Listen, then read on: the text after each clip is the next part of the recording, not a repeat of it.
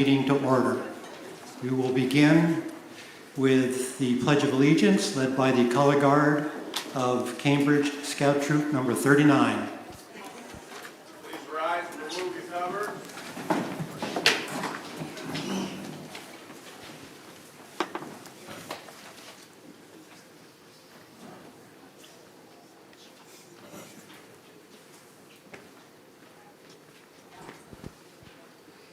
Now salute. I pledge allegiance To the flag of the United States of America and to the republic for which it stands, one nation, under God, indivisible, with liberty and justice for all.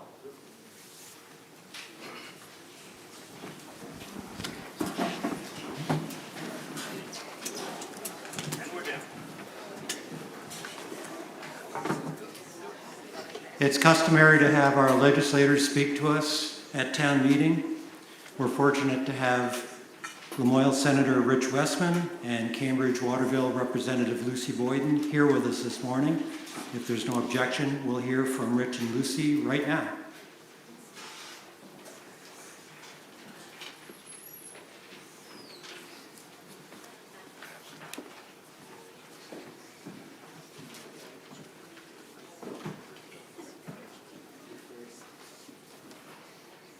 Good morning. I'm Lucy Boyden. I represent Cambridge and Waterville, House District Lamoille 3, and I serve on the Committee of Government Operations and Military Affairs as the clerk, and I also I'm the clerk of the Rural Caucus.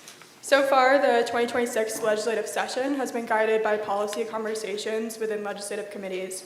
This is where the hands-on work happens to address the pressing challenges facing our state. Solving these challenges will take all of us coming to the table with a willingness to do the hard work to deliver thoughtful and sustainable solutions. Within the House Committee on Government Operations and Military Affairs, we focus on developing policy around all levels of government, elections, public safety, military affairs, liquor and lottery, cannabis, and more. I'd like to highlight two of the many bills the committee has been working on. The first, relating to ongoing emergency management and flood response, looks to strengthen Vermont's disaster relief and emergency management through ongoing access to training opportunities, create a financial assistance program through the Division of Emergency Management for municipalities that have been impacted by an all-hazard flooding event, and include disability expertise in state, regional, and municipal emergency management. And the second, relating to military affairs, the committee has been working to support members and their families through several pieces of legislation, including allowing any service member with a disabled veteran plate to park in a metered spot without charge, creating a definition of a Gold Star family in statute to ensure access to vital benefits and programs, and improving access to open state government positions for spouses of service members. As I mentioned, I continue to be the clerk of the Rural Caucus, a tripartisan group of legislators who collaborate to support Vermont's rural communities and economy. The caucus has prioritized its focus on the rollout of Act 181 of 2024, which intends to create housing opportunities within mapped growth areas. However, as this act is unfolding, the rules are defined, we are seeing potential restrictions on land use for rural landowners. Many caucus members, including myself, have sponsored House Bill 730, which aims to ensure rural landowners and municipalities are treated fairly, have a meaningful chance to participate in the process before the rules take effect on how folks can use and access their land, and are notified directly of land mapping and use changes. The Rural Caucus will be holding a listening session on March 25th from 5:30 to 7 p.m. at the State House and via Zoom. The rural Vermonters are invited to share their top issues affecting rural Vermont and actionable ideas and insights as to what can be done legislatively. I plan to post additional information to Front Porch Forum if you'd like to participate. It's an honor to serve Cambridge and Waterville within the legislature and work alongside Senator Westman. Thank you.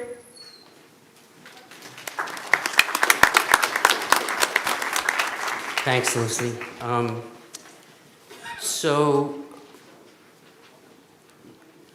when I think of the legislature this year, it really is we are looking at fundamental change in the way we finance ourselves and the way that state government funds things. There are three major funds in state government.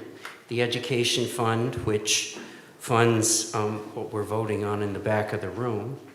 The General Fund, which is predominantly everything else and particularly human services spending.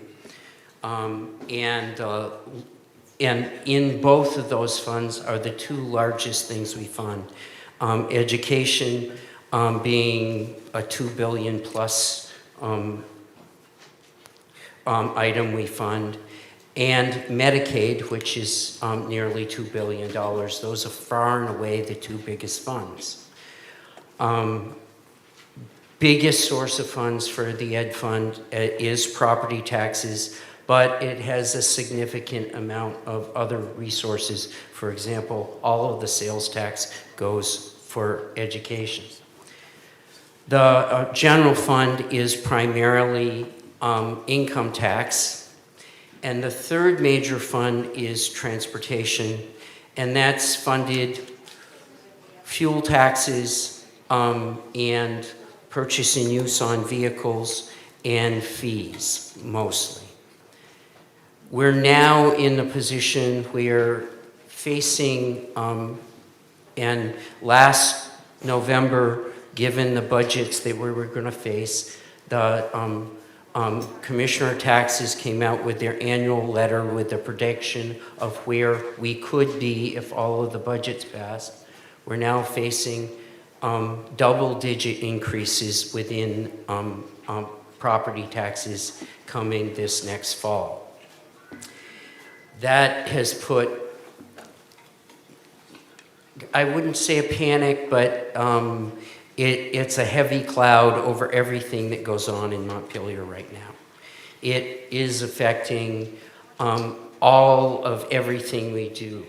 The governor's office has, in their budget, has proposed setting aside $70 million in general fund dollars to put towards education to buy down the property tax rate for this year. That $70 million would take a 12% projected increase, probably down to about 6%. The problem with that, in my view, is that's one-time money and then has to be made up next year, and you start from a lower base, so it becomes difficult. Transportation, where which is my morning committee, and I chair the Transportation Committee in the Senate, and we do two committees in the Senate. We have a hole in our budget in general fund dollars, which is roughly $35 million hole. That money for the state grows dramatically, and it's a much bigger hole because we match all of our construction funds roughly on an 80-20 basis. So it turns the whole, our annual construction bill in transportation is around $450 million. With the match money, we're $150 million short. So that 35 with the 80% federal. So you would take a $450 million budget and cut it. And if anybody, I'm pretty sure everybody in this room that has driven the mountain road up to Smugs believes it needs paving, as I do. But the problem comes the resources to get there to do it.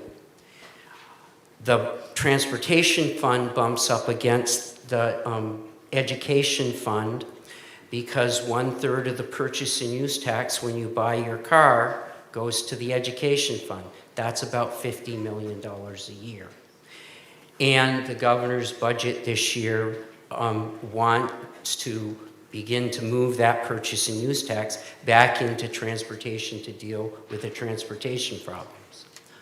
So you've got general fund going over to buy down the tax rate for education. You've got purchase and use tax going, and so the cycle of all of the pieces in the major fund, and they're all bumping up against each other.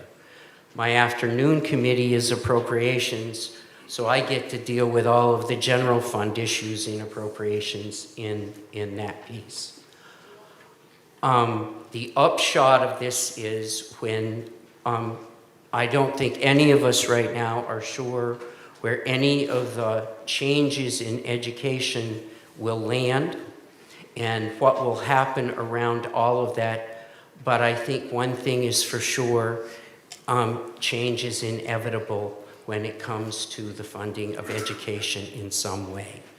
And at that, I will, Lucy and I will take questions.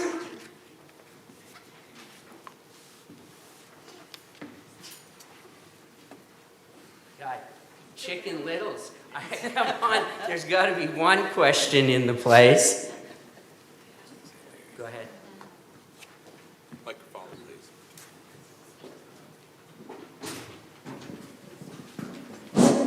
I'm just curious, Rich, has there ever been any consideration given to, for the transportation fund, given to Greg, could you state your name, please? Greg Johnson, Cambridge Village?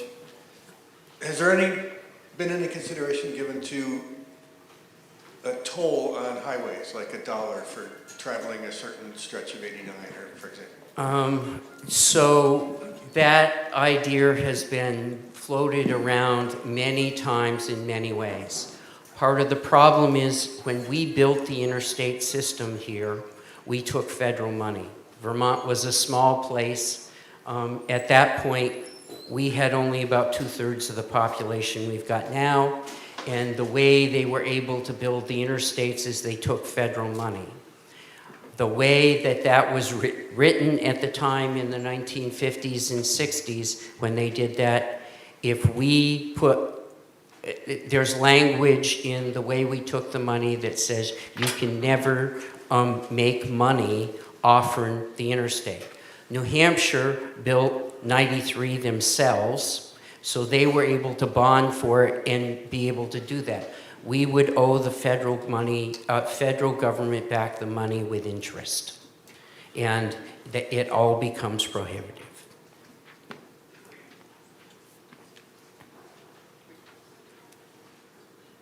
This may not, Tom Lepsey from Jeffersonville. It may not be an easy, quick question, but are the deficits primarily a function of the spending is increasing at a rate higher than our revenue sources, or is the revenue sources, are they significantly less than they've been in the past?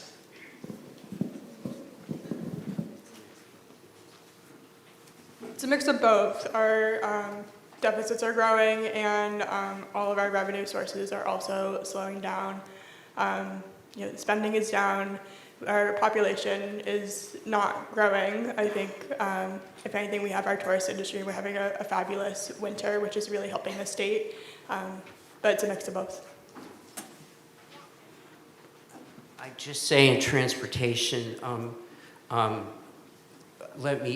give you an example. Your fuel taxes, how many, we're about 12% of the vehicles out there have gone to electric, which I don't get gas tax offering electric vehicles. But the other piece about that is our combustion engines are much more efficient than they ever were before.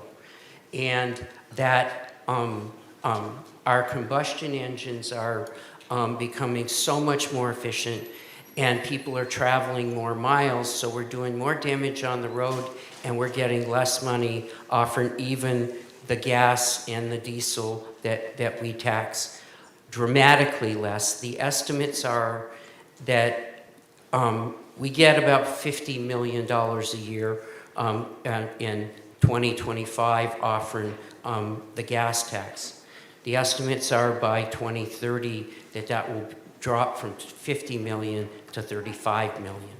And, we all like the fact that our vehicles are more efficient, but it puts us in a position to maintain the roads that there's less revenue coming in.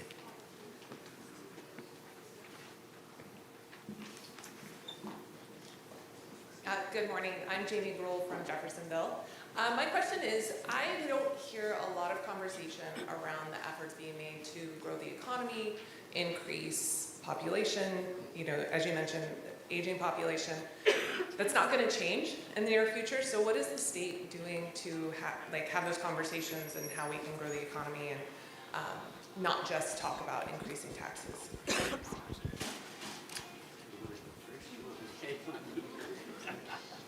I don't think there's a day that goes by in the legislature that housing and the effect that housing is having on not being able to get employees here, not being able to grow the place, and all that. So every day the conversation is going on about how we get more workers here and do that, and what we do.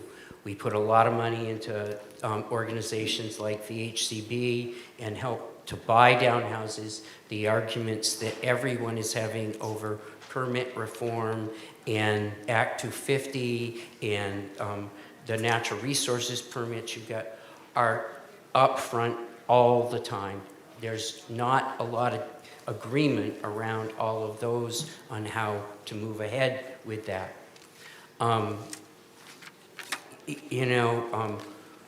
We're part of a product of the fact that us in Maine are the oldest two states in the country, and that's having a real effect on everything we do.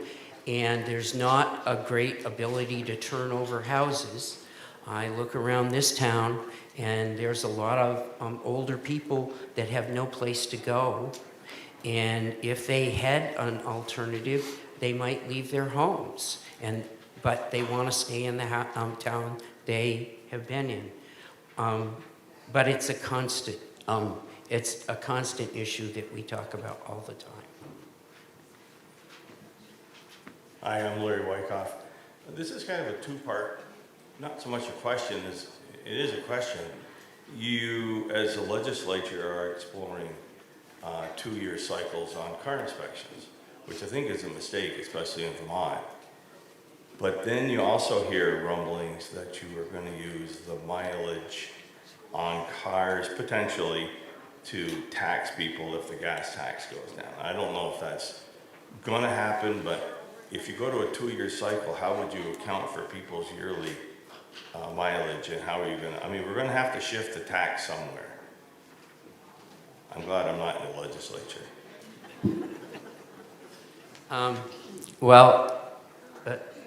What you're talking about is something that my committee in the Senate has spent probably the last 3 weeks talking about.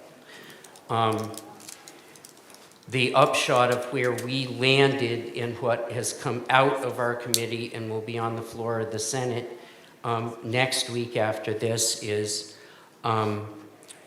we've pushed DMV to pare down the instruction manual for inspections. And that can happen almost, if I say immediately, probably by the middle of the summer. And so they're going to take the inspection manual that is the guiding manual for inspection stations, and it's going from 350 pages down to 150. So there's a whole attempt to focus on those things that are safety related. When you talk about 2-year inspections, what we put out is everybody says they don't like inspections and they want to get rid of inspections, and everybody wants somebody else to pay for it. There are a number of bills in the legislature that would say if you got a new car that's 5 years old or younger, that you not have to get it inspected. But what that leaves is the people that can least afford to pick their cars up, it leaves them paying the whole bill for all of the roads for all the rest of us. So, And the problem with doing away with 2-year inspections is, as of January 1st of this next year, we're going to go to a vehicle miles tax for electric cars. So they will, there will be there's an estimate on the gas tax that they're avoiding, and we're building a fee per mile for people in electric vehicles. And you're correct, what that is based on is at the time of inspection, they read your odometer and then you get charged. So we basically, there are 15 states that do have 2-year inspections and have worked some of these issues out.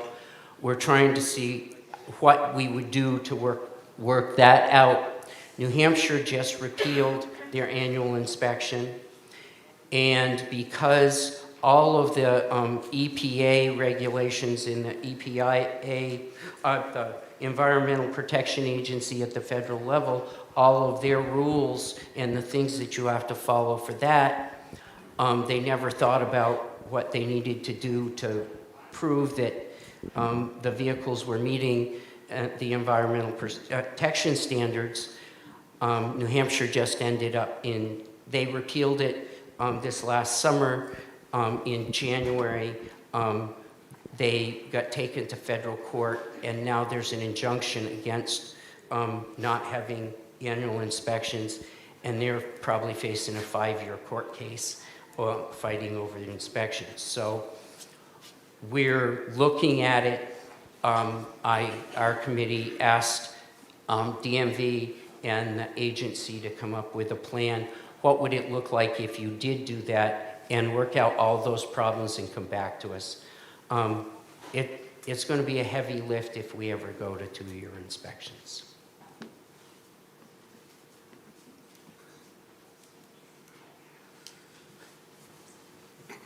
Peter Upstrup from Cambridge.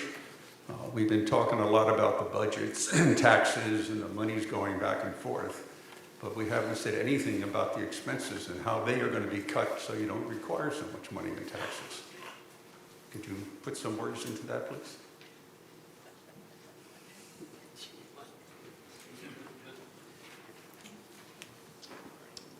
One thing I'll say, which is an initiative that's still in the works, is we're setting up a government accountability committee, which would charge the Joint Fiscal Committee, which Steiner Westman is a member of. It's all the money chairs of the House and Senate who get together. I believe it's every other month, right? Yeah, they meet every other month. And the point of it all is to kind of look at our programs and look at what is being successful and what could be improved on.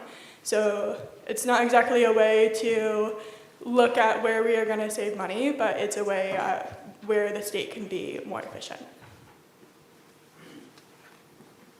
I think that's the whole fight over the education funding and all of the things going around on education funding in the bill that was passed last year is all about, particularly in education, how we make the education system more efficient.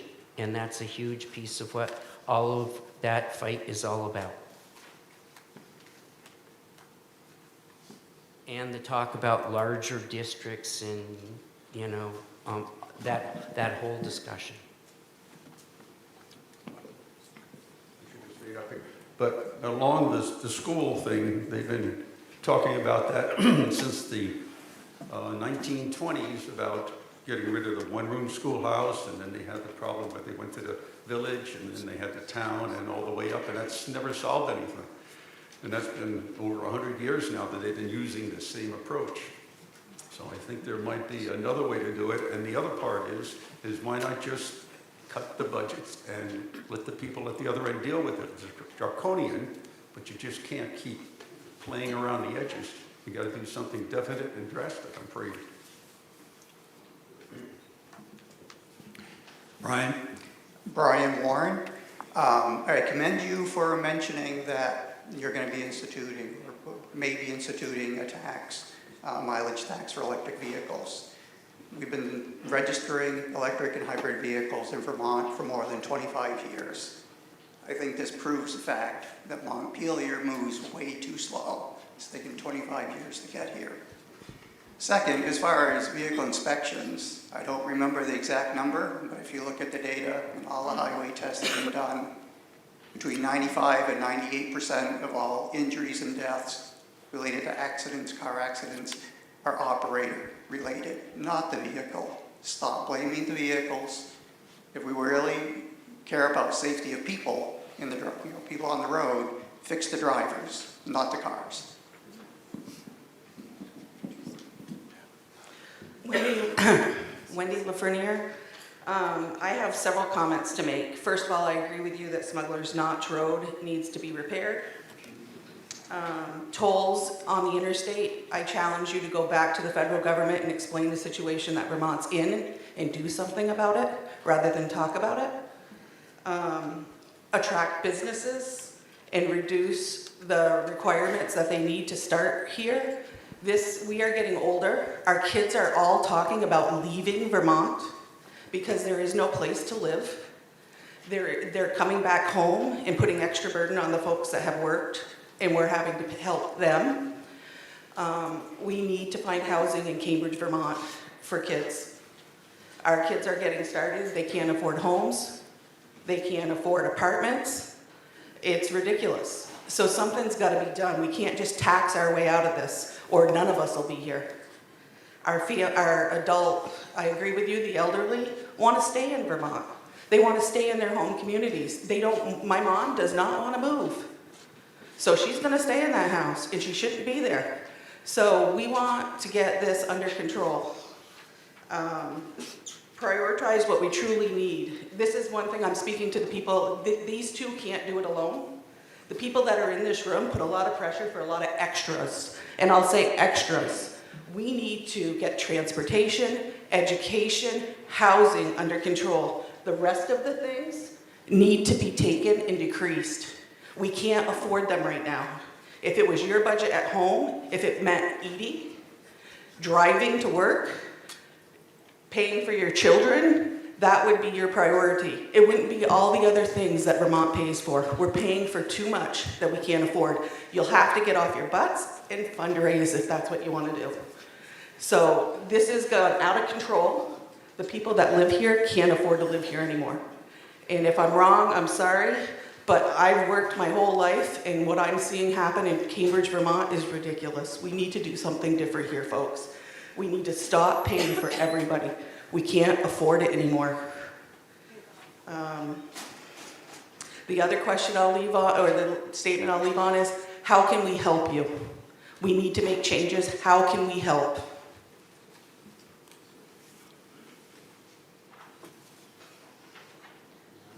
There's a whole lot of talking going on in Montpelier, but not a lot of doing. We need to get this fixed. So somebody's got to have help to be able to change the minds down there that it's not status quo anymore. We can't afford it.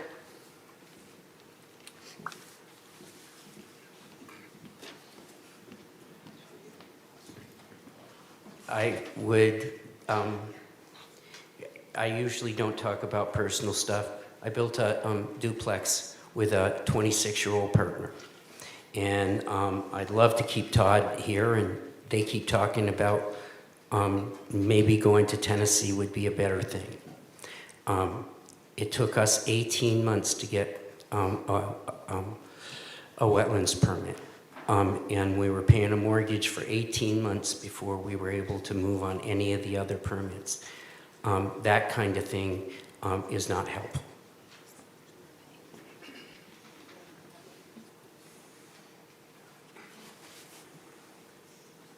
All right, Rich and Lucy, thank you so much. Thank you.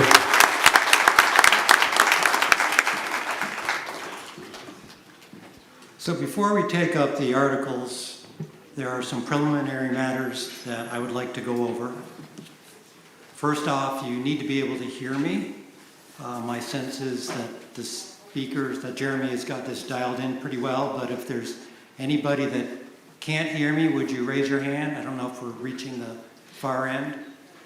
Sounds okay, and if I'm talking too loud, let me know, but I think Jeremy has that covered. Thank you, Jeremy. You need to have signed in to vote.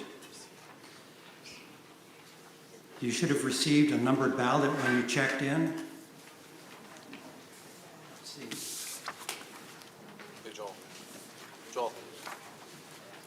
Thanks. This is a numbered, this has got 10 ballots on it. You'll need these ballots in order to do a vote by ballot. If you don't have one, go back and talk with the folks at the check-in. Do we have any new residents or new voters here? Great. I see a couple of hands. Welcome. Glad to have you here. Now, if there are folks here who are not registered Cambridge voters, please raise your hands.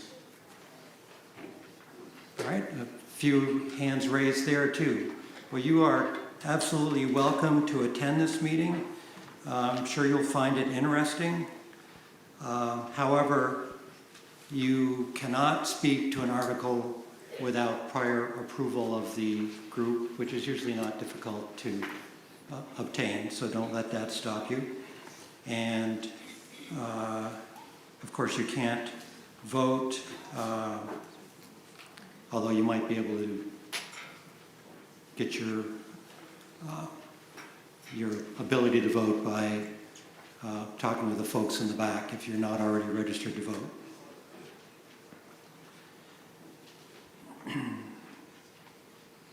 On the subject of non-residents speaking during the meeting, there is a list of non-residents who are involved in Cambridge town government and who may need to speak regarding certain articles. It is customary to suspend the rules and approve in advance having these folks speak by unanimous consent. Here are their names and titles. Eric Buzan, Town Administrator and Highway Manager. Justin Allen, Highway Foreman. Sarah Lurie, Conservation Commission and Trails Committee. Liam Carney, Trails Committee and Crush Preserve Committee. Jessica Warren, Assistant Town Clerk. John Horner, Cambridge Rescue Squad Chief, and Sarah Henshaw from Lamoille Area Recovery Network. Unless there is objection, we will suspend the rules and allow these individuals to speak.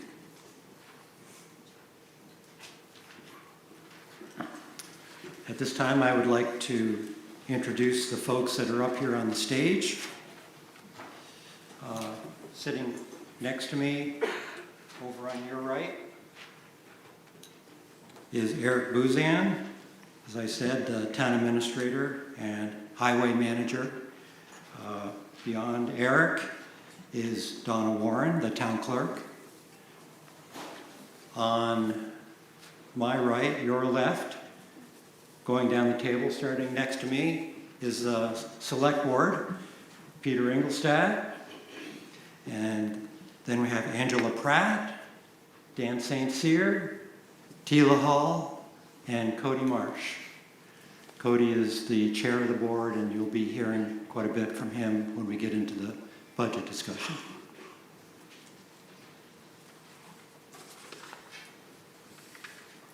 Moving along, you will see that we have a visual aid, which hopefully will make it a little easier for you to follow along in this meeting.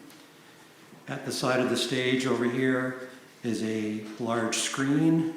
Tila Hall will be adding information on the screen that shows that an article is moved, seconded, discussed, amended, and so on.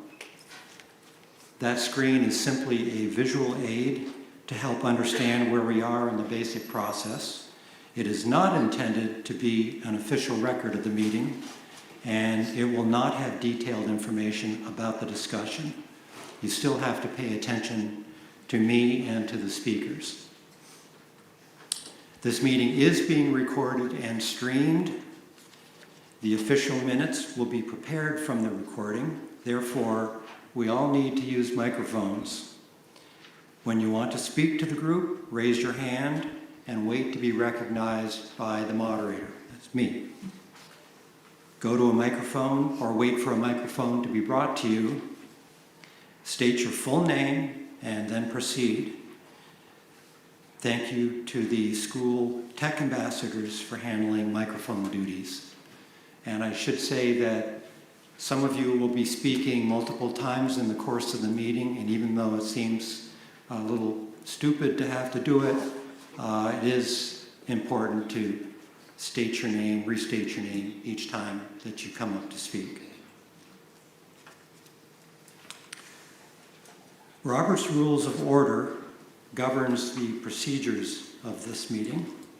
Robert's Rules gives each speaker 10 minutes, but that rule can be modified.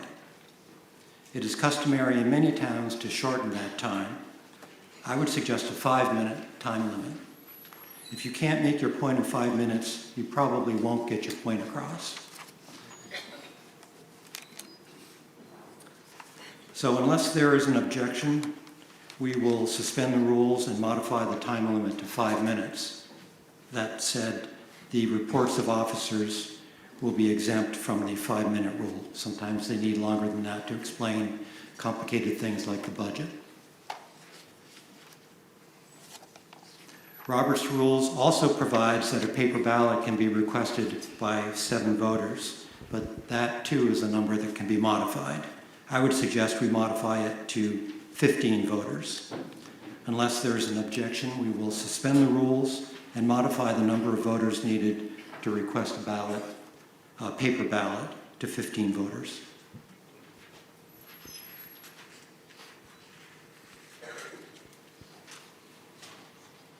As I said, Robert's Rules of Order will govern the procedures of this meeting. Here is a brief summary of some of the most important rules that we will likely come across.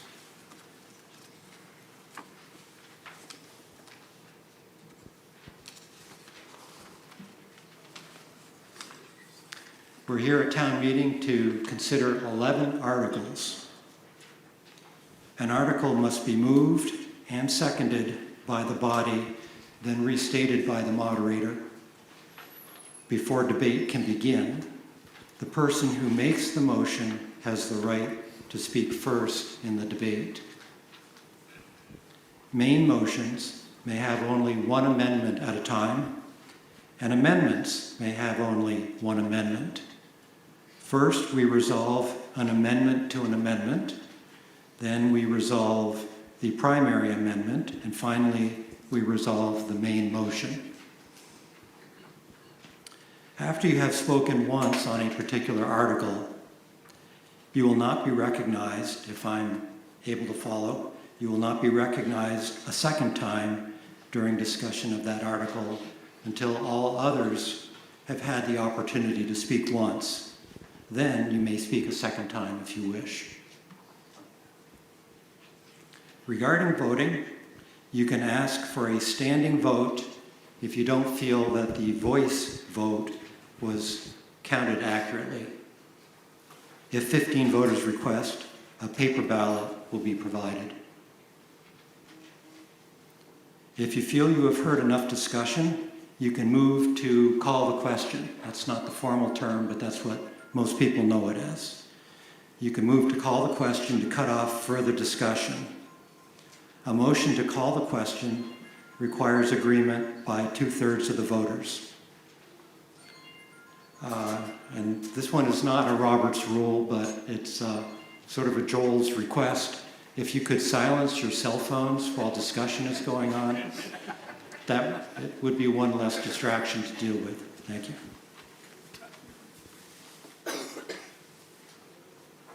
Robert's rules can be modified by the group. If you wish to suspend the rules, you can make a motion to suspend the rules, which requires agreement by 2/3 of the voters. All motions, remarks, and discussion must be addressed to me, the moderator. I will do my best to recognize you in the order you raise your hands. You must be recognized by the moderator to speak.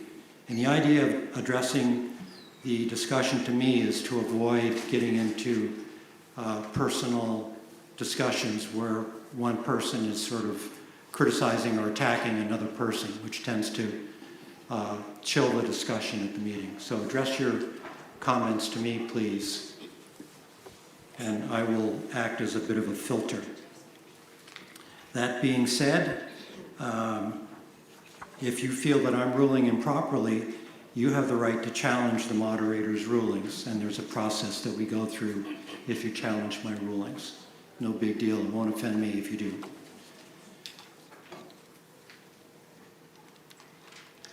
Your speeches must be confined to the merits of the question. You will not be allowed to engage in personal attacks or criticisms of a member of the body or to question their motives.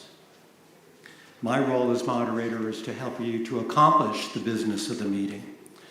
Please raise your hand and ask questions if you don't understand what is happening, or if you think what is happening is wrong, or if you want to do something and you don't know how to proceed. I will do my best to try to help you.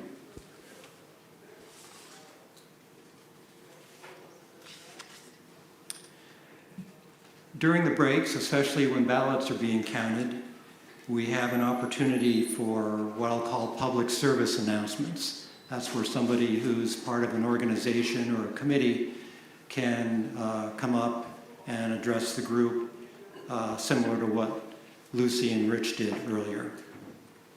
There's a sign-up sheet up here. There are already a couple of people that have signed up. If you wish to be considered to address the group during a break, sign up there or just let me know somehow.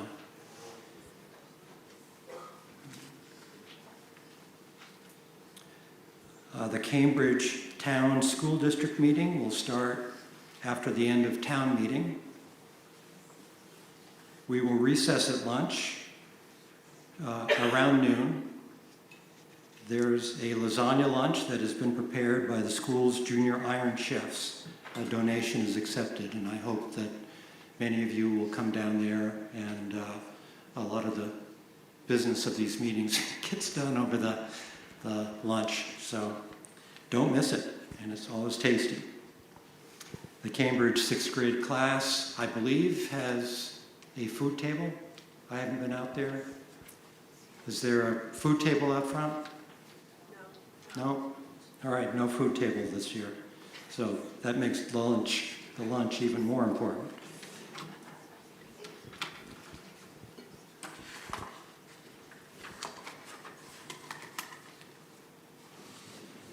All right, now it's time to get on with the business of the meeting.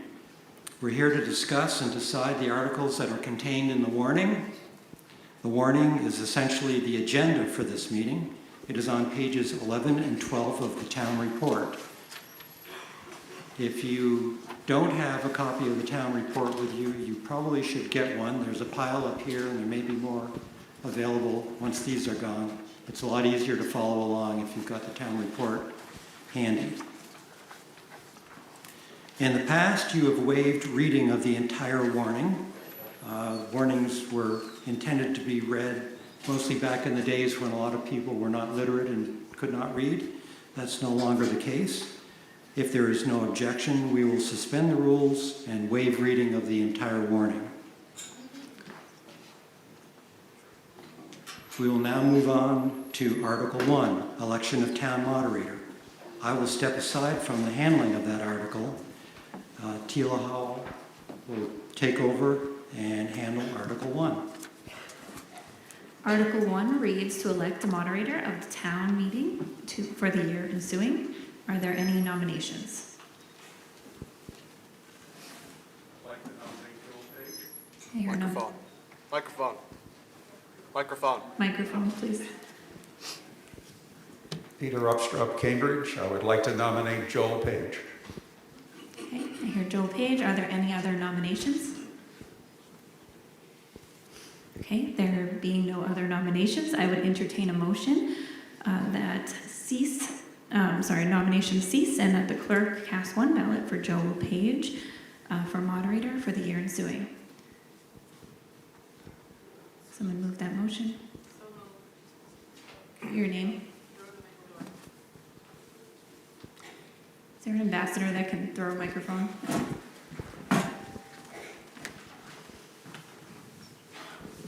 So move, I'm Rhoda Mingledorf. Thank you. Is there a second? Cody Marsh, I'll second that. Thank you, Cody. It has been moved and second, and that nominations cease, and that the clerk cast one ballot for Joel Page for moderator for the year ensuing. Is there any discussions for that motion? If there are no further discussion, we'll proceed to the vote. All in favor of having nominations cease and the clerk cast one ballot for Joel Page as moderator for the year ensuing, say aye. Aye. All those opposed, say no. The ayes appears to have it. The ayes do have it, and you have elected Joel Page as the moderator for the year ensuing. Joel Page will now resume as moderator.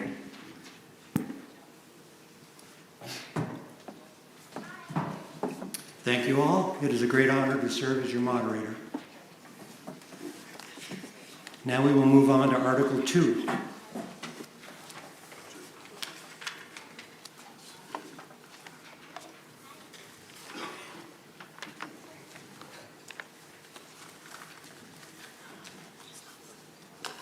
Article 2 is the budget article. Article 2 reads, shall the voters authorize for the period from January 1, 2026 to December 31, 2026, total expenditures of $4,643,572.32, of which $3,135,672.32 shall be raised by property taxes, and $1,507,900 by non-property tax revenues. Would someone please move Article 2? Cody Marsh, I'll make that motion. Is there a second? I see. Wyckoff, I second it. All right. Please use the microphone, if you would, please. It's tough for these seconds to use the microphone, but for the record, that was... Yes. So it has been moved and seconded to authorize for the period from January 1, 2026 to December 31, 2026, total fund expenditures in the amount that I read in the opening. The motion is now on the floor to be discussed, and since Cody Marsh made the motion, he has the right to speak first. Cody, would you like to speak to the article? Oh, sure, why not? Twist my arm. So if you all have your town reports, you can follow along as different sections. I'm just going to kind of hit on the highlights of some of the major items for discussion today. I will say kind of just overall, this is my, I think, 7th year on the select board, and this was one of the more challenging years that I think budget development wise. It just, I'm not sure exactly have an exact reason, but it felt like it was a bit of a battle, and I struggled with it mightily. So I wanted to say that basically to know that I didn't take this very lightly, and I think, speaking on behalf of my fellow select board members, I think they probably agree too that this was a bit of a challenge, and we worked really hard to try to present a well thought out budget that was as good as it could be under the circumstances we face at a state level, and everywhere else going on. So starting on page 19, one of the things I want to call out or point out to you is on the very top row there. You'll see the budget versus actuals for 2025 and taxes. So at last year's town meeting, we voted and approved raising just over $3 million in taxes. You can see under the actuals there that we actually raised by the due date $2.35 million roughly or so, in that we had over $500,000 worth of delinquent taxes due at the end of the day after tax due date. So if you do a little math which I'll save you. If you add the 2.35 million from the current taxes due plus the delinquent tax revenue, the line immediately below it, you'll come up with a number around $2.873 million, which is about just under $130,000 short of where we needed to be last year. Having said that, I'm sorry. Hello? What page? 19. 19, thank you. So, what does that mean? So we collected, in 2025, we collected over $500,000 worth of delinquent taxes. I didn't go back and, an extreme long time back to figure out what this has been historically, but at least in the last 2 years previously, 23 and 24, that number was closer to $320,000 to $330,000 a year. That's a stark number. That number has obviously, it's come down, and you'll see in your town report, there's a section on delinquent taxes. It's on page 33, and I'll get to more of that later in the budget discussion, but I think it's worth pointing out, for now anyways. So if you flip your page to 20, all the way at the bottom of page 20, there's the total revenue. So this is the revenue they've generated between property taxes and non-property taxes. So it's basically any revenue revenue source that the town takes in that's not property taxes. So that can be grant income, it can be any of the fees at the clerk's office. There's payment in lieu of taxes that we get from the state, and the highway money that we get from V-Trans, etc. There's some revenue we get from renting out the post office and the state police at the fire station.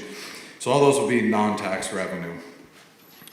When you look at the bottom line, you'll see that there's a big difference between what we budgeted last year and the actual.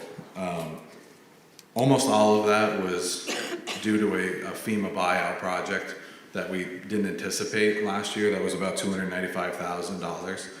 And the total difference there is about $335,000. So the vast majority of that increase was on that one FEMA project. And that is a revenue line, but it's also an expense line, so it's really a net zero change overall. Going to the next, starting in expenses, on page 21, under town administrator, I apologize, I'm jumping the gun. Under select board, the top line, we decided to move the expenses for this meeting, the cost for the audio visual, the screening and stuff. We pulled that out of the elections section, and that is now going to live here under select board. So elections, the cost for elections is really more for the other elections, the state and federal elections, and the cost for the election workers in the back and those expenses, whereas the food, the audio visual for town meeting now lives here in the select board budget. So that's a big change there. Moving down to the town administrator section. So historically, we had coded Eric's time as kind of part in roads and part in the TA role. This year we decided to just move it all here just to make it a little bit more transparent that his time is mostly for the town administrator related duties, as opposed to splitting it historically, which was the practice we've done the last 2 years, one of which was when he first started, and we didn't have a town administrator for a couple months. So, and the last item under the town clerk treasurer on this same page is there's a $50,000 expense in the middle for a tax sale property purchase. That was we had 3 tax sales in 2025. 2 of the 3 were purchased by other people other than the town, but the third one didn't have any interested buyers, and we ended up as a town bought that third property. And so there was an unanticipated expense there. The goal would be, after we hold on to it for a year, we try to acquire the title and see what we can do with that property. But that will be something that to look for later in 2026, and see if we can figure out what to do with that. Flipping the page on to 23, I want to highlight that on town hall expenses, the town office, so this is the cost for the maintenance and the actual building of the town hall, for the town hall building. So there are some projects that we have to do this coming year, mainly regarding the lift and the door for the post office uses. We decided not to budget for that repair here in our regular budget, that we have an asset account for town building, the town building fund. And this is going to be a kind of a common theme throughout this budget, is that we're going to use some of the funds that we've got in the piggy bank, so to speak, to pay for that cost, to try to buy down a little bit of the expenses in this particular item. So that's why this is a little slightly reduced compared to last year. Another thing to note on the middle section here, which is payroll, taxes, and benefits, we got about a 10% increase on our Blue Cross Blue Shield health insurance premiums, just overall for our town employees. Flipping the page again on to 24, this section called projects and grants, you'll see there's a tremendous difference there. Basically, as I mentioned before, on the revenue side, the $295,000 roughly for the unanticipated FEMA buyout, which happened in December. And then I believe the next one has already occurred, I believe, right, Eric? In 26? The 306, the Strala buyout. So that both of those have occurred now, one of them in this current fiscal year. But both of those properties will be demolished later this summer as part of the FEMA buyout process.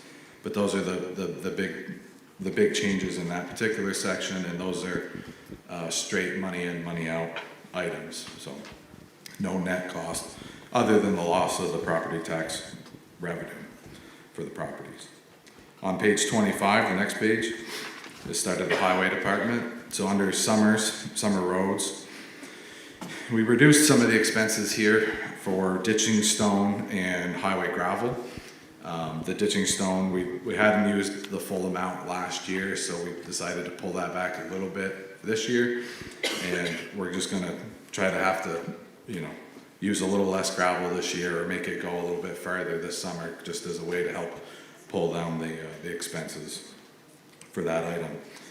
The next section down is winter roads. As I'm sure everyone here is aware, this has been a pretty brutal winter for road maintenance and snow and ice and everything else. So we anticipated that pile is gonna be pretty well depleted by the end of the winter, and we're gonna have to fully restock that pile, combined with anticipated increases in the price of sand and salt. So those line items are gonna go up. And that was part of the thinking about why pulling down some of the summer expenses was necessary, to try to help offset those costs as well. Under town garage, similar to the town highway office building, we've got at least one project that we need to fix at the town garage this summer, and we're gonna pay for that out of the town building fund asset account as well. So to try to help offset, so some of those expenses will come down a little bit for that item. Flipping the page again on the 26.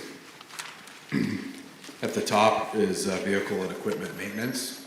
You can see there's a couple line items that were substantially reduced, mainly the excavator and loader. And that's because we've got a new loader, and we're getting a new excavator this summer, or we'll be getting a new excavator this summer. And so the anticipation is that being brand new, that they shouldn't require that much maintenance. And the excavator had been a maintenance nightmare over the past few years, as was the loader, quite frankly. So that's wishful thinking, that the brand new equipment will cost us a lot less to maintain. Then the two sections down, projects and grants, you'll see a substantial reduction there, and that is due to the getting past the Hogback Road project, which has been several years, been on the books for several years. So the project was completed in the previous year, but the finances have finally cleared the books, and that job is finally behind us. So that's the major reduction on that line item. And if you flip one more to the last page, page 28, Again, as I've said several times, under the transfers out, so this is for a lot of the asset account funds that we have. So one of the things we did here was, again, we've got money in asset accounts, and coincidentally enough, on the opposite page, 29, there's a statement of financial position. You can see a lot of those fund accounts right there, or all of them, actually. So you can see how much money we have in the quote-unquote piggy bank for a lot of these accounts. So being that some of these funds already exist and we have some money, we thought it prudent to pull down some of the annual expenses by drawing on the money that's already there. Some of this money is just leftovers. You know, if I'm just going to pick rec board as an example. If the rec board had $1,000 left over from their annual appropriation last year, it just gets moved over into the piggy bank, and then obviously it builds up over time. So the thought was to try to use some of that funds to kind of level out the hump, so to speak, and to kind of buy down this year's expenses with money we already have. So a couple of those that were affected by this was the rec board, cemetery, trails, the holiday lighting program, which I'm sure many of you noticed all the brand new lights out on the highways this year, village beautification, and the Conservation Commission. And it's nothing, and I want to be clear that it's not as if the select board or anybody is saying that these groups aren't important or they're not getting their money. I believe the appropriation request amounts are all still, that they went to the finance committee for, are all still there. It'll just be met with some of the money that's already in their asset accounts. I just want to make sure that that point is clear. The other big ticket on this one is the amount of money we put into the equipment funds, which is both there's a highway equipment fund and then there's the emergency vehicle equipment fund. Kind of against my own better judgment, we pulled those down. So we put $150,000 in each one last year. We pulled those down to $125,000 to each group. The long-term prospects on those items are not great. The amount of money that we need to put into those buckets to fund future dump truck purchases, fire trucks, ambulances, etc., we're not raising nearly enough money to make those purchases happen in the time we have. So it's the cost of those pieces of equipment have skyrocketed over the past few years, and it's truly unfair to all of us how to manage that. And the idea of a capital plan was a really good idea, I think, to try to help just not have to raise $350,000 one year to purchase a large vehicle, that we can kind of level that over a number of years and raise smaller amounts every year, so that in 10 years we can finance that piece of equipment ourselves. It's not a great outlook. I don't think it's a great practice to pull that down, but we were trying to find a middle ground to present a feasible budget for this year, but also keeping in mind that there's a point later down the road where this might come back to bite us, and we're going to have to think hard about how we're going to do that. That being said, all those in mind, as you'll see right at the bottom of your page, the budget as presented is a 4.29% increase over last year. Something to keep in mind, and I'm going to go a little off the rails here, Joel, so please don't yell at me, but there's several more articles after this article that are not currently in the budget. So just please keep that in mind. So for example, if all of the other articles, which is Articles 3 through 5, if all of those are approved, including this budget, and no other changes are made, that increase would go from 4.29% to 5.07%. And obviously, any changes or rejections or to any of those articles would obviously fluctuate that. But that's what would happen if all four articles were approved. I got ahead of myself one more time, sorry. Under total expenses, so you'll see last year's budget versus actual. you'll see that the expenses were about $400,000, $433,000 more than last year.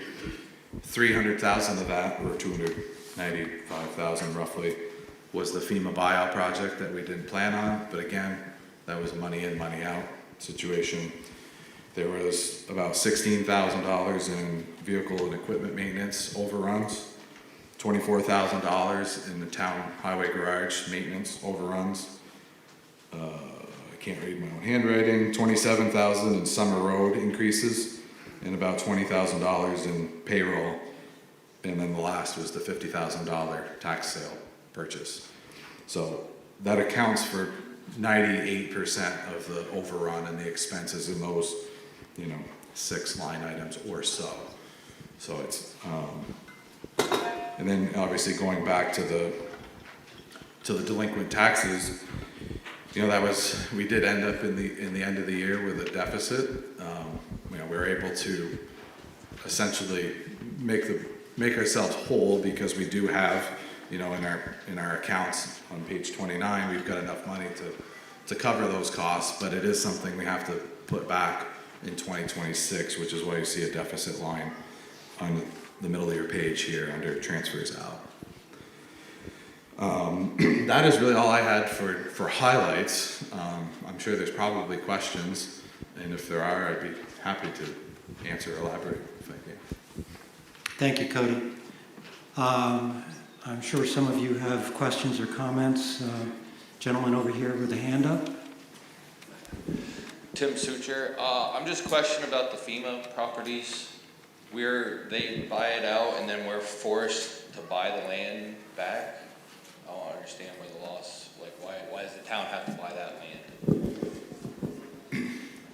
So the way that worked is the homeowner, the property owner, applied to have their property bought out. So they made the application to either Vermont Emergency Management, which is where you see in here VEM, or FEMA, but I think VEM, I don't know the exact differences, but a VEM is kind of like the Vermont FEMA version.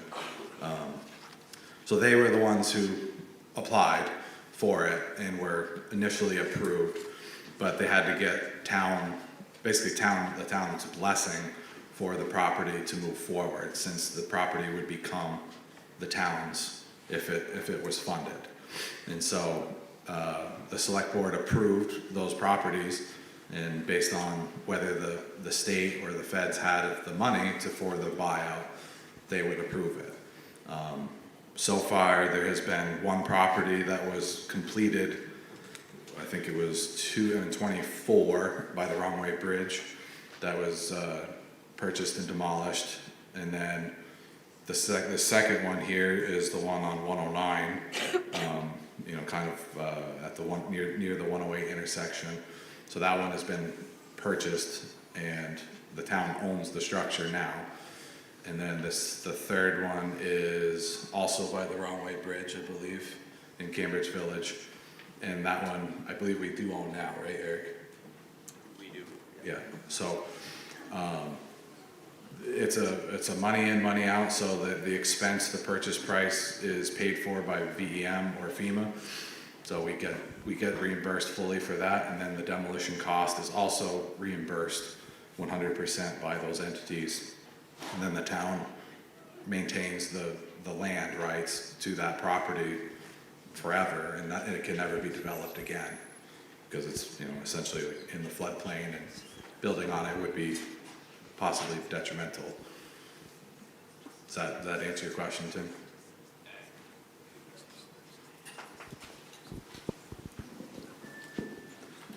Ted, could I get your last name, please? It's Tim, and it's Sucher. Tim Sucher. Suture, right, thank you. So I guess if there's not money, you're knowing the town is gonna accept this financial loss forever, then why would you agree to it and say, no, we don't accept that thing, or why isn't there money given to the town for what we're gonna lose in our revenue? Especially when you're talking 5, 6, 7 lots. It's 5, 6, 7 what? I didn't hear. Lots. Oh. We lost the Kinney lot a while back, these other ones. I can only speak for myself, not my fellow select board members, but my thought is, yes, it is unfortunate that we would lose that taxable income, for that property. However, I'm not the landowner there, so I'm not the one left with the burden of having to clean up the mess every single year. And I don't know these people's financial positions, but I can imagine that it could be a financial burden to own a property that floods every, few years or whatever, and they can't sell their house because who's gonna wanna buy a house that gets flooded? So it felt to me, and I felt that it was, these people were between a rock and a hard place. And I know it sounds kind of counterintuitive with the housing crisis we have now, and it is something I'm concerned with, but I did also feel like, that person or these people are also in a bad place in a bad way and have no other choice or feel they have no other choice of what to do and where to go. So that's my own personal thought on it. But Oh, last thing, the average age of these houses are what, 100 years old, 200 years old? Like, they're right in the village, like, these pieces have been bought numerous times by people knowing that the village floods. Like, it's one thing if it's a new build and oh my gosh, didn't realize this was gonna happen. This is a constant thing, and now all of a sudden, like, oh, well, why aren't we demoing half the village then? Because no one else wants to claim it, they're gonna deal with it, hey, it floods every couple years, like, I just not understanding, like, why we're doing it. So, looks like you don't have a response, Cody. Tim, if you have more questions at the end, feel free, but we need to move on to other persons that may have budget questions. Yes, could you take a mic or stand up to the mic? Wendy Lafreniere. Why couldn't those properties be donated by the homeowners to the town of Cambridge so we take over the maintenance of it? Why do we pay them for it? Either they can take care of them and pay for it, or we can bail them out and take the ownership of keeping them updated. Well, I want to be clear, the town didn't pay for them. The money didn't come out of our account. We, depending on what you term we, or the state of Vermont or the feds, somehow we all paid for it one way or the other. But I want to be clear that the money came from the state, not from the town.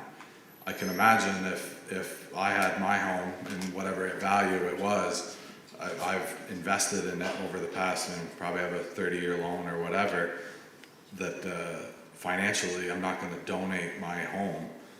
I mean, I thought it was the land that we had to pay for. the property, Oh, the whole property, the house. the entire property, house and Okay. everything. That makes more sense. More questions about the budget?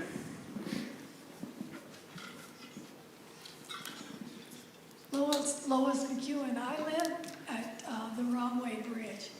What properties are you talking about? The only one that I know of that has been demolished was Martha Meg's next to the auto repair garage that's across from me. So what are the other properties that you're talking about? You would think with my last name that I might know every property and who lives there and everything. So I'm gonna, pardon Well, my, none of all the other Yeah, buildings are still existing. They're still So- buildings. so the old Pat Mayo house, just down the street from you. The what? The old Pat Mayo house, like 3 houses down from you, back towards Jeffersonville. That's one house that's no longer there. That was purchased and demolished in a 24, I believe. The second property that was acquired, and I'm gonna get these mixed up, if you go across the Romway Bridge towards Cambridge Village, it's the first house on your left by Gates's covered bridge there. That's the second house that still exists, but the town owns it.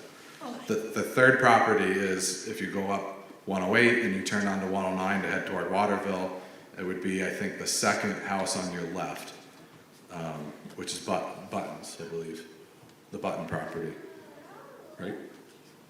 Yes.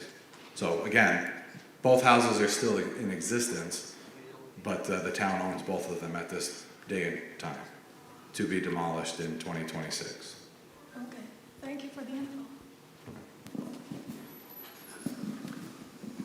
The gentleman, I can't see you there. Yep. Hi, Chris Preston. Just Sorry, curious. could you, Chris Preston. Preston, thank you. Do we have an understanding as to what we think it'll cost to maintain just the Bear properties themselves?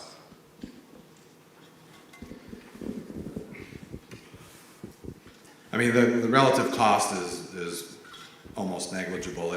They're gonna be grass, forever. There are several properties that, prior to this most recent round of buyouts that the town already owns. Is it one or two properties? Actually, the list of them are right here in your book. But if you go to page 34, so there's property up on the top of Deer Run Heights, which was purchased following the landslide 28 years ago-ish.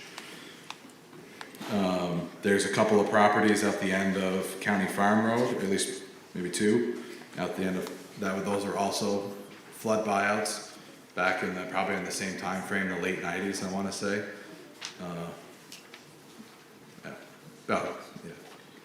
And then, then the house that Lois was referring to at the end of Pumpkin Harbor Road, next to the old Tobin Garage there. That house was also a FEMA buyout prior to 23. I want to say that was 2019 or 2020-ish time frame, 2019 maybe.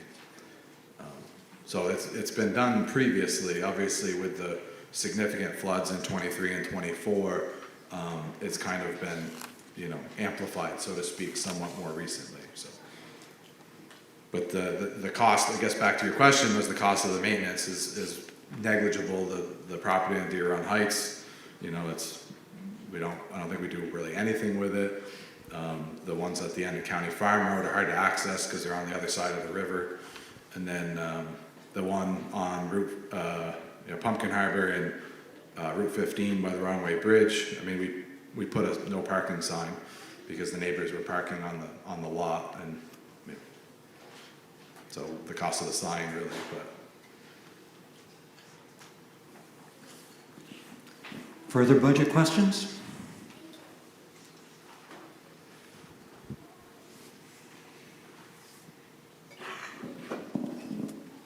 I'm Sam Davies. I'm sorry, last name again, please? Davies, David Adam Thank you. Victor, Ivan Edward Sam. Looking at the delinquent tax summary, I'm just wondering if we have any ideas why in 23, 24, 25 that number is astronomically higher than everything before it. I mean, between 22 and 25, it's up 100 times. So I was just wondering why that's happening. So yeah, I said I was going to get back to delinquent taxes, and then I glazed over it, so thank you for reminding me. So we had 3 tax sales in 2025, and so those 3 tax sales essentially cleared the books, so to speak, for everything prior to 24, right? So as of now, all the taxes were collected, it's kind of complicated because the town purchased one of the 3 tax sale lots. So in essence, we haven't collected yet the value of that property and the taxes owed, although in theory we would own the property at the end of this year. So that's why you see an ending balance of 0 prior to 2024. So there's $13,000 roughly of delinquent taxes as of 2024's fiscal year. And then you have this current year's, last year, 25's delinquent taxes, which is the 278 number. But it's important to note that, that's as of the end of the fiscal year, which is December 31st. And then you'll see on the line below it that between December 31st and January 31st, that another $86,000 was collected in taxes, just to kind of give you an idea of being so close to the cutoff that's, some of that money is still coming in. But that's why. Yes, over in the bleachers.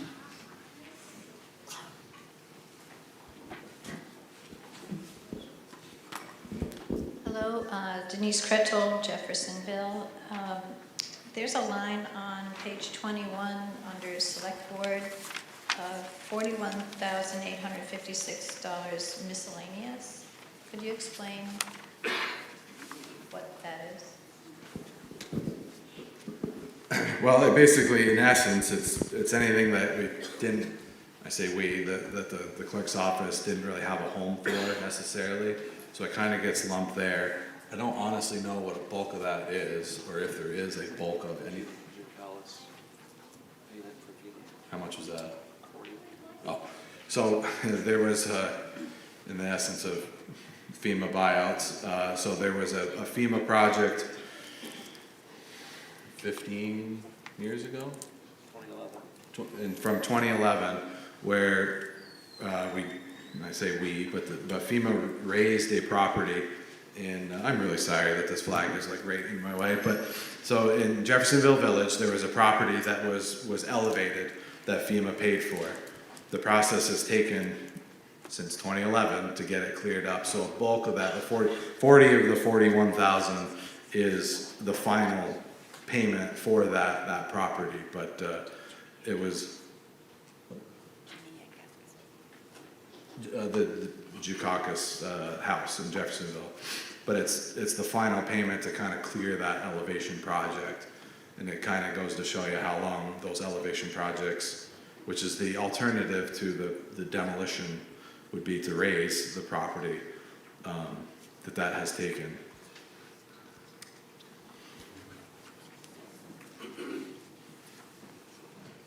I guess More budget questions? In essence, I would agree that I don't like seeing large buckets of money in miscellaneous, so that's a very good question.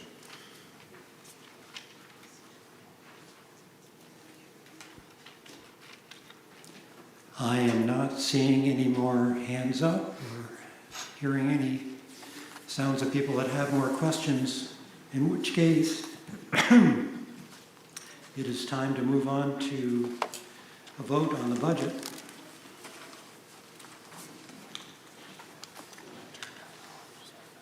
Are you ready for the question? You will be voting on Article 2, which reads, shall the voters authorize for the period from January 1, 2025 to December 31?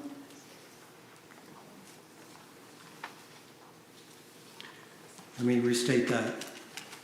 You'll be voting on Article 2, which reads, shall the voters authorize for the period from January 1, 2026 to December 31, 2026, total fund expenditures of $4,643,572.32, of which $3,135,672.32 shall be raised by property taxes and $1,507,900 by non-property tax revenues.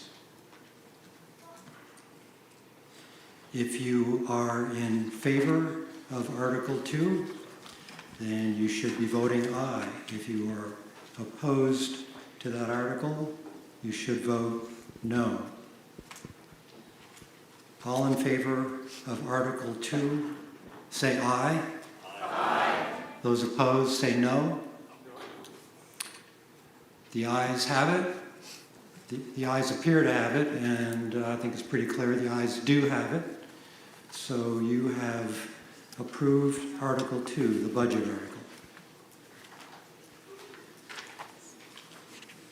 We will now proceed to Article 3. Article 3 reads, shall the town pay each select board member $2,500 for the year ensuing? Will someone please move the article? I'll move the article. Cody Marsh has moved the article. Is there a second? I second it. April Tuck has seconded the article. It has been moved and seconded to pay each select board member $2,500 for the year ensuing. The motion is now on the floor for discussion, and since Cody Marsh made the motion, he has the right to speak first. Cody? Thank you, Joel. I'm Cody Marsh. So, a few years ago, there was a lengthy discussion about this one. And as much as, you know, I appreciate a few $100s extra for my time, or our time, you know, throughout the year, I felt it was a little unfair to ask committees, groups, organizations to reach in their back pockets and to reduce their ask and request for 2026. So I suggested, and the board agreed, that we will go back to our salary from a few years ago, the $2,500, and hopefully you all agree, and we don't need any more money.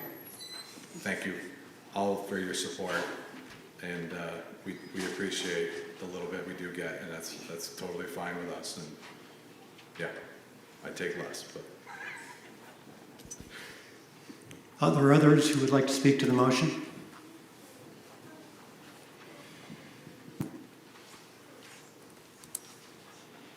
Yes, sir. Microphone.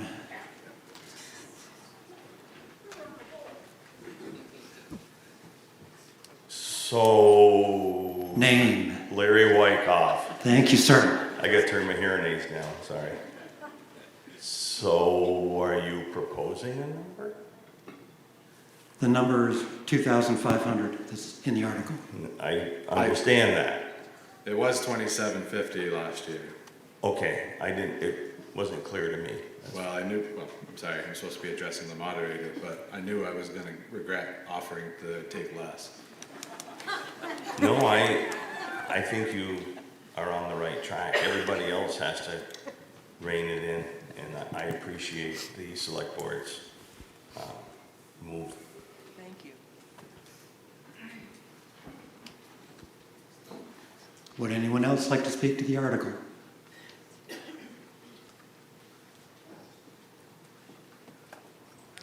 If there's no further discussion,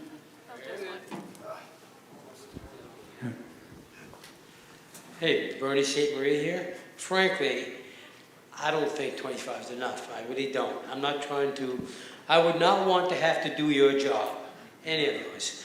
So I don't understand why I went from 27 to 25.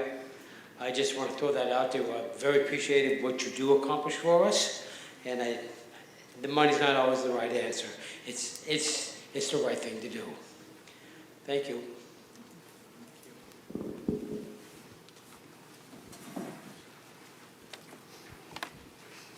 any further discussion on the motion?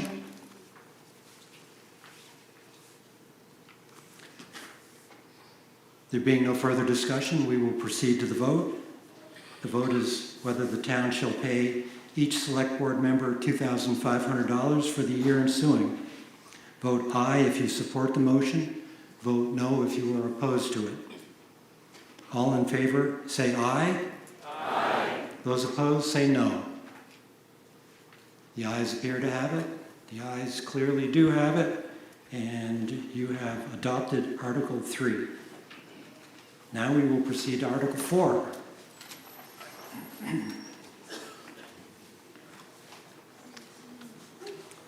Article 4 reads, shall the town of Cambridge raise and appropriate $4,000 to the Jeffersonville Farmers Market?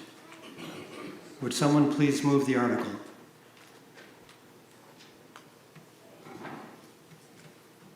Microphone?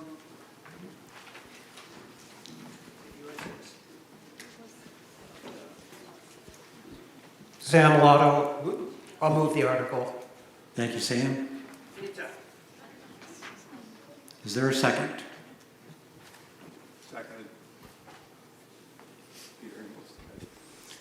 That was Peter Engelstadt, and he seconds it. It has been moved and seconded that the town of Cambridge raise and appropriate $4,000 to the Jeffersonville Farmers Market. The motion is now on the floor for discussion.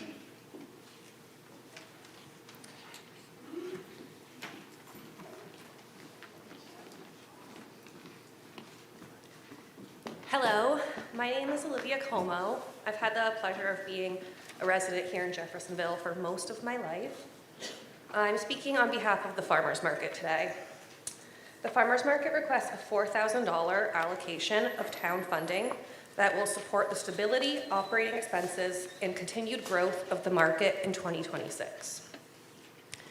Myself and a few other dedicated volunteers restarted the market in 2024 and have been managing for the last 2 seasons on a completely volunteer basis because we believe in the benefits of a local market for our town. It is a place for friends to gather, a place for businesses to build, and a safe place for kids to roam. Over the last 2 years, we've held the market every Wednesday during June, July, August, and September. There is tremendous growth from 2024 to 2025, with a 70% increase in vendor participation and a 350% increase in gross revenue sales. It should come as no surprise, but a market does not just happen, nor is it free. We have significant operating expenses that must be met. Insurance, leasing the market space from the village, portable toilet rental, and essential supplies are all overhead that are required by state law just to host a market. Up to now, we have funded these expenses through vendor fees and private donations from local individuals and businesses, as well as deferring manpower expenses to volunteers. This is not a sustainable business model. To maintain in the long term, this relies too much on transient enthusiasm for the necessary task completion and turnover of volunteers, which leads to huge losses in institutional knowledge. If granted, this allocation would allow us to keep the barrier entry for new vendors low and remain competitive with our musician compensation. Additionally, this funding would allow us to look for other areas of growth, including moving to the silo lot, increasing our SNAP authorization, and increasing to winter markets. What we are requesting is not without precedent. The Richmond and Jericho markets are very comparable in size and services rendered. Both of these markets receive a municipal allocation. For example, the Jericho Farmers Market receives funding more than $8,000. That's double what we are requesting today. Without public funding, we would have to make up the difference by raising our vendor fees, which then hurts our competitiveness with vendors and raises the barrier to entry for aspiring small businesses. In closing, when we look at government expenditures, that is the spending of our tax dollars. Some of these responsibilities and necessity expenses have no reason to expect a return on investment because no other group could reasonably be expected to shoulder the cost. What we are requesting is $4,000 to support an open to the public business developing forum that just last year generated more than 20 times the sum we have requested in local small business revenue. We ask you to view this as an investment rather than a simple expenditure and one from which we can all benefit both tangibly and intangibly. I therefore ask you to vote to approve the $4,000 request to grow the Jeffersonville Farmers Market and support the small businesses that create value in our town. Thank you.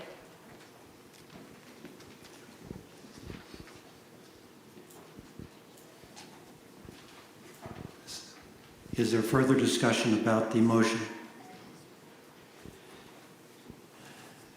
Microphone is coming to you. Lois McEwen, in the Front Porch Forum, it was stated that there was $90,000 that was made at the farmer's market last year. So I'm curious of why we need to dole out $4,000 of our own money for that project. I think the vendors' fees should be increased. Obviously, what we're paying them or what they're paying seems like we're getting enough if we're making $90,000. Thank you. I'm not clear if that was intended to be addressed to Olivia Como. She can make a note of that, and when she has a second opportunity to speak, come back and address that point. But meanwhile, we'll take this gentleman's question. Yeah, it's just actually a statement in support. David Keck, North Cambridge. Jamie? David. David Keck?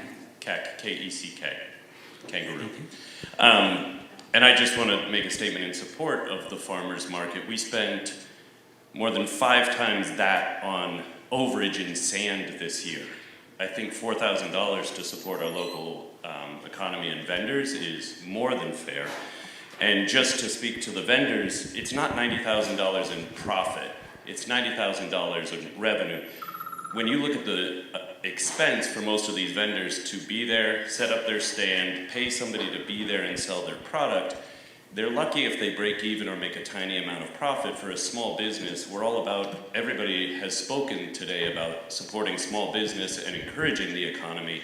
I think doing anything to inflict higher charges on small business right now that is supporting something that is in our community every Wednesday and providing us something to do with our families and children, I think is actually working against everything that this group is for. So I think a $4,000 appropriation is, it's something we should have done already.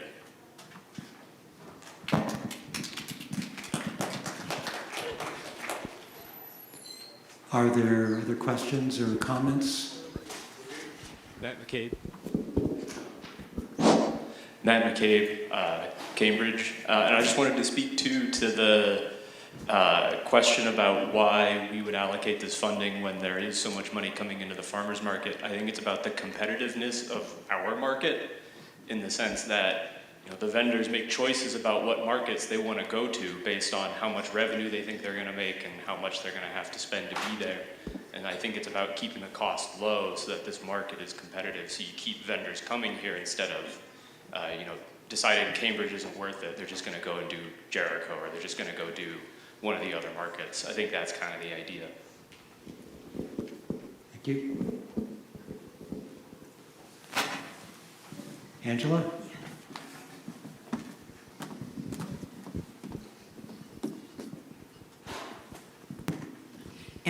Angela Pratt, resident of Jeffersonville, Cambridge.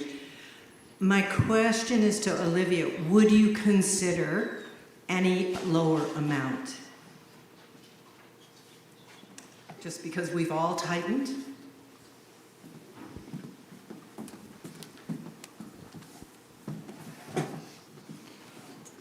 So Angela, just hold that for a minute. Let's see if there are any other questions by anyone that hasn't talked yet. Yes. Yep. Wendy Lafreniere. This comes back to my first comment on the first thing we discussed. We have to decide as a community what we can afford. And yeah, it's $4,000, but there's a page, I believe, somewhere in that book that talks about all the money we're giving away to $4,000 here, $2,000 there, $2,000 here. We can't afford it. We can't. You've got to find a way to fundraise. People are going to have to do some work. I do want to say to Olivia, I'm proud of you. You graduated with one of my daughters, and I'm proud to see the youth doing something so positive. But to the rest of the community, we need to step up and volunteer and help again. And we can't afford everything. And yeah, we need home health. We need, I forget what page that's on, but there's a page of all the things we're donating to. We've got to start thinking about what we can afford. And this, I think, is nice. It's wonderful. And if it can sustain itself, much like the community center, then that's wonderful. But we can't afford to subsidize it. Mark? Hi, I'm Mark Schilling. I have a question about the article itself. Is this a one-time approval, or would this then appear on the list of appropriations for consideration next year by the Finance Committee? the article does not make that clear.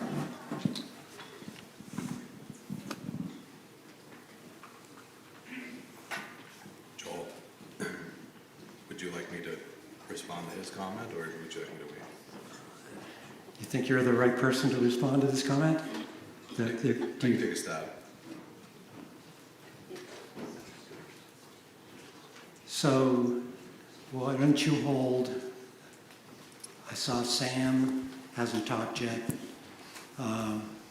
Cody, we'll get back to you if this isn't resolved. Hey, good morning. Name again, yeah. Good morning again, Sam Lotto. I hear what others are saying about the concern about the $4,000 expenditure. Let's talk a little more about investment. I've served on your planning commission, I've served on your economic development advisory committee, and then because I didn't step back quick enough, I'm also on your local options tax committee, but that's just sort of a sidebar. My point is, through that work, we keep coming back, and to be honest, it's great to see it. At one time when I was on the Planning Commission and also on the CDAC, the Cambridge Economic Development Advisory Committee, it was all about developing economic vitality right through that corridor. And now we're really starting to see it. So this to me is a small amount to invest for community and economic development. And I'll also add, I've been to the farmer's market many a time, it's not just the vendors who do this full-time week in and week out. There's actually young people who use it as an opportunity to run their first business. A good friend of mine, his son, when he was in high school, for example, ran a grilled cheese business, and there's other young people. So it gives young people an opportunity. So there's that to consider. So investment-wise, I think it's a good one, and I think we just need to keep developing that corridor. I mean, you've seen what's happened with the granary and so forth. So, you know, let's stick with it. I know Lois and others, it's kind of tried and true. We got to spend a little to make a little. So I'm in support. Thank you. Yes, sir. Over on the bleachers. Brian Johnson in Cambridge. I've worked for nonprofit arts organizations my whole life, and I know that these organizations value every penny that is contributed to them, and they use it wisely. They don't throw it away, they don't spend it on frivolous things.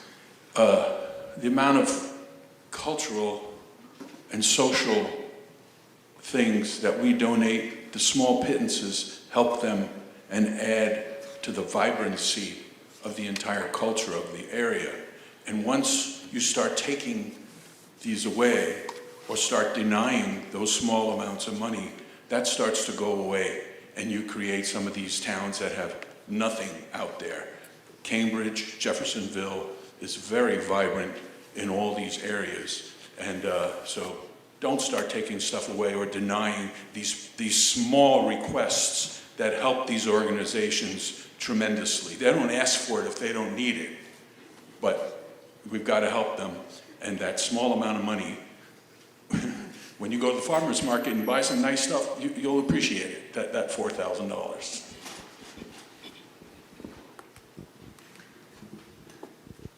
Yes, in the middle.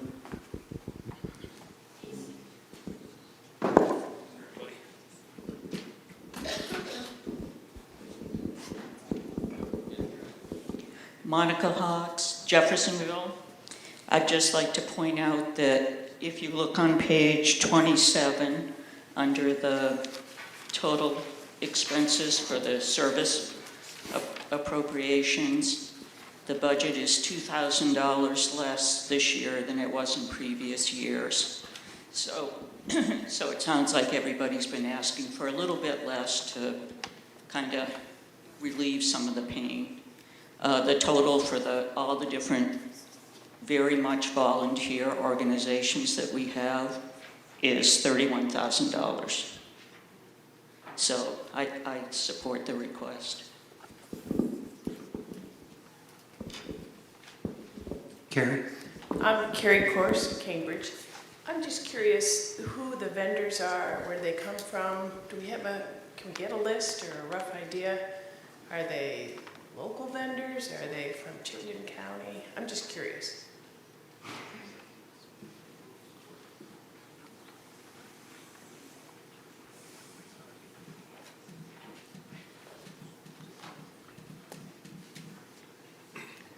Peter? Peter Upstruck from Cambridge. This is the same thing playing out in the town that is playing out at the state level. These little allotments of money begin to add up to large allotment of money. And we have to say no and start somewhere. As it was mentioned, the tax increase is 4.29%. If we approve this one and the others that were on the list, which sounds like we might be doing, it's going up to 5.09%. Every little bit counts, and I think we need to start now by stopping some of these small little bits that don't seem to matter. Thank you.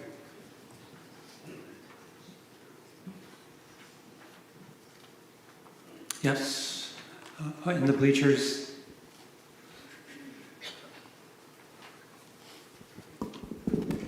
Hi, Nancy Lepsick from Jeffersonville.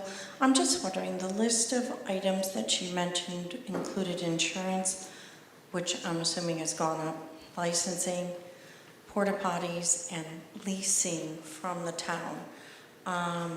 Maybe a compromise could be, I don't know how much the leasing of the property from the town is, but perhaps that's something we can consider helping without necessarily handing over money. It decreases revenue, but it's a thought.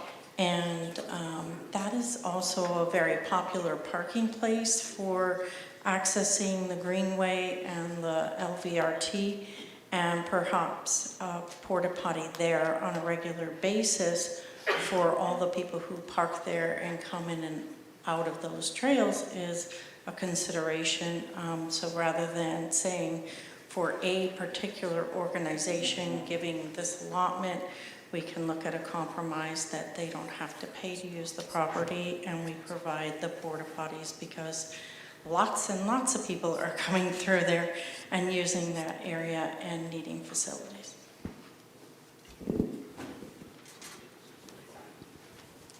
So just to be clear in terms of the role of the moderator, I don't answer questions unless they have to do with the process.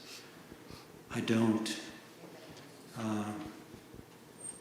give opinions. I'm just basically a facilitator here. So there have been a lot of questions asked. I don't think you're expecting me to provide answers, but I just wanted to be clear that the answers need to come from folks on the floor or voters who know the answers. Hold on just a minute, Mark. You already had a chance to speak once. Point of clarification. Or point of order. Point of order. Thank you. A point of order or clarification. The property belongs to the village and not to the town, so that it wouldn't be appropriate. Well, the town can't lower the number because they don't get the money. It's the rental is paid to the village of Jeffersonville, not to the town of Cambridge.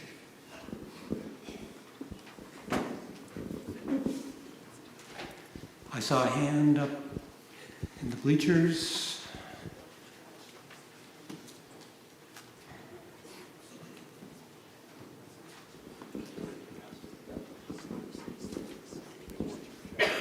Hi, Deb Neville.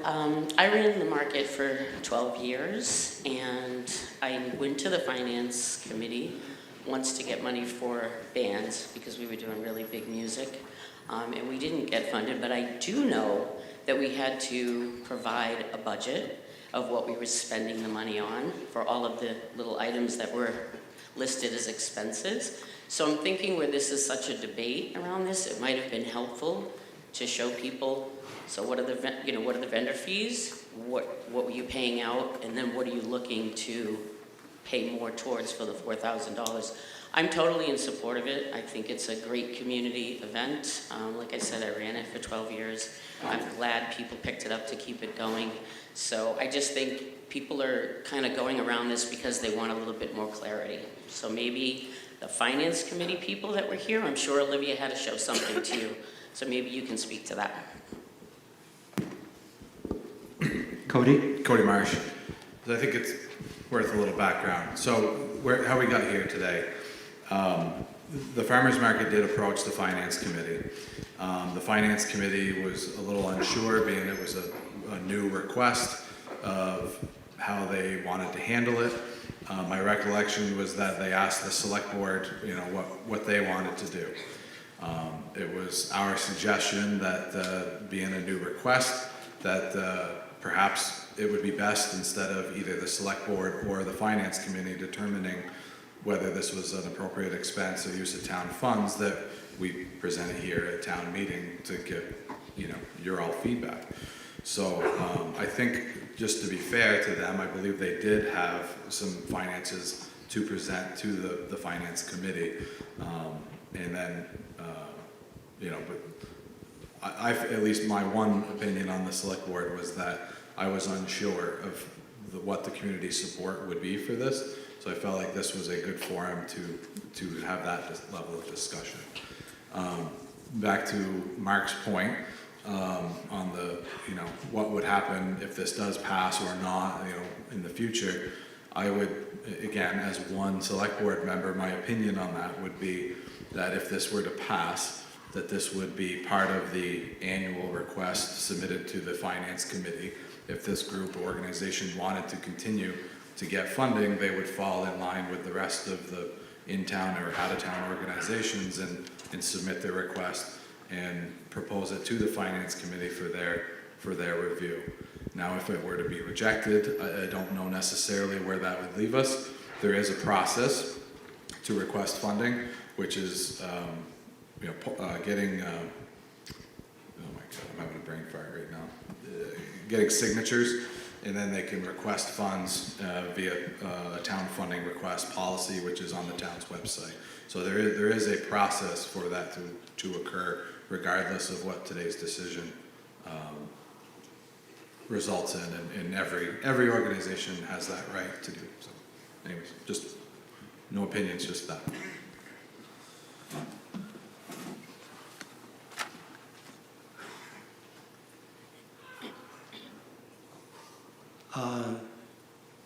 Hold on, you've had a chance to speak. There's somebody else that hasn't spoken yet that would like to speak.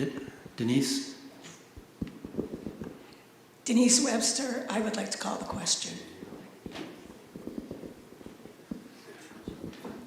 Is there a second? Amanda Tango. Sorry, the woman that has the mic.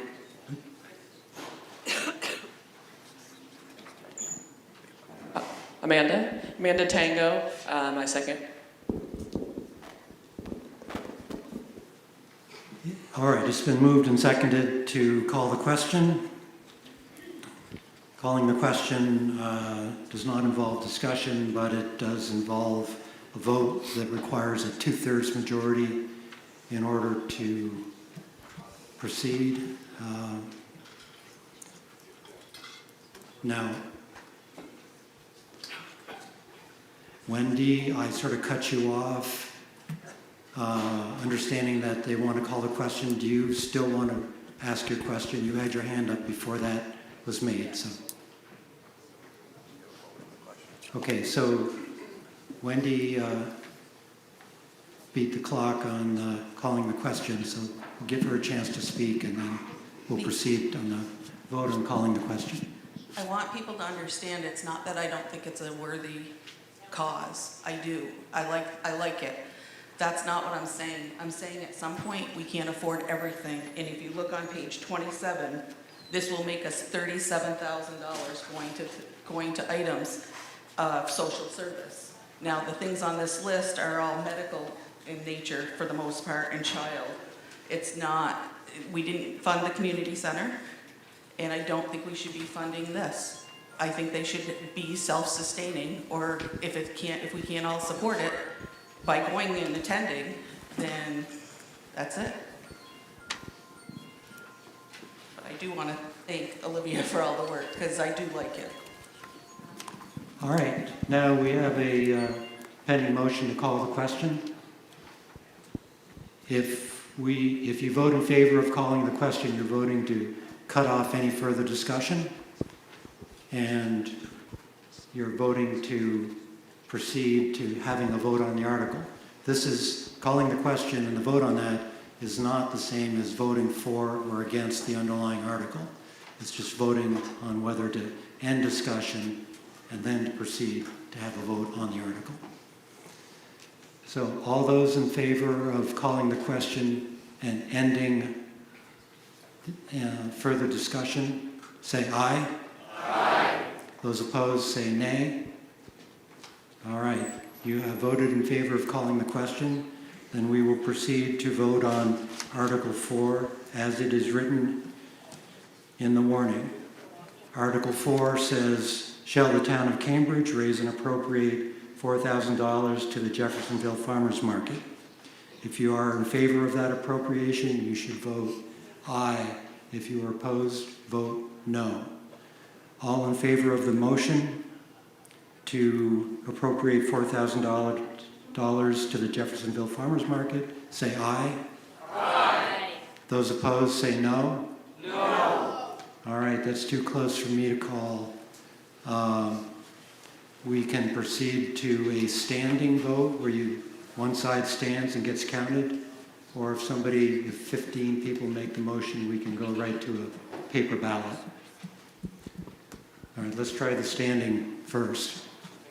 All in favor? Hold on a second. Let me make sure we have folks to count, because I can't be a counter here. So the folks that are justices of the peace should be prepared. Perhaps, if you've got a good view, be prepared to count both sides here. If you're in favor of the town of Cambridge appropriating $4,000 to the Jeffersonville Farmers Market, stand up and remain standing.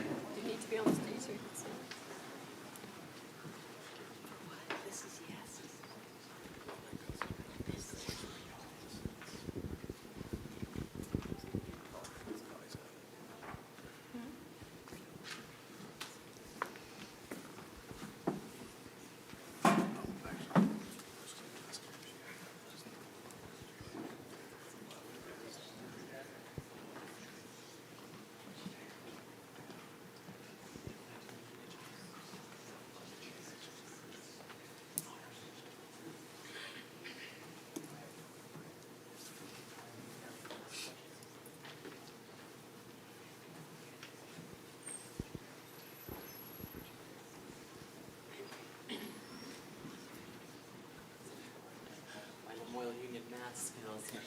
73 is what I have for total. Yes. You get Peter? And I don't have Peter 74.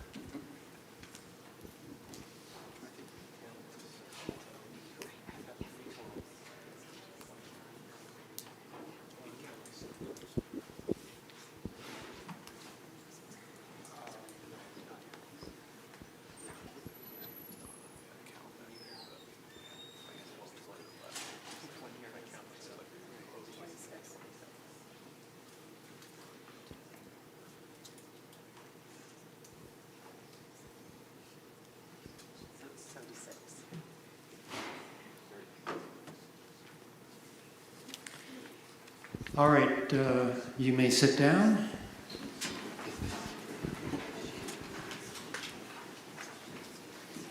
Those who are opposed to the article, stand up and remain standing.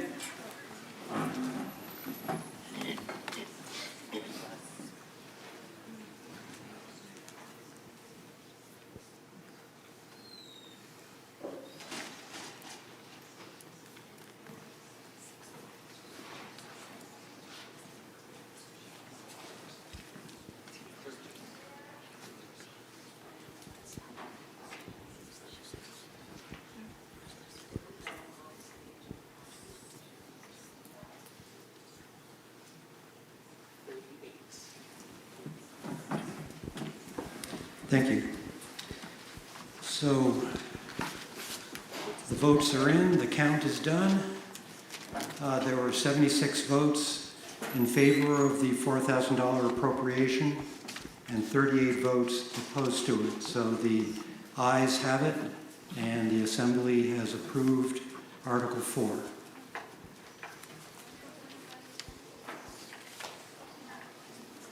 And now we will move on to Article 5.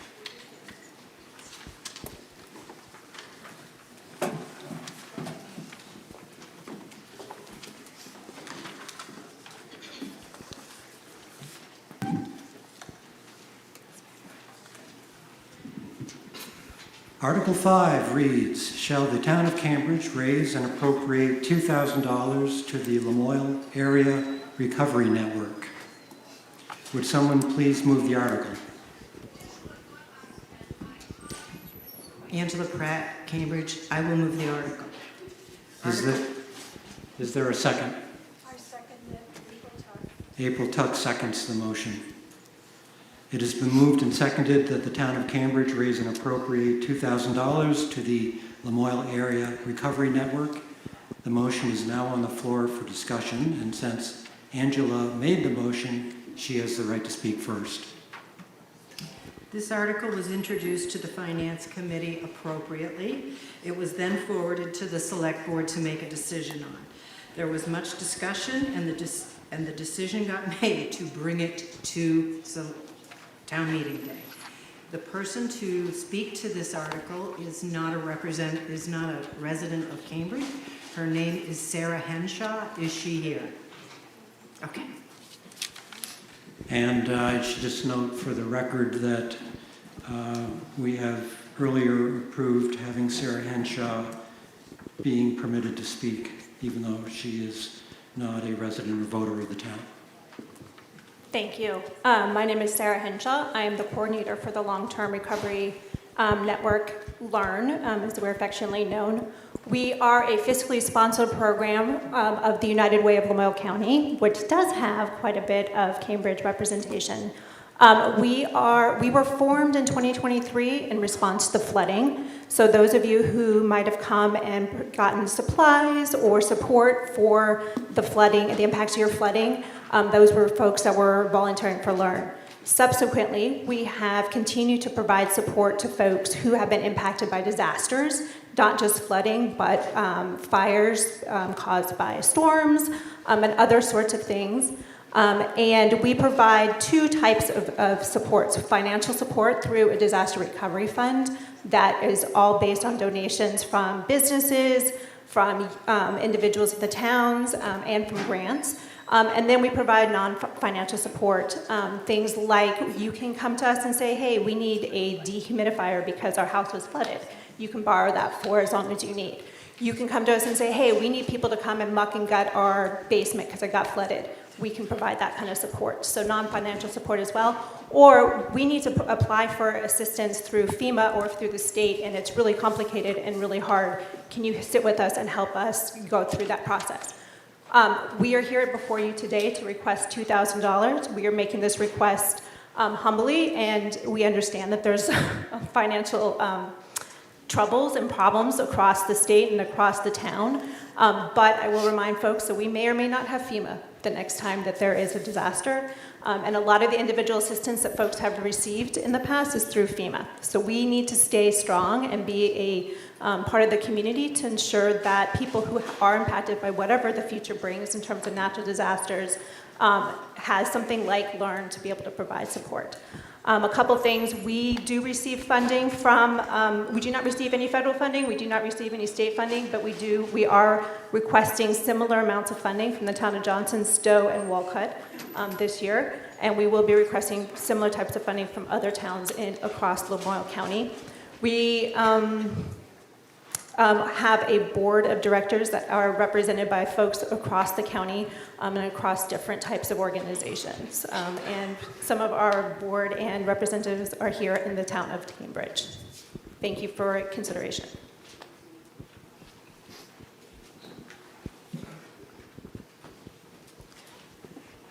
Is there further discussion on the motion?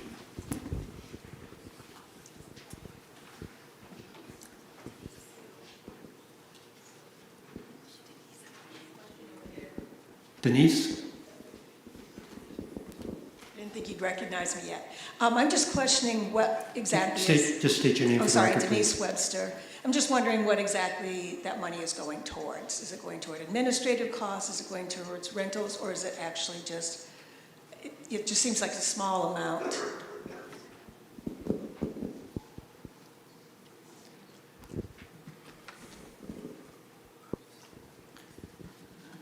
Sarah?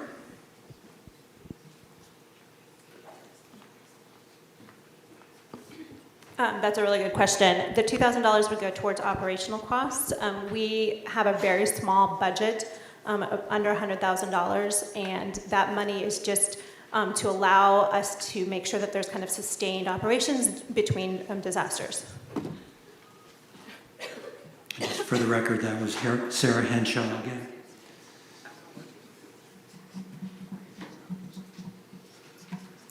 Further discussion?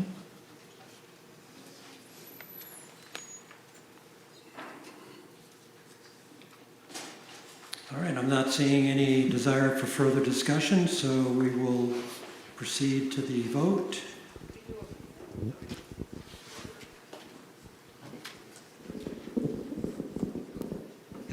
My name's Tom Lefsick. How do we go about requesting a ballot vote? 15 people would need to make the request. Well, it would be one to request a ballot vote.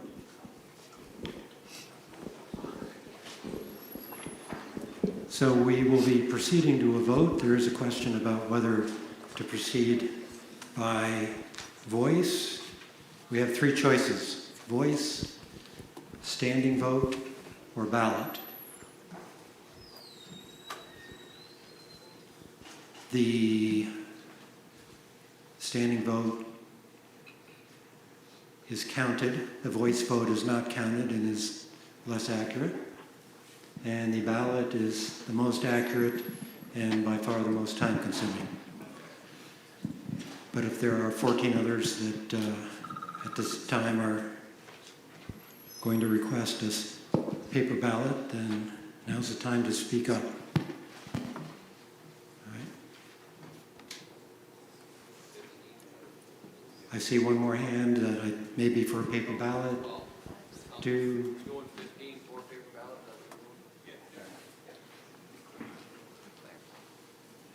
Okay, I'm not seeing 15 hands here. Not seeing 15 hands.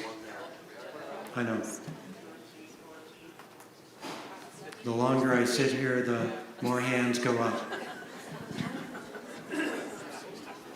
Okay, those of you who are requesting I think are requesting a paper ballot, please stand up and we will count.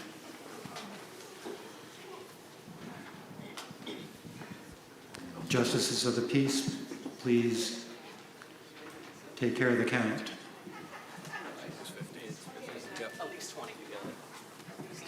All right, there are enough people, 15 or more have requested a paper ballot, so we will proceed by paper ballot.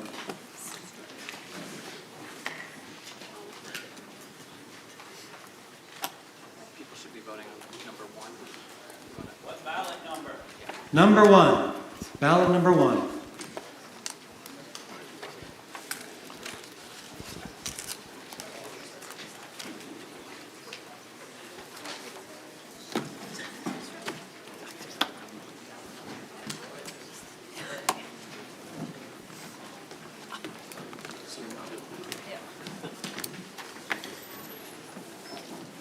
So it almost goes without saying that if you are in favor of the article, vote aye or yes. If you're opposed, say no.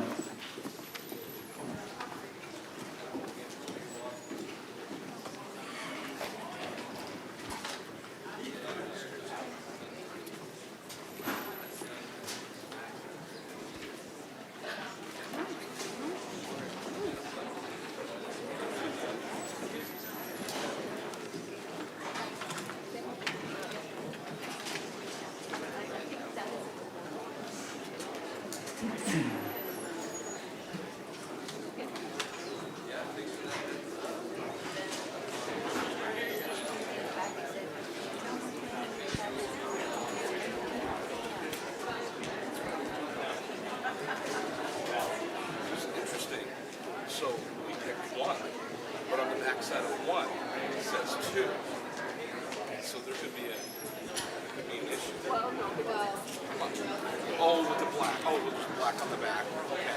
Okay. You might want to clarify it that way. Yeah, we're. Oh, I think she did give me the black. So we know that we did it. We're trying to save money on it. You gotta save money somewhere. I don't work for the town anymore, so I think this will be my mind. No.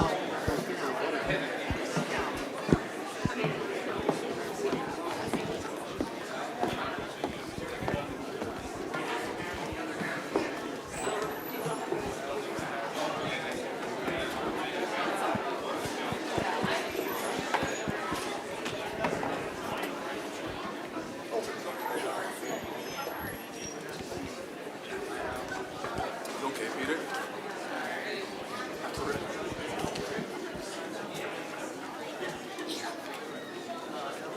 I'm gonna say.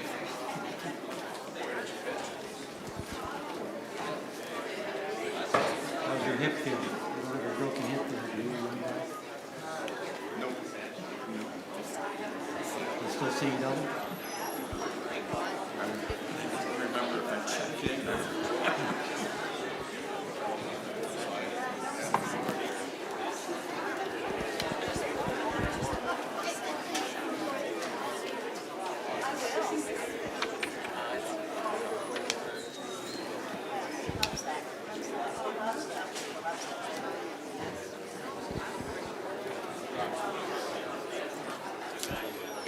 Everybody loves it.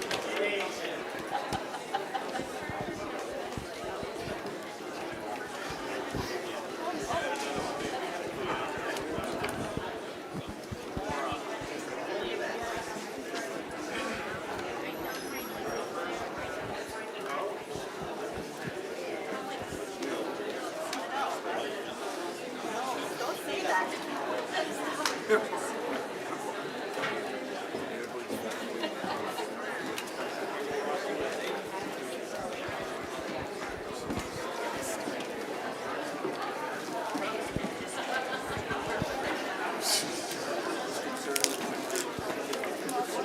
It's an RN, so keep an eye on it.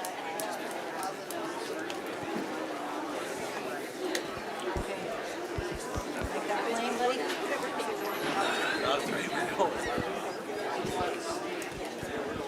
Election stakes.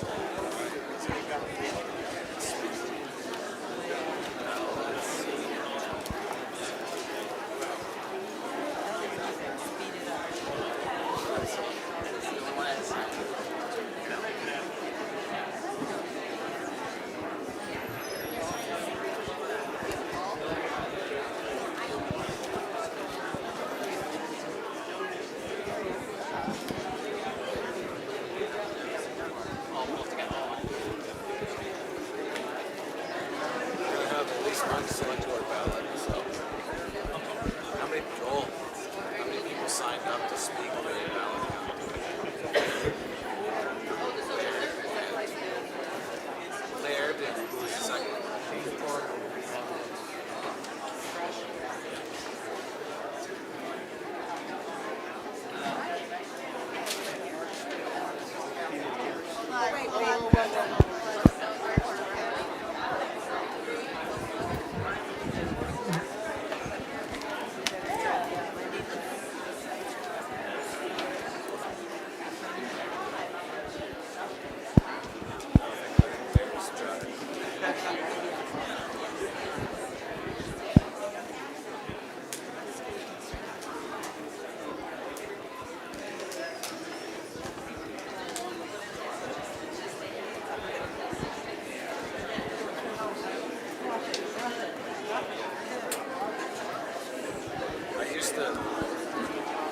I used to like Angela until she hit me up on the stage.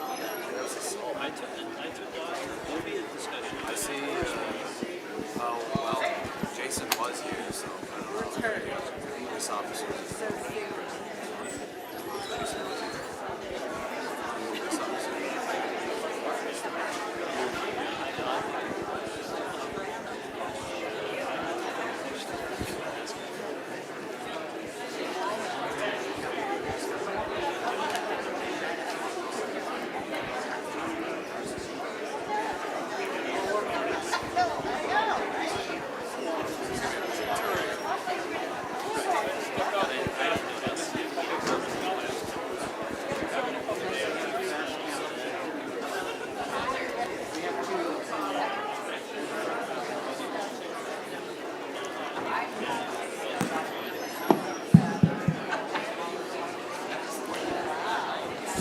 We have the tally for the vote.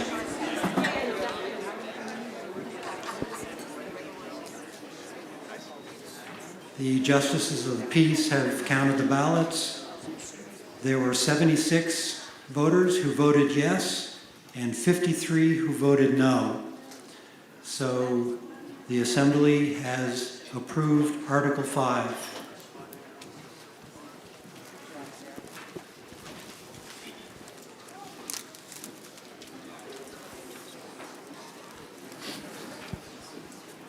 And we will move on to Article 6.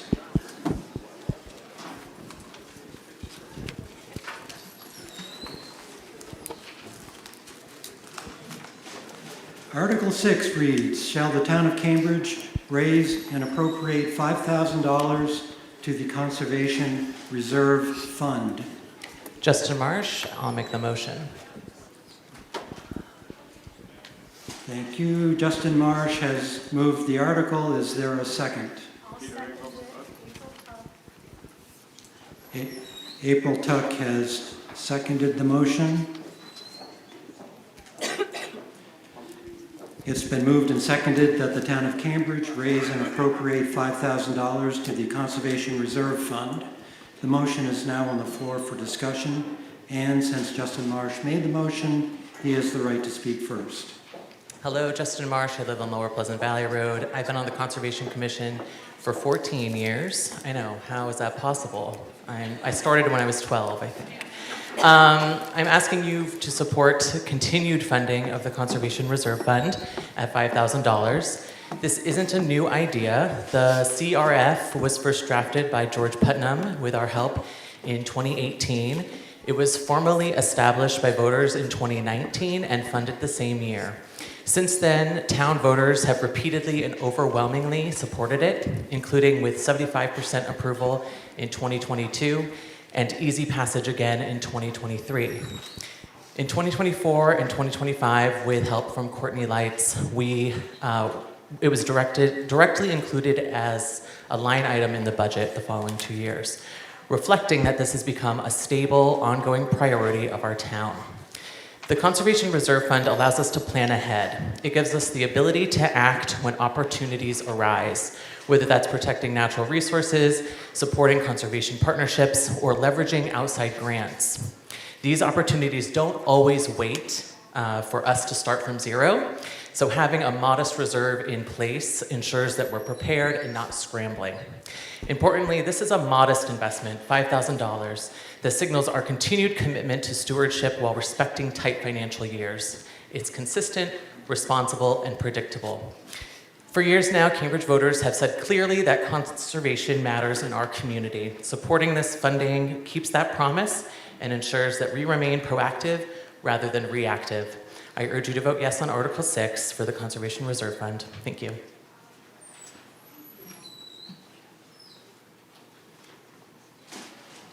Is there further discussion about Article 6?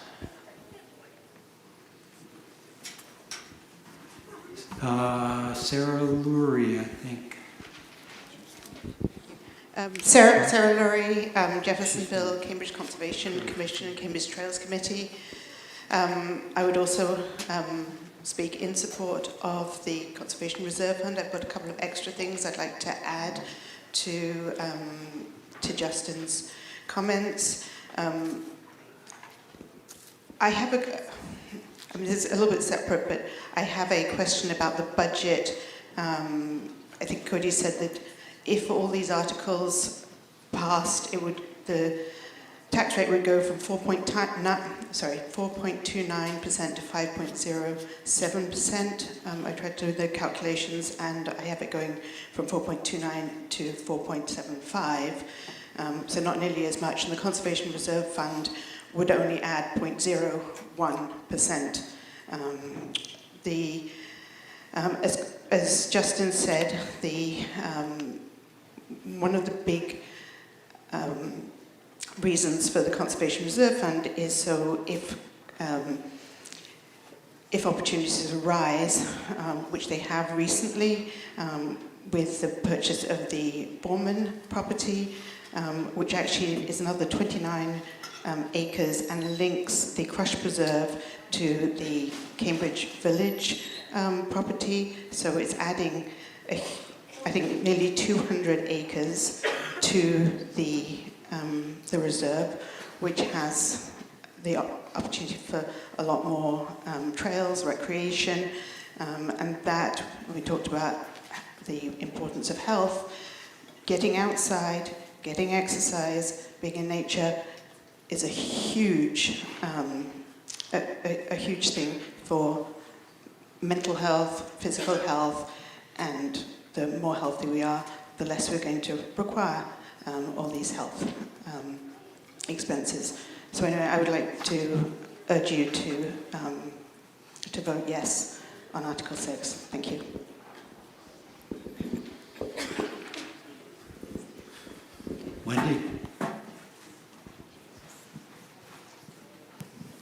Wendy Lafreniere. I've said this once, I've said it twice. You guys all know what I'm going to say. So instead of that, I'd say it's my understanding that this was in the budget in past years. Why was it removed?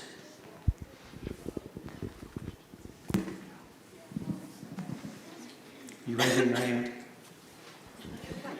Cody Marsh. Cody Marsh. A couple different questions. Sarah, to your point, I did check my math on my spreadsheet. I'm standing by my math, and the increase of just 5,000 is 0.16%, 0.01%. But I could have made my math wrong, but it's the way the spreadsheet shows me. So I stand by what I stated. I don't remember what your second point was now that I'm rambling on here, but I will stand up here and say that this was removed from the budget at my request, and the select board, the rest of the board did agree with me, or at least I think they did. But we did all approve the budget this year, and I know it has, I will admit, it has been passed in previous years, yes. I think there was an understanding or misconception perhaps that this was just going to be an every year thing regardless. And I at least as one select board member, I disagree with that notion, in that essentially anything in the budget is up for debate and consideration or reconsideration every single year. And there is a project out there that Sarah alluded, and this was what I was thinking of, that Sarah alluded to about the acquisition of a new parcel that the Conservation Commission is working on, the Boardman property, to combine it with the Crush Preserve and some of the other property that's already owned by the Village of Cambridge, to expand that, which was part of the reasoning for establishing of this reserve fund in the past, to come into this type of situation. So there is, as of right now, $25,600 roughly in that fund, if I read the right line. No, I read the wrong line. No, I did right. $25,600 roughly, $25,600, and a portion of that is going to be used towards the purchase of that lot. So my thinking here was, or our thinking here was, that we're in a financial situation, we need to tighten our bootstraps, that we've reduced the fund amount that needs to go into some of the capital equipment funds for the dump trucks and fire trucks and whatnot. I think it's just, my thought was, it's all fair to kind of rein it in a bunch of different places that we have invested as a community in conserving property, the Crush Nature Preserve being one, and that assuming that this all goes through here in 2026, that this additional property, so the town is supporting conserving land in this town. And this isn't a statement that we're not willing or unable or not interested in conserving land again. There's still money in that fund, the fund still exists. And maybe there's an opportunity later down the road on another year where the finances aren't quite as dire that we can restore this. And there's always the option to reduce the amount. It doesn't have to be 5,000. It could be 2,000, 2,500, or some other amount. So that is at least some of that reasoning there. Thank you.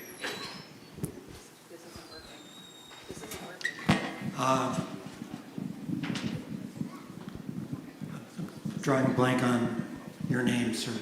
Get to you in a minute, Larry. Before we go to him, I just want to clarify. Oh. Thank you to the select board for that thoughtful way of bringing it forward. I agree with that, and if they've got 25,000, we probably could hold off. So I support that statement. Thank you so much. The gentleman standing in Sam Davies. Justin, I was just hoping you could maybe talk a little bit about what that $5,000 would let you guys do, especially with $25,000 in the bank right now.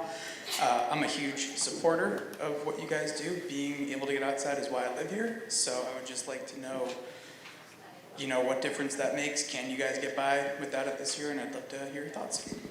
May I, Mr. Moderator? Do I have the green light? Yes, to Justin respond? can respond. Okay. So the idea of a conservation reserve fund is sort of like a rainy day fund where you put money into it so that when a project arises, you're able to then react. So that happened originally when Peter Crush approached the Conservation Commission wanting to donate land. Sally Laughlin is here in the audience, who was Peter's partner, and Peter unfortunately was not able to live to see the result of that project, but Sally is still here, and hoping she can maybe speak to that as well. But what that was able to do when we had those funds is we were able to match grants from the Vermont Housing and Conservation Board.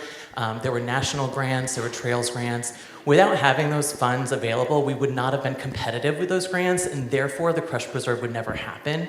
And I think what's important is to remember here in town the resources that we have. The Crush Preserve, I know there's some members of that committee who can maybe speak to how much it's used, but between that and the Lamoille Valley Rail Trail and Smuggler's Notch Resort and the Brewster Uplands Trails, we have vast resources here in town that attract people to our businesses and who maybe want to live here.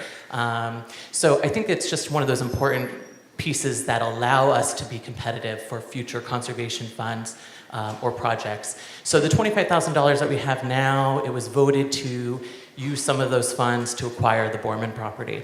So while we may have $25,000 right now in the account, some of those funds have been, voted to be expended.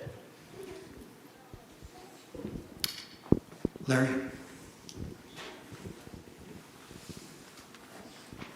Let me offer the other side of the coin. Earlier, I heard someone speak about affordability and young people being able to have a place to live.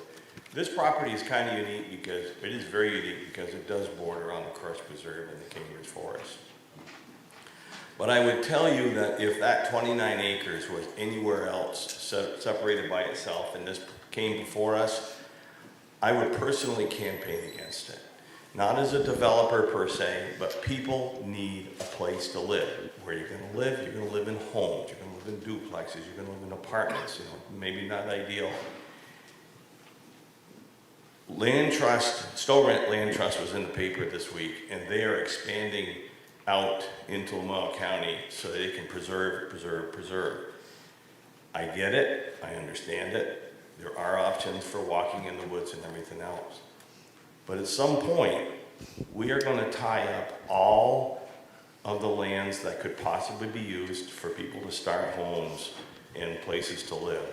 I'm not saying vote no or yes, I'm just offering the other side of the coin.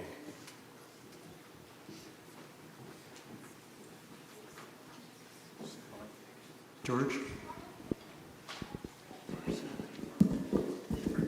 George Putnam. I'd like to propose an amendment to the motion. May I do that? Yes. I'd like to change the $5,000 amount to $1,000. What is the proper method for doing that? Move to amend the amount in the article to $1,000. I so move. Is there a second to that?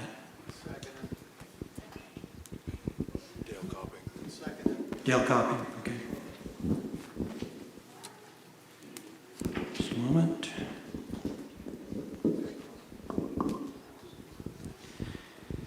It has been moved and seconded to amend Article 6 so that the amount of the article would be $1,000 rather than $5,000. Is there discussion on the proposed amendment? Sally, I think, had her hand up earlier. Yes. I can't hear you. Sally, can you go up to the mic, She doesn't want to please? speak to the amendment, Joel. Okay. Hello, Sally Laughlin here. I wasn't going to speak to the amendment, which I think sounds very good. I just wanted to say something about how fine the Conservation Commission funds have been and how that is actually what enabled us to have the crush preserve. If the Conservation Commission had not had funds, we would not, as Justin has said, we would not have had the leverage to raise the money for the original preserve and the new acquisition of land, which is going to take place in a few months, could not have happened if the Conservation Commission had not had $20,000 that they could put toward it. That enabled us to get, working with the Vermont Land Trust on all of this, to get $200,000 from the Vermont Housing and Conservation Board and another $60,000 from foundations connected with the Vermont Land Trust toward the purchase. The remainder of it was donated by people who are right here in this room, many of them, toward the new addition, which I'm glad even Larry agrees is a unique piece of land and okay for us to have that in town. I'm not speaking to this right now. I think the amendment is fine, but I just wanted to say that the Crush Preserve would not exist if it had not been for the Conservation Commission, and the fact that money was put in a new addition would not exist if it weren't for the Conservation Commission's fund that allowed us to have $20,000 ready, which allowed the whole expense of $300,000 that's come into the town and come into to increasing our preserve. So 3 cheers for the Conservation Commission and a very good discussion. Thank you. And that, I figured that would be germane to the amendment and the discussion around the amendment. So further discussion around the amendment.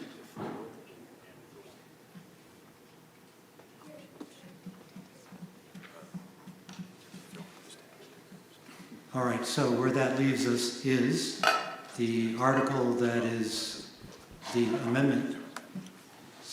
The amendment that is before you is to change the amount of the proposed appropriation from $5,000 to $1,000.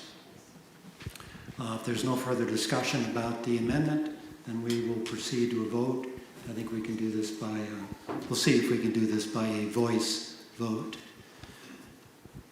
If you are in favor of amending the amount to $1,000, you should vote aye. If you are opposed to the amendment, you should vote no. All in favor of amending the amount to $1,000, say aye. Aye.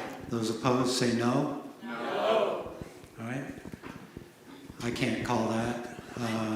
So we'll proceed to a standing vote.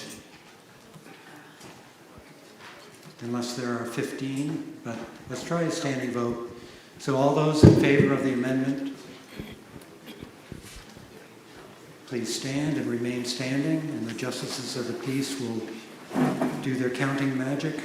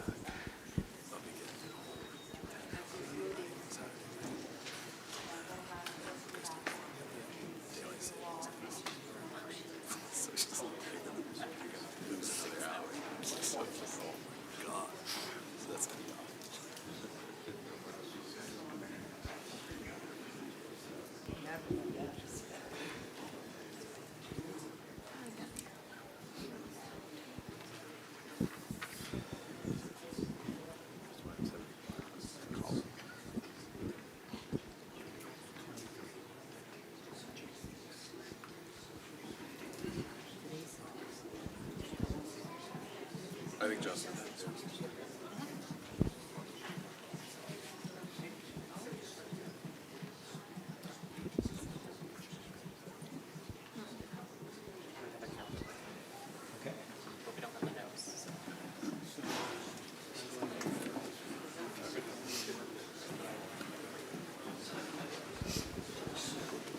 All right, would all those that are standing please sit?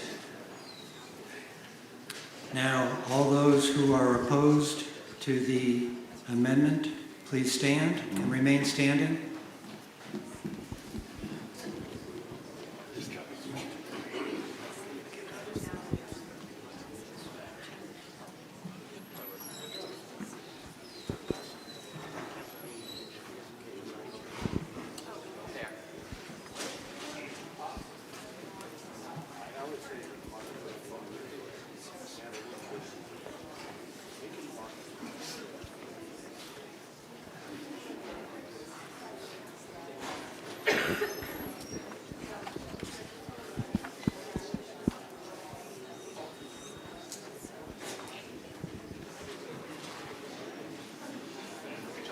Yes.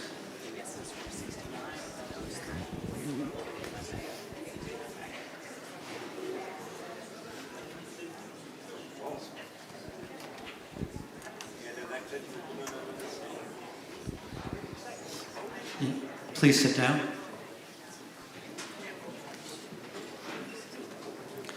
All right, the vote is in. There were 69 votes in favor of the amendment and 30 votes opposed to the amendment. So you have approved the amendment to $1,000. So now we are back to the main motion with the amended amount of $1,000. Is there further discussion of the main motion as amended? I see Rick Fletcher, you have your hand up. I call the question. Rick Fletcher has called the question, and somebody, Sam Lotto's seconded. There were some other hands up, though, before the question was called. So, is there anybody that had their hand up before the question was called that wants to go ahead and speak? Yes. Brian Warren. I'll be voting no on Article 6 for two main reasons. I'm sure this land, if this is approved, will somehow find its way into a land trust, which is more property that won't be assessed and on the tax books. So we'll be carrying the rest of that, all of us. And the second is, this organization, like many, they come to your door with their handout and with their story. You give them what they want, thinking, okay, this is over with. Unfortunately, the next day, they come back with their other handout. It's never enough. They've already alluded, want this money for the next piece of property to acquire. That's why I'll be voting no, and I encourage many to join me. Very well. Now, Denise, hold on, Denise, did you have your hand up before the question was called? Point of order. I had a point of order. I thought once someone called to call the question, that stopped all discussion. No, people that have got their hands up need to be listened to first. If they still want to go ahead, sometimes they aren't interested in persisting. So now we are at the point of deciding whether to call the question. If we call the question, there'll be no further discussion. It takes a 2/3 majority to prevail calling the question. All those in favor of calling the question, say aye. Aye. Those opposed, say no. All right, very well. Then we will proceed to vote on the main motion as amended.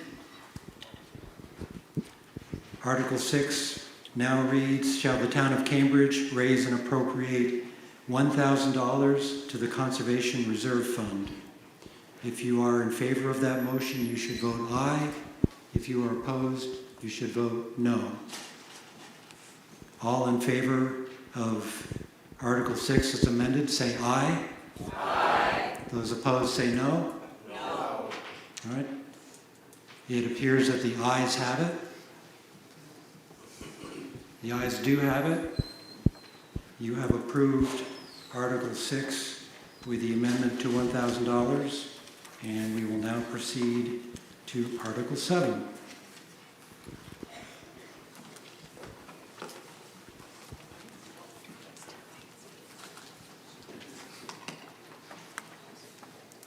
Article 7 is to hear the reports of the town officers.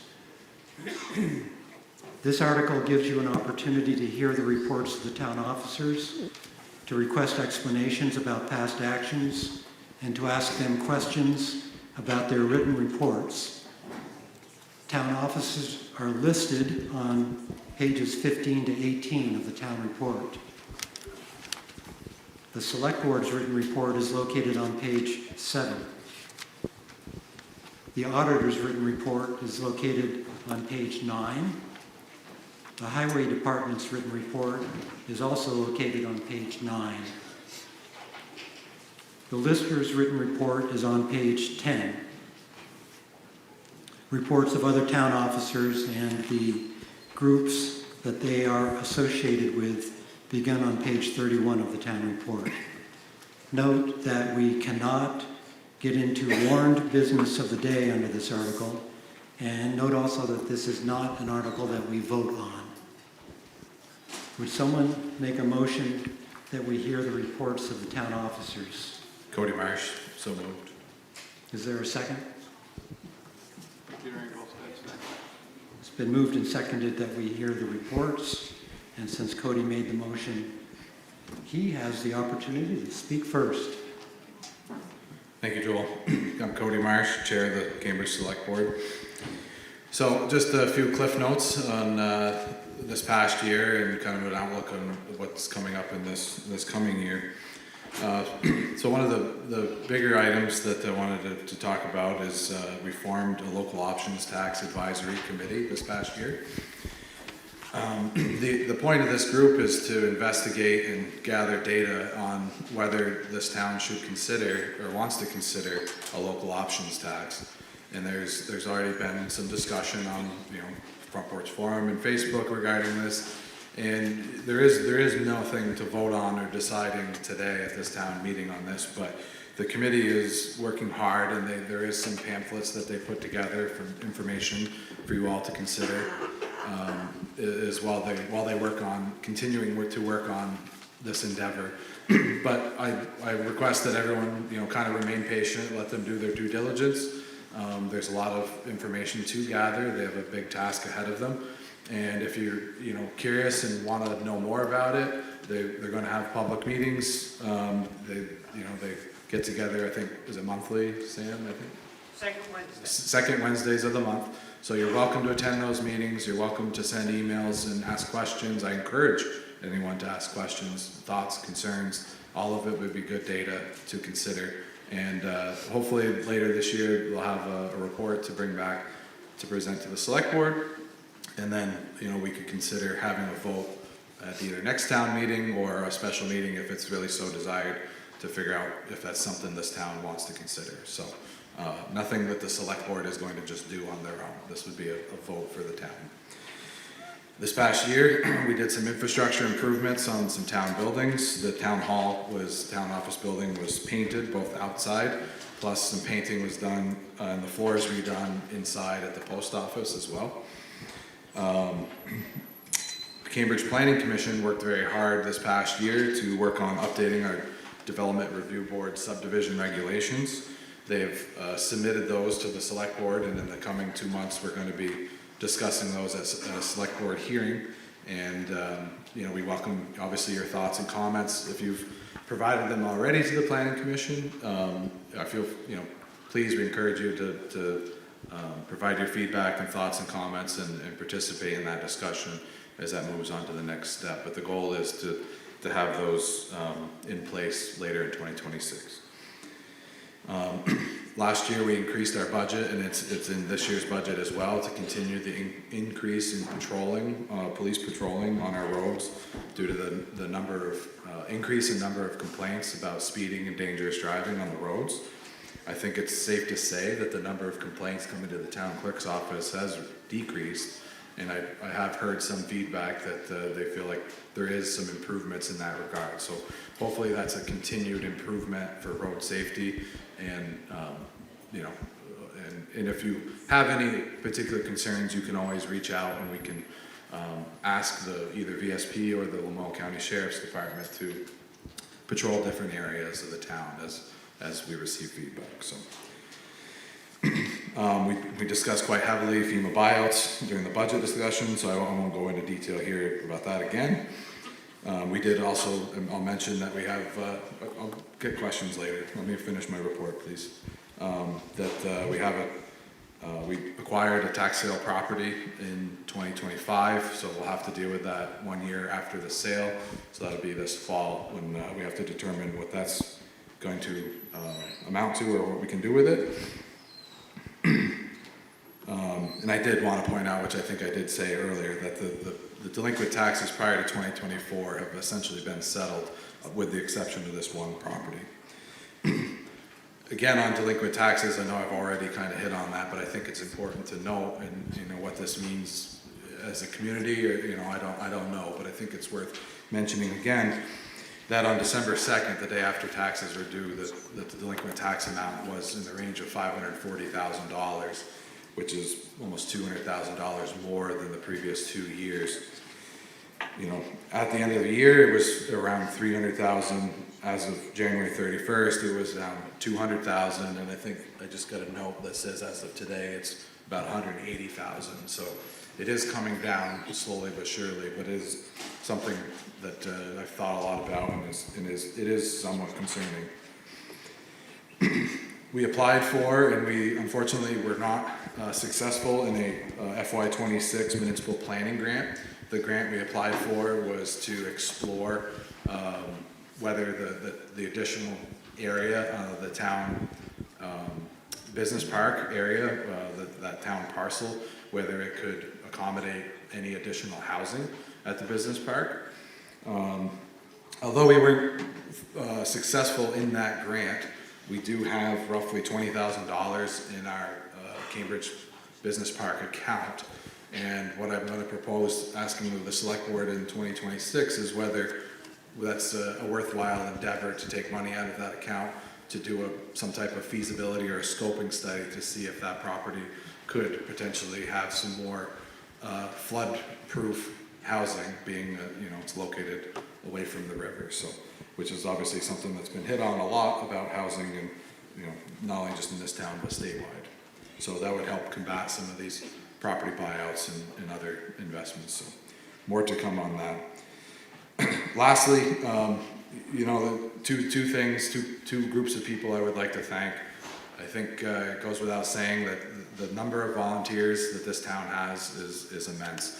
There's so many people that work hard and then don't get recognized very often. So I want to give a general shout out and a thanks to all those people and all those groups and committees and organizations that work their tails off to really help us as a town and as a community. And so please, thank you, all you volunteers. There's too many to name, but thank you.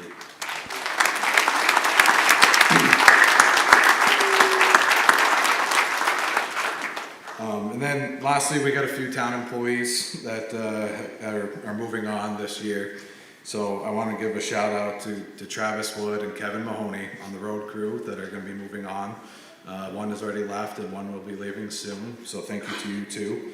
Linda Davis is also decided to retire.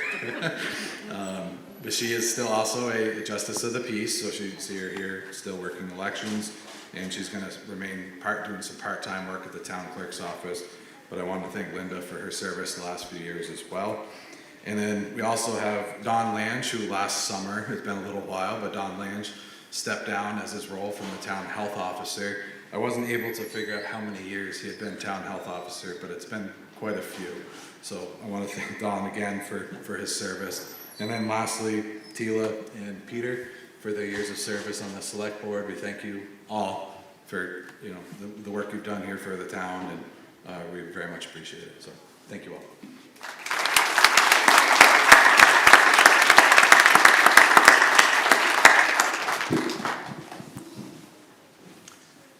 Cody, can you hang on there? Lois had some questions. Needs a microphone though.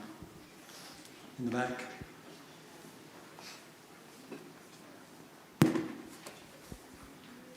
I live on 40 Pumpkin Harbor Road, the beginning of it. Speeding is unbelievable on down my road. They come off the bridge and they come off Route 15 on both directions, and it's a metal to the pedal, pedal to the metal. So if any chance of getting state police to park themselves anywhere near there, it would be perfect. I know, I don't even have to look at him. Eric is already making a note. That is, And just for the record, that was Lois McEwen.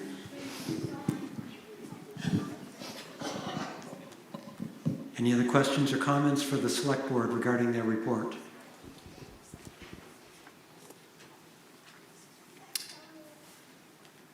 Then thank you, Cody. Are there any other town officers who would like to make a verbal report?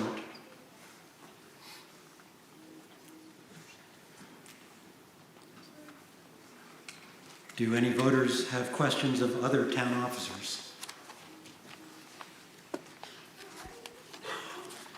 Very well, having heard the reports of the town officers, we will move on to Article 8. However, we are approaching lunch, and I've been informed that lunch will be ready at 12:15. It's now 11:53. I'd like to get started on Article 8, but that would mean breaking. Right, no, it would mean breaking at some point, probably after the first select board election. I'm not sure that lunch can wait that long for all of these if we have contested elections. So that's not really an option. There's no reason we can't recess and get as much work done as we can by about 12:15. So we're going to keep going, understanding that there will be a recess coming up. Article 8, to elect all town officers required by law for the year ensuing. Item number 1 of Article 8 is to elect a select board member for 3 years by ballot. Nominations are now in order for the 3-year select board seat.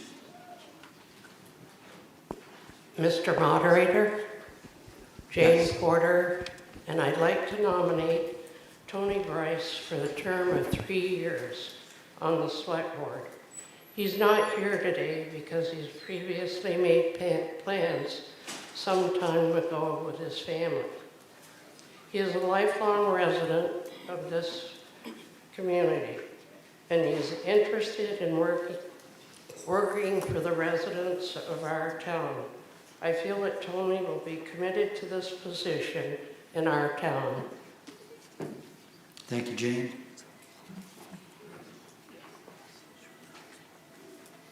Are there other nominations for the 3-year select board position?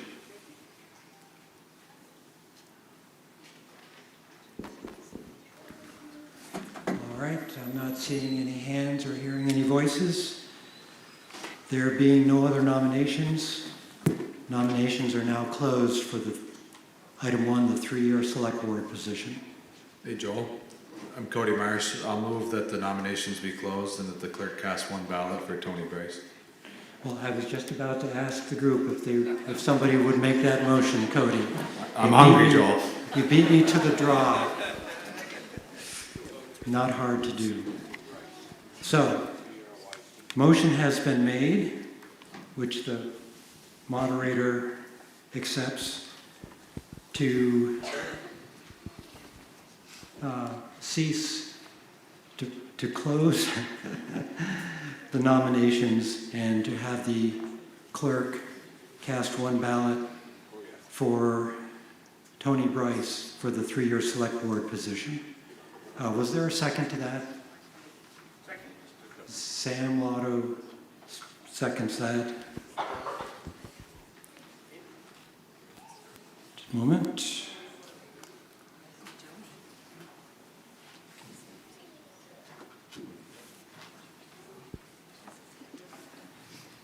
It has been moved and seconded that the clerk cast one ballot for Tony Bryce for the 3-year select board seat. Is there any discussion on the motion? There being no further discussion, we will proceed to the vote. All in favor of having the clerk cast one ballot to elect Tony Bryce to the 3-year select board position, say aye. Aye. Those opposed say no. The ayes appear to have it, and the ayes clearly do have it. So you have elected Tony Bryce to the 3-year select board seat. Now we'll move on to item number 2. Item number 2 is to elect a select board member for 2 years by ballot. Nominations are now in order for the 2-year select board seat. David Jones, I can hear you, David. and I elect Rick Fletcher. Okay, David Jones has moved and to nominate Rick Fletcher.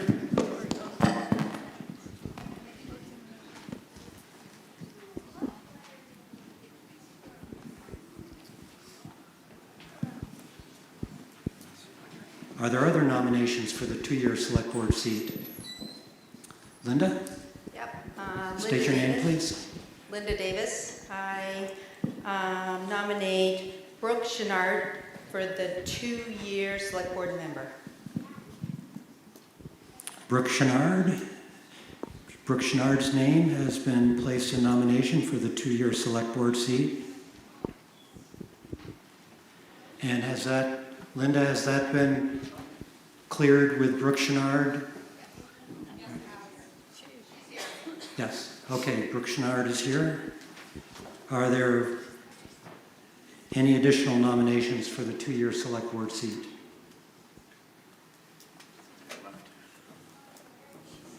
Yes, sir.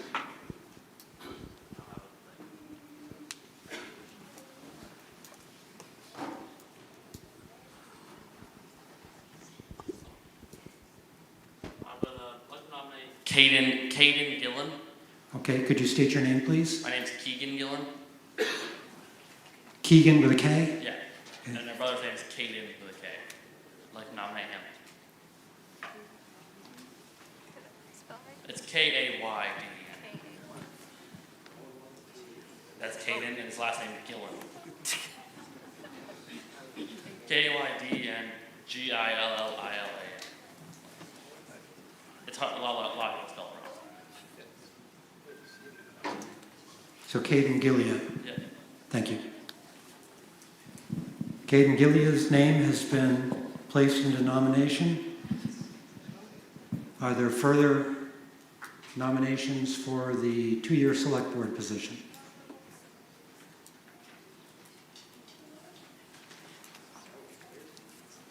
All right, I'm not seeing any more hands or hearing any voices. So the nominations are closed for the 2-year select board position. If there's no objection, we will have each of the candidates tell us about their qualifications and why they would like to be on the select board. We will hear from the candidates in alphabetical order. So Brooke Chenard will be first.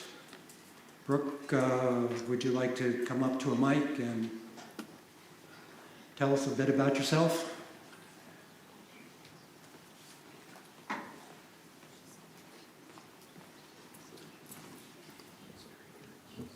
Hello. Oh, there it is. My name is Brooke Schweenard. I've been a resident of Jeffersonville for over half my life. Some of you know me from the post office here in town. Been with the post office since 2017. I've been at this station since 2022. I love my community. I love serving my community. And if given an opportunity to do more, I would love to take it. Thank you.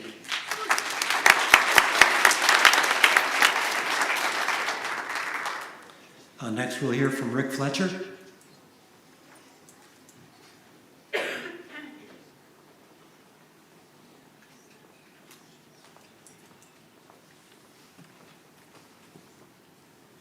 My name is Rick Fletcher. Interested in this position. I've always been interested in town government, followed it most of my life. I've had a Cambridge, Jeffersonville address for over 50 years. I go to many select board meetings, keep up on what's going on, and very much like to serve in the position to help the town go forward and keep everything good in this town.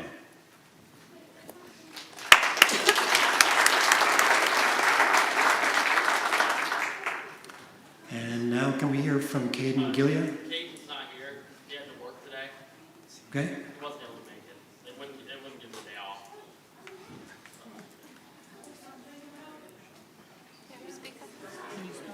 I can talk about it. So if we had somebody speak on behalf of Mr. Bryce, so if you want to speak on behalf of Mr. Gill. no, James.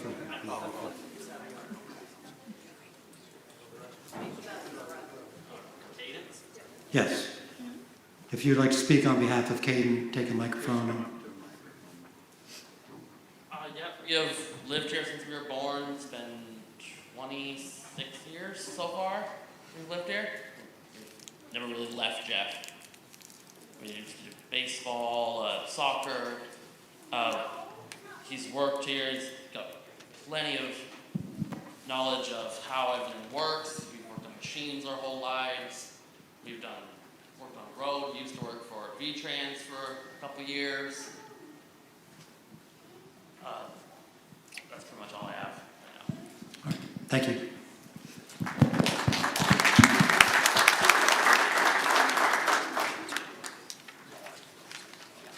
So it's time for the election, for the voting. The election we're now voting on is for the 2-year elect board seat. There are 3 candidates. The candidates are Brooke Chenard, Rick Fletcher, and Caden Gillen. Gillia?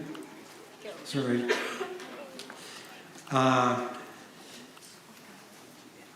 We'll be using paper ballot number 2. Write the name of the candidate of your choice on ballot number 2. The names appear on the screen. Perfect spelling is not required, but with the help of the screen, you can probably get it pretty darn close.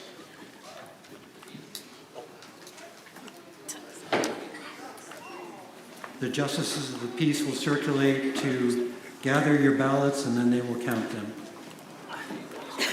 Now,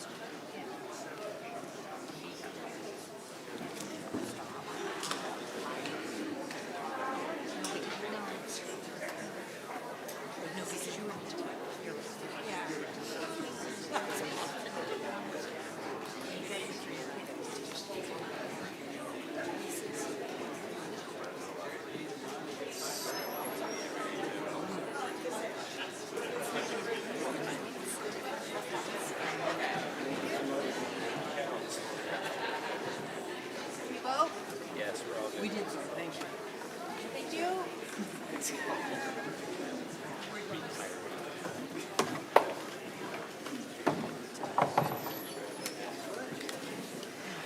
is there anybody that has filled out a ballot that has not yet given it to one of the justices of the peace? Very well, then they will start counting. While they are counting, we're going to have the first of our public service announcements. Beth Putnam would like to talk with you. Beth Cole, sorry. My dear, long-lost second cousin, once removed. I should know. Beth Cole would like to talk with you about Cambridge Cares. I've only been married 50 years, but thank you, Joel. I want to speak on behalf of Cambridge Cares, and I'm not asking for money. You're going to get closer to the mic. Get closer, okay.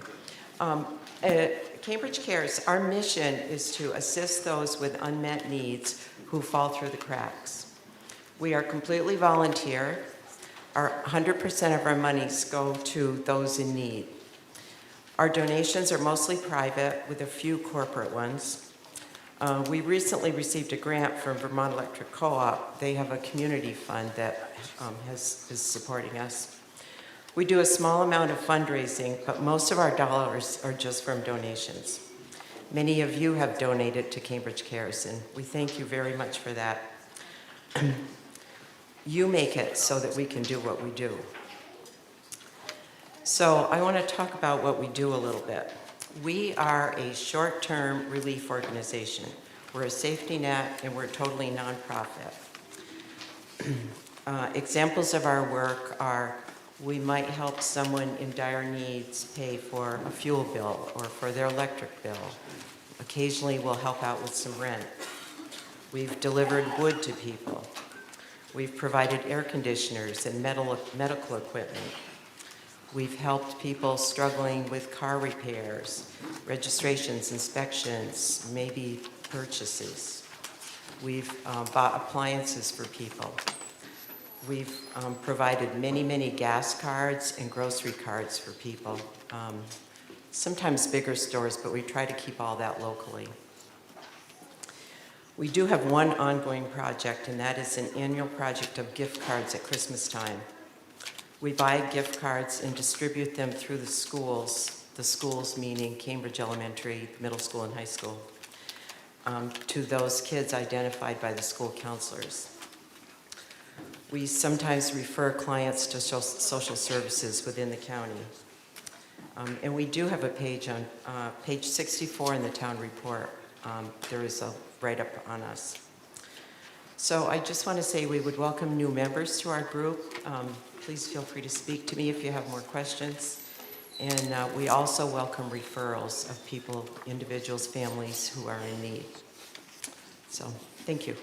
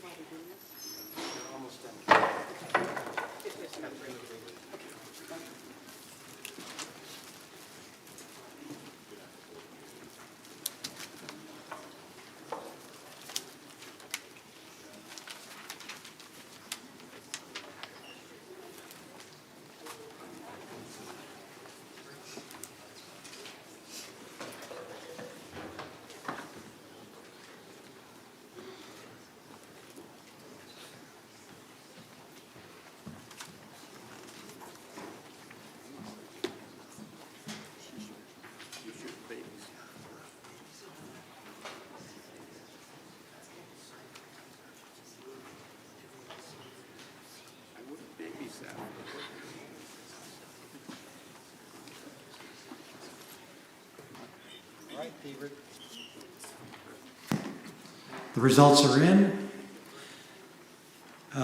From the most to the least number of votes, going in that order, Brooke Schwinnard had 103 votes, Rick Fletcher had 15, and Caden Gillen had 4. There was one spoiled ballot. So you have elected Brooke Schwinnard to the 2-year select board position.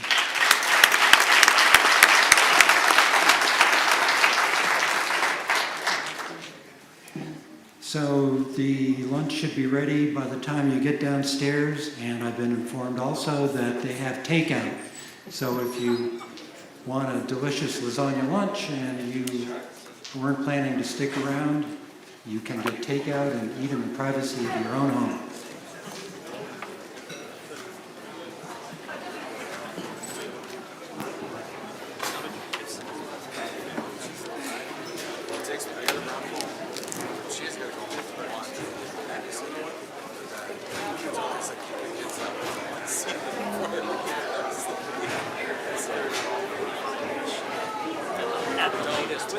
So it's gonna take, I gotta run home.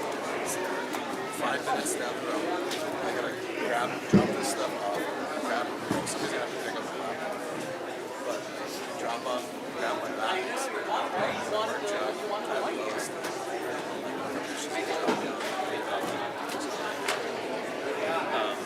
Just don't. Stop it. This is the second time she's assaulted me. Second time. And I've seen it all the time. Jason, can you come here, please? He did come back.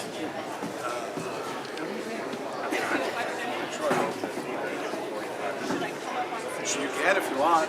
Save me walking all the way around, although you got a long way to walk yourself.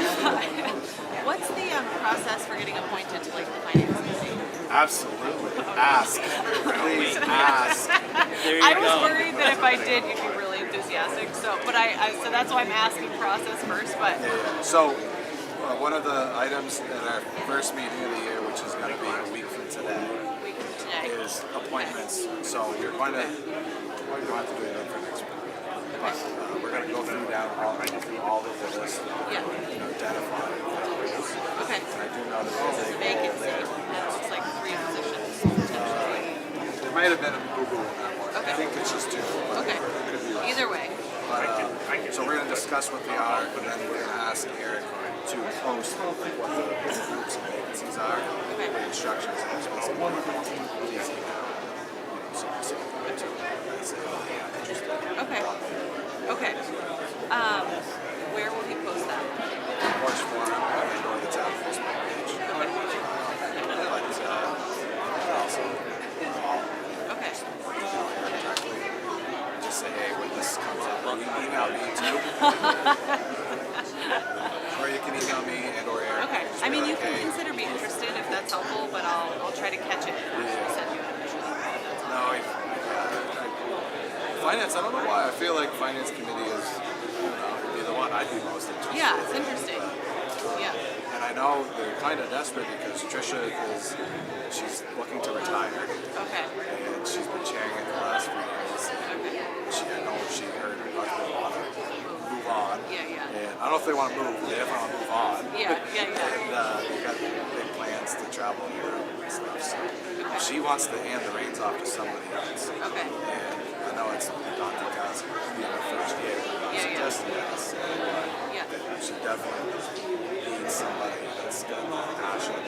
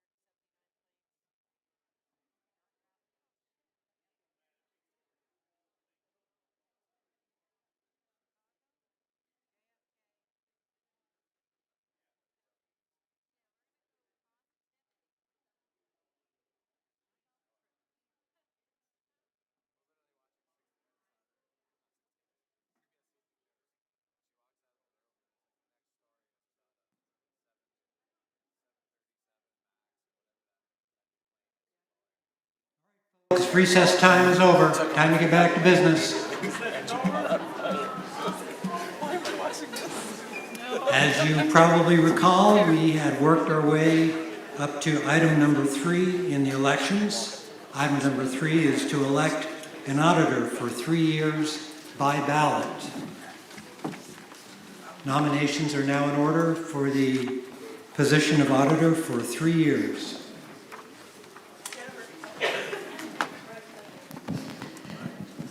Am I on? Jennifer Smithers, Cambridge. I nominate Donna Hutchins. Thank you.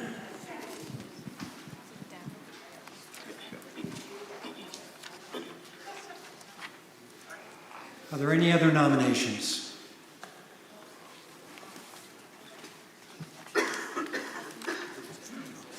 All right, I'm not seeing any other nominations, so nominations are now closed. I would entertain a motion that the clerk cast one ballot for Donna Hutchins for the 3-year auditor seat. I'm Cody Marsh. I'll make that motion. All right, Cody moves. Is there a second? Mark Schiller, second. It has been moved and seconded that the clerk cast one ballot for Donna Hutchins for the 3-year auditor seat. Is there any discussion on the motion? There being no further discussion, we will proceed to the vote. All in favor of having the clerk cast one ballot to elect Donna Hutchins to the 3-year auditor seat, say aye. Aye. Those opposed, say no. The ayes have it, and you have elected Donna Hutchins to the 3-year auditor seat. And now we'll move on to the Lister election. Mr. Moderator? Yes. I would like to nominate Suzanne Gerard for the Lister's position. Catherine Johnson, Cambridge Village. All right, thank you very much. Suzanne Gerard has been nominated.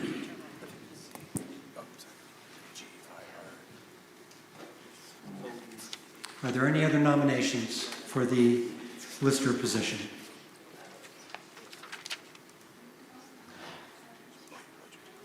Not seeing any other nominations. Nominations are now closed. I would entertain a motion that the clerk cast one ballot for Suzanne Gerard for the 3-year Lister seat. Cody Marsh, I make that motion. Is there a second? Dan St. Cyr, second that.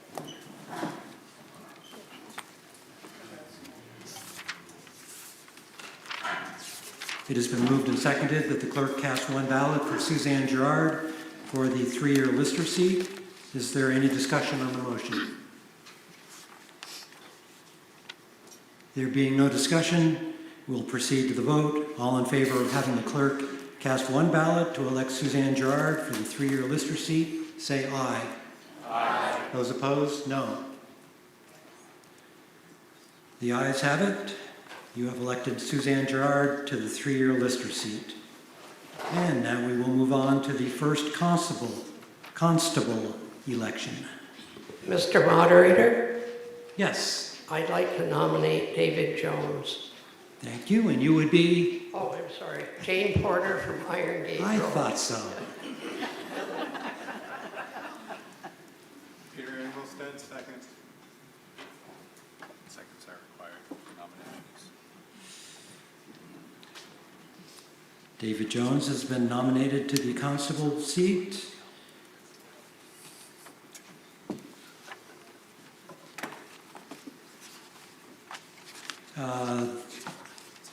This position and the rest that follow do not need to be done by ballot, so that changes slightly how we process this. Anyway, David Jones has been nominated. Are there any other nominations?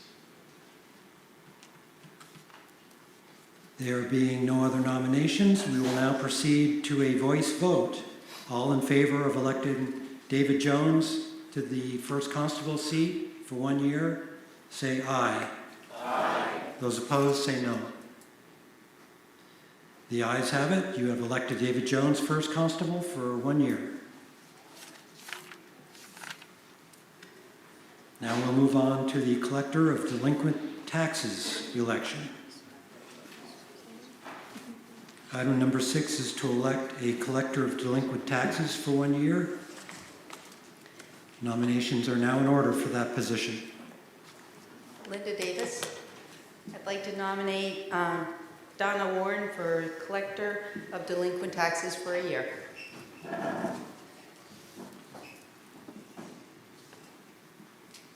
Linda, I didn't catch the last name. Sally, Linda Davis.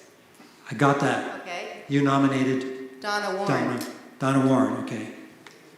Mary Wilstead, seconds them. All right, Donna Warren has been nominated. Are there other nominations for the delinquent tax collector position? All right, there being no other nominations, nominations are closed, and we'll proceed to a voice vote. All in favor of electing Donna Warren as collector of delinquent taxes for 1 year, say aye. Aye. Those opposed, say no.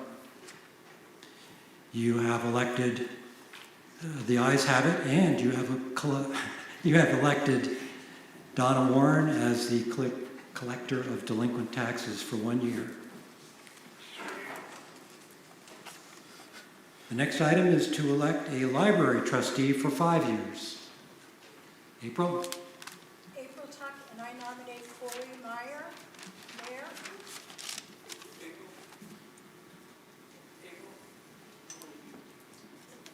Oh, I rescind that. He only wants the 2-year. I'll get you the 2-year.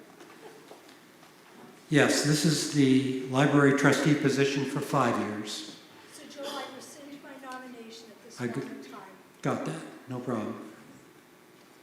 Do we have a nomination for the position of library trustee for 5 years? Yes. Hi, Clarissa French. I'd like to nominate Carol Plant for the position of library trustee for 5 years.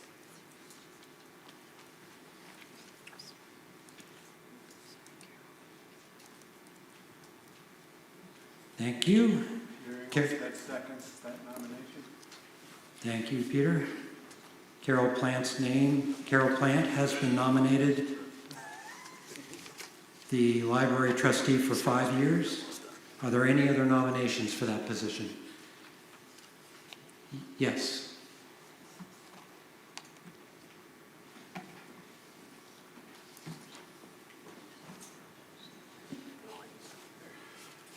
Hi, my name is Patty Gennaro. I have a question for the nominees for library trustee. I'm sorry, I didn't catch your name.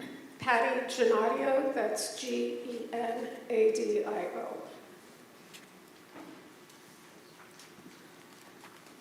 Okay, do you have a nomination? No, I have a question for the nominees. Should that wait? I'll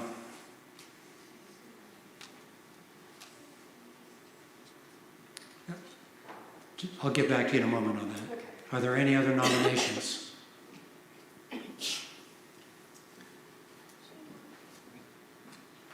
Not seeing any other nominations, then if you have a question that's germane to the operation of the library or Carol Plant's qualifications, then you can ask that. Patty Grenario, did you have a question? Yes. Okay. The mic is headed your way. Yeah, I'm Patty Gennaro. You were close. I've lived in Cambridge for 29 years, and in that time, our public library has had 5 library directors. It is currently in the process of hiring yet another director. Patty, I'm going to interrupt. Do you have a question? Yes, I It's do. not an opportunity, not a time for a statement. I do have something to say before I ask my question that is directly relevant to the question. Well, is this the same question that was asked last year? No. You can ask a question, but this isn't an opportunity or time to be making a statement. My question, without what I say before, will have no context or understanding whatsoever. Well, ask a question, or then otherwise you'd be out of order to continue. I'll be what? Say ask a question, or otherwise you'll be out of order to continue. Okay. So we have a high turnover rate at the Varnum. Other area libraries have directors who've served their towns for decades. The Varnum's high turnover rate is not a personnel problem, it's a management problem. If you are elected library trustee, what will you do to address this issue? Okay, and that's directed to Carol Plant. And to any other nominees? Carol, you don't have to answer, but if you choose to answer, you can, if you understood the question. I understood the question, I choose not to answer. Okay. So Carol Plant chooses not to answer the question. All right, we've got no further nominations. Nominations are closed. We will proceed to the vote. All in favor of electing Carol Plant as library trustee for 5 years, please say aye. Aye. Those opposed say no. No. The ayes have it. You have elected Carol Plant to the 5-year library trustee position. The next item in the elections is for another library trustee, this time for the 2-year position. Is there a nominee for the 2-year position? I see April Tuck with her hand up again. Yes, I would like to nominate Corey Meyer for the 2-year library trustee position. So Corey Meyer has been nominated. It doesn't require a second, although there can be one if someone wants to. Are there any other nominations?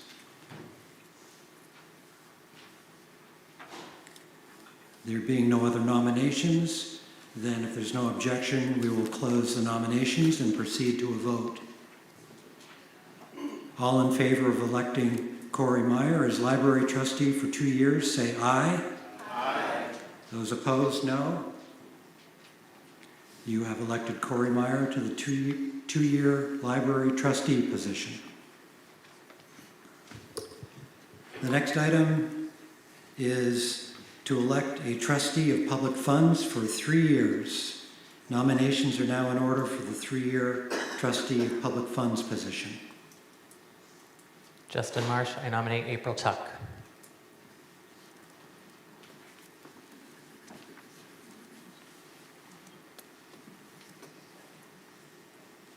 April Tuck has been nominated as trustee of public funds for 3 years. Are there any other nominations? There being no other nominations, then if there's no objection, we will close nominations and proceed to a vote. All in favor of electing April Tuck as trustee of public funds for 3 years, say aye. Aye. Those opposed, say no. April Tuck has been elected as your trustee for public funds for 3 years. Trustee of public funds for 3 years. The next item is to elect a cemetery commissioner for 5 years. Nominations are now in order for the 5-year cemetery commissioner position. Linda. Linda Davis. I am nominating Becky Ainsworth for Cemetery Commission for 5 years. Thank you. And they also need one more.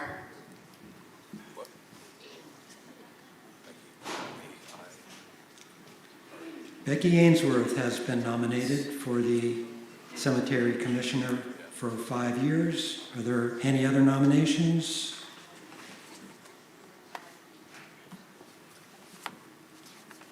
There being no other nominations, then if there's no objection, we'll close nominations and proceed to vote.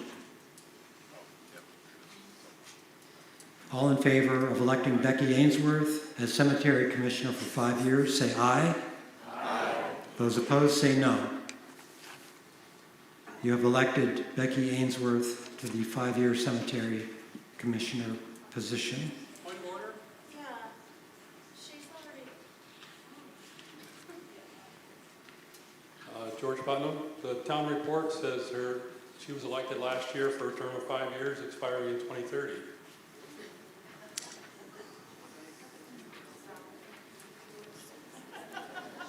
So is there someone on the cemetery commissioner or somebody that knows what's going on here?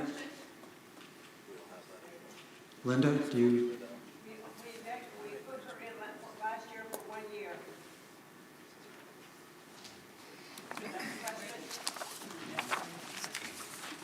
There, it's been pointed out that according to the town report, she was elected to the 5-year position last year. Do you think the town report is wrong on that?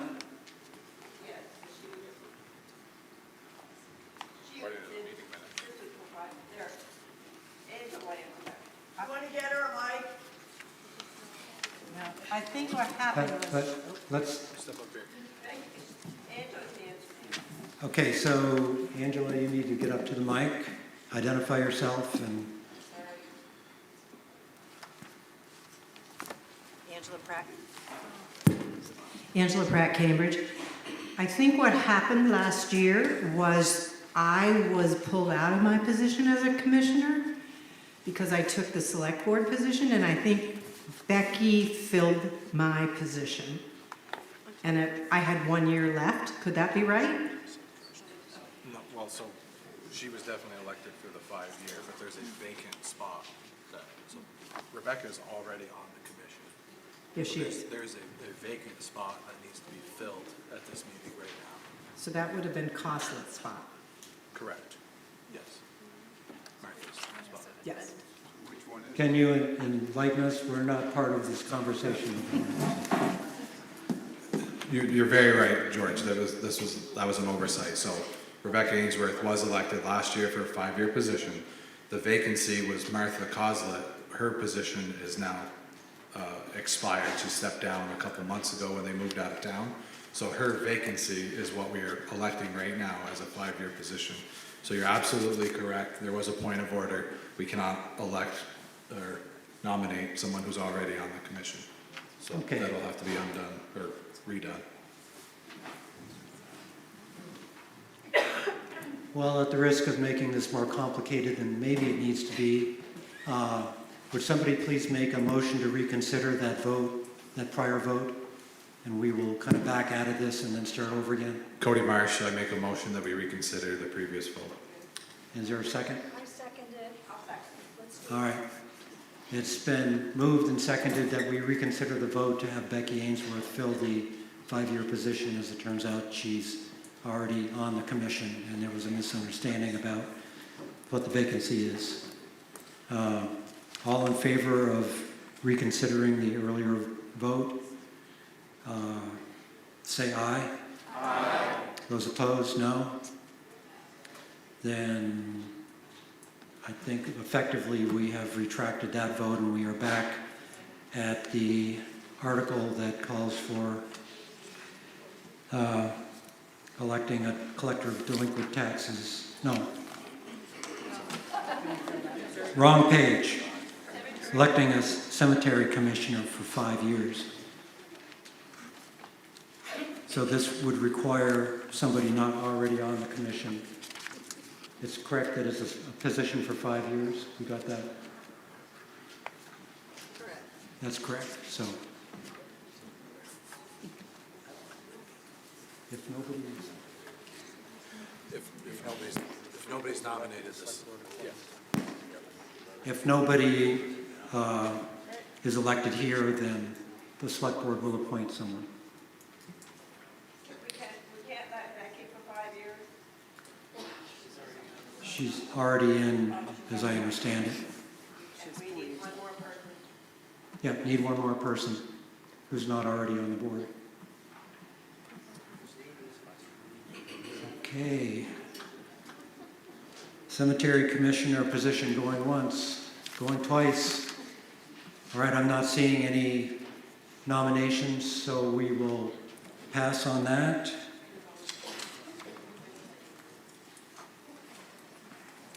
I do believe that is the last of the elective positions that were on the warning. So we will move on to Article 9. Article 9 reads, shall the voters authorize an exemption from property taxes for the Green Mountain Airy number 3210 FOE property for a period of 5 years pursuant to 32 VSA 3840. And I saw David Jones here. Are you making the motion to move forward, yes. Yes. So David May has moved the article. Is there a second? Cody Marsh, I'll second it. All right, it's been moved and seconded that the voters authorize an exemption from property taxes for the Eagles.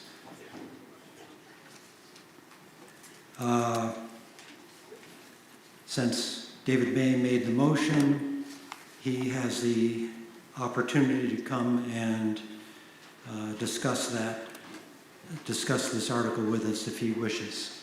David, if you want, come up to the mic and... Do I need a mic? Yes, you need a mic. For the recording. Hello, I'm David May. I've been a resident of Jeffersonville for about 34 years, and I've been a member of the Fraternal Order of Eagles for about 22 years. First, brief description. The Fraternal Order of Eagles is an international nonprofit organization founded in 1898 dedicated to improving human life through charity, social advocacy, and community service. The Jeffersonville area is one of 8 in the state of Vermont.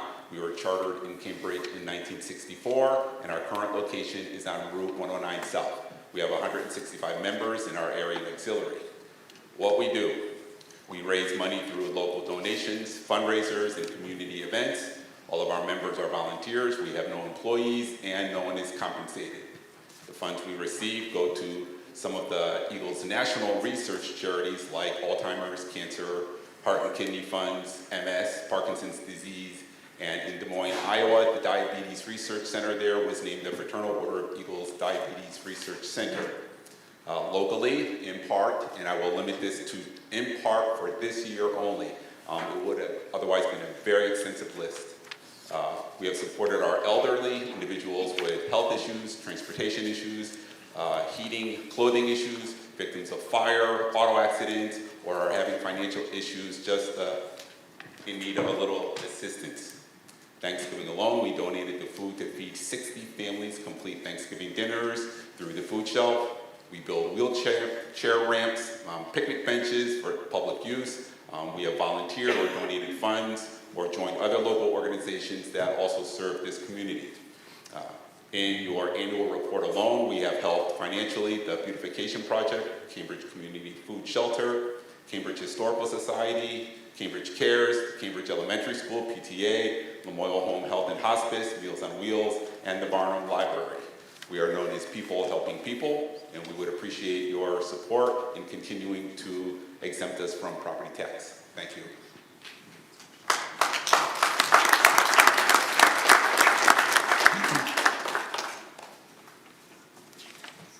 Is there any further discussion about the motion to exempt the Eagles from property tax?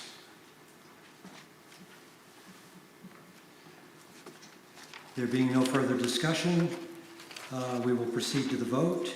You will be voting on Article 9.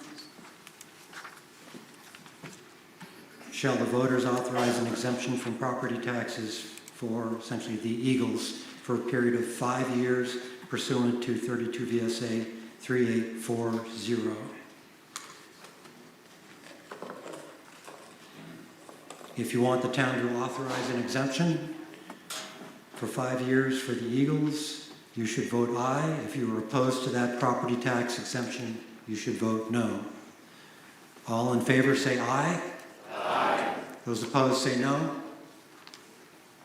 The ayes have it, and you have approved Article 9. Thank you. Now we will move on to Article 10.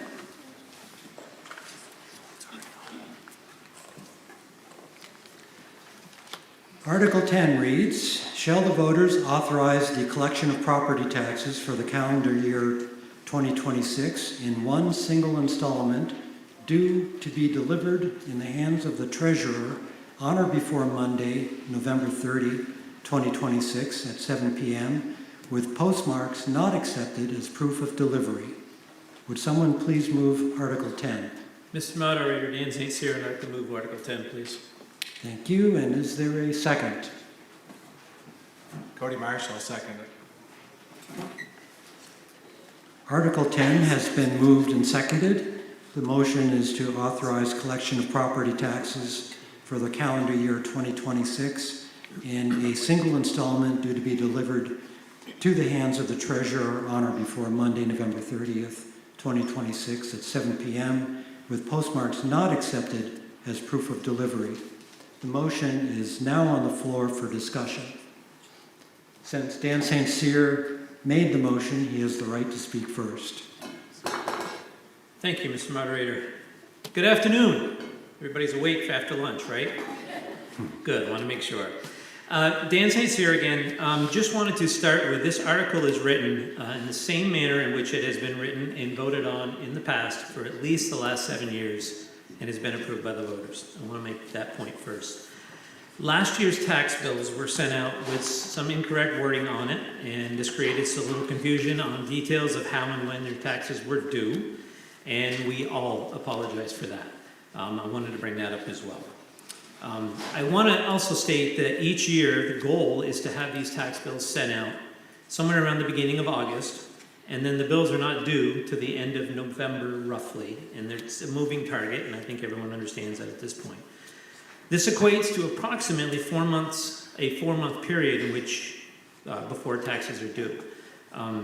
I did recently learn that there are towns, or many towns around us that actually they send their tax bills out, and they have 1 month to pay their bills. So I think it's great that we have this little bit of period. Though it has some bearing on the vote, but I did want to pass along some information that I think would be helpful to a lot of folks, whether you know it or don't know it. I'd like to discuss some different ways in which you are able to pay your taxes in town. Number one, pay in person. There are people that love to pay in person, and that's delivering your payment right directly to the town clerk's office, submitting it to them by the date and time which is due. Number two, at the top of the stairs, if your work schedule does not allow you to get to the town clerk's office during particular hours, as long as the post office is open, you can go up the stairs and there is an envelope drop slot at the top of the stairs that gets it into the town clerk's office at any time. Another option is to call or email the town clerk's office, and they will request a secure link, and they will send you a link that you can make credit card payments, e-payments as well online, if that is something you wish to do. Some people I know obviously escrow their taxes in with their mortgage payments, and it gets paid that way. What I want to spend a second on is there are people that like to mail in their taxes too, but I want people to understand, I've learned this myself the hard way, but some details about mailing your taxes in town. If those little blue boxes, mailboxes outside the post offices you can walk up to and just drop your mail inside of that, everybody needs to understand that does not go inside the post office and get handed directly upstairs to the town clerk's office, doesn't go in their mailbox, and it doesn't come from Cambridge Village that way either. All incoming mail that is dropped in those boxes does get routed through Hartford, Connecticut before it comes back to our town. So if people telling you they're mailing things to you, or I've mailed you something, Jerry, and what do you mean you haven't received it yet? I just want you to know our mail takes a trip to Hartford, Connecticut before it comes back here. Just something that I want to make sure that everyone's aware of and get it out there. Thank you very much.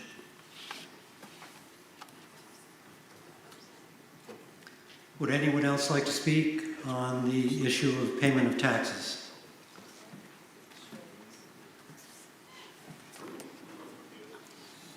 Yes.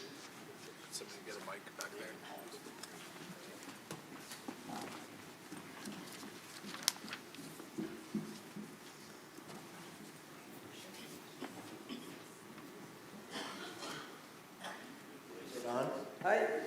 Just a couple of quick questions. Scotty, could you state your name, please? Oh, my name's Barbara Gregat. Just a couple of quick questions. You may have already answered them, but getting hard of hearing these days. When you, up there it says November 3rd, is the 30th? The taxes would be due. What happens when the 30th ends up on a Sunday? And also too, would it be possible to make it like the last Friday of November or something like that? Just like town meeting is set up the first Tuesday. And secondly, for those of us who have, it's set up with our mortgage companies that they pay the taxes. I don't know, would we be required to notify our mortgage company, or is the bill sent to our mortgage companies? Thank you. Mr. Moderator, I can try to answer that if you would like. Yes. Cody Marsh. Apologize if I don't remember every one of your questions. So we did check that November 30th is in fact a Monday, so that is the day. Generally speaking, I believe the intent is that it's the last, it's supposed to be the last Friday or the last day of November, but the exact date has fluctuated the past few years based on when that day actually lands on. So this past year it was December 1st, which just happens to be that last Monday, if you will, of November, but it's really the first Monday of December. The issue we kind of have being the end of November is that usually Thanksgiving falls on and around that time frame, and being due Friday of the week of Thanksgiving is not a great time to be asking for taxes to be due. So that's the reason why it's the following Monday after, and if I misspoke to any of the listeners or Jessica, please correct me if I'm mistaken. Yeah, so in our tax collection policy, we changed it to November 28th, and so that's why it fluctuates depending on the year, because generally that is Thanksgiving or Friday. So we do our best to just do it the closest right after Thanksgiving, so it happens to be November 30th. And then, what was your other question? In 2029 is a Saturday. Right, so depending on where it falls, so say it's the 28th, maybe the 28th might be a Wednesday, so then it might actually be on the 28th one year.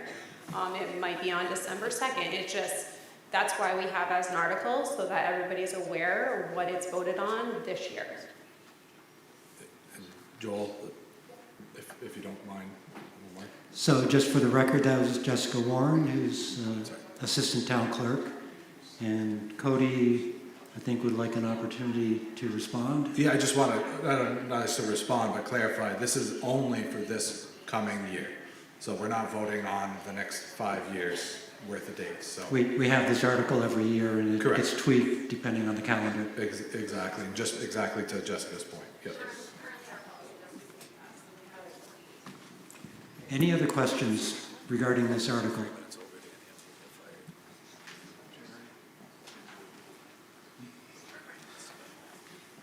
I still have a question. She was trying to explain to me, but I didn't quite catch it. So, of all the years living here in town, taxes were due on November 15th. So in my head, I thought, well, taxes are due November 15th, and I always try to make it on time. I think I always did.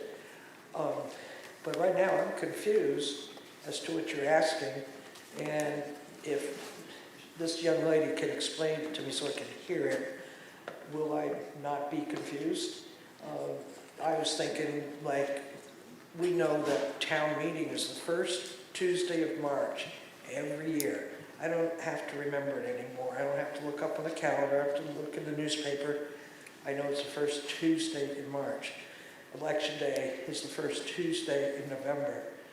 So I think I would be more comfortable changing it to the last Friday in November, or the last Monday in November, or whatever, so that next year I might remember that. The year after that I might remember that. So 10 years from now, if I'm still alive, I'll remember it's the first Monday of November, last Monday of November. But that's my point, and I thank you for bearing with me.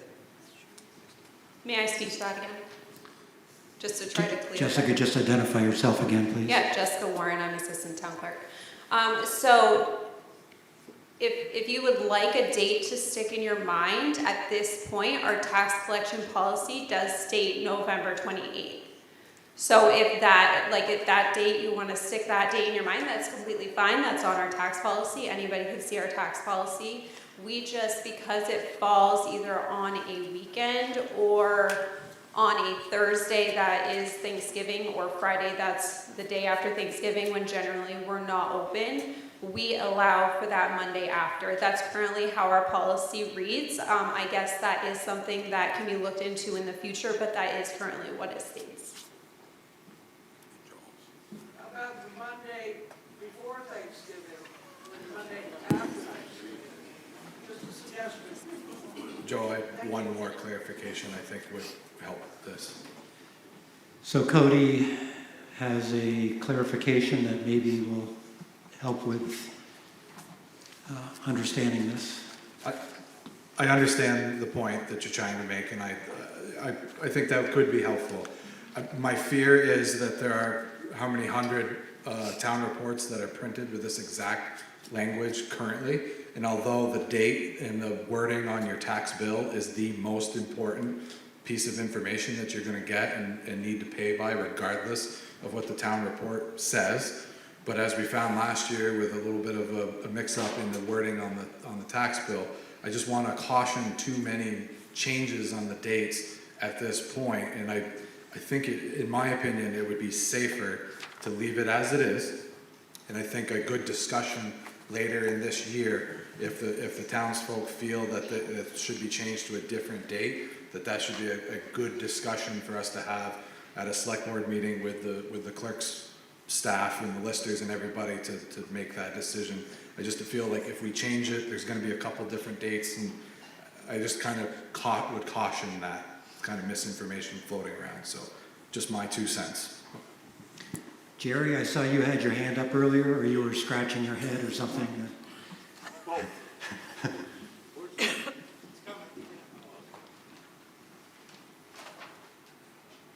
Just one point is that this postmark thing is there's postmark machines, and that's why they went away with having postmark or being delivered or whatever there.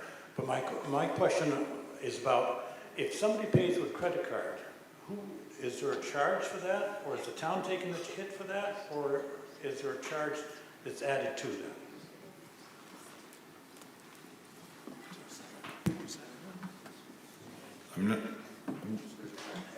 This is Cody Marsh.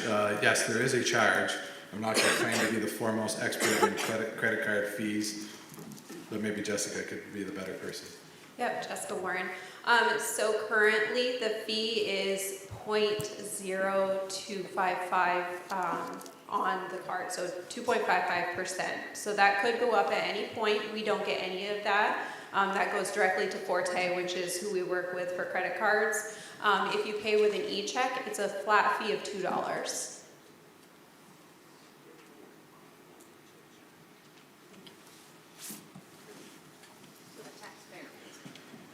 Is there any further discussion?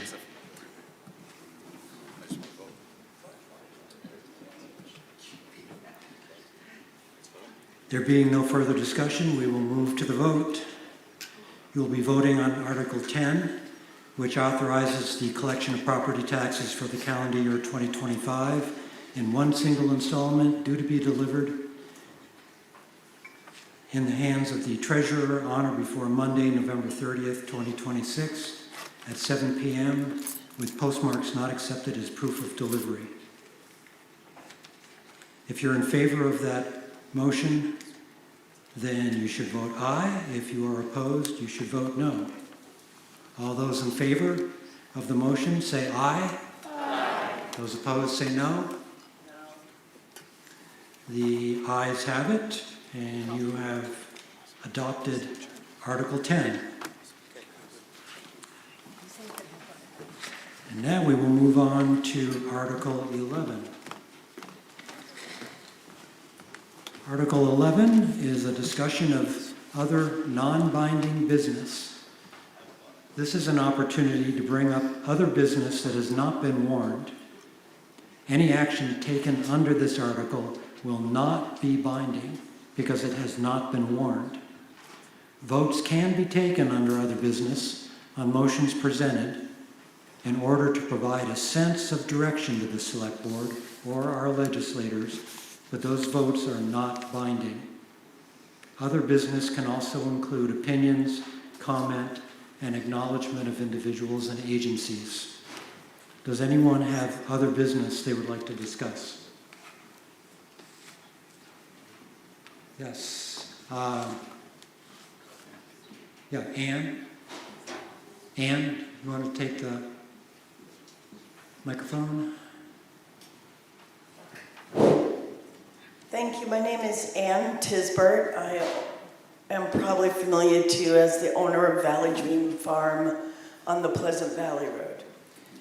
I'm here today to just ask for support for the farmers in our state that have received a decision from the Vermont Supreme Court in May that stated the municipalities had control to tell a farmer what he could or couldn't grow in a municipality. I realize that we do not have zoning in Cambridge, but this shows support for the farmers in the state to be in unison. This resolution is just to show support. It is not binding, but we do have farmers in our municipality area in the village of Cambridge, the Gates Farm, the Boyden Farm, and in Jeffersonville. I'm not sure what they're growing in Jeffersonville or their names. So I would like to ask for a vote just to support the article. It's not an article, but just a resolution that we would like to turn back farming decisions to the Department of Ag and have the same support. NOFA supports this. Champlain Valley Farm Coalition supports this. Rural Vermont supports this. And there's many other farming organizations, Vermont Farm Bureau, that also Dairy Coalition, and all these other agricultural agencies that support letting the farmers decide what is best for them to grow on their land. And could you distill the language for a motion down into 10 words or less? Sure. The town of Cambridge supports municipalities. No. The town of Cambridge supports farmers' ability to make their own decisions on what to grow on their farmland in the state of Vermont with the support from the Department of Agriculture.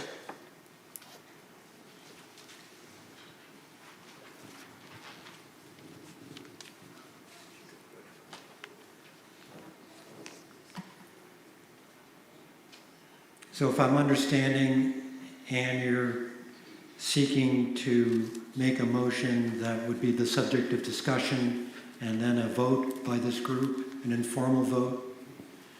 That's correct. All right. This falls a little bit outside the normal process, so I'm kind of winging it here.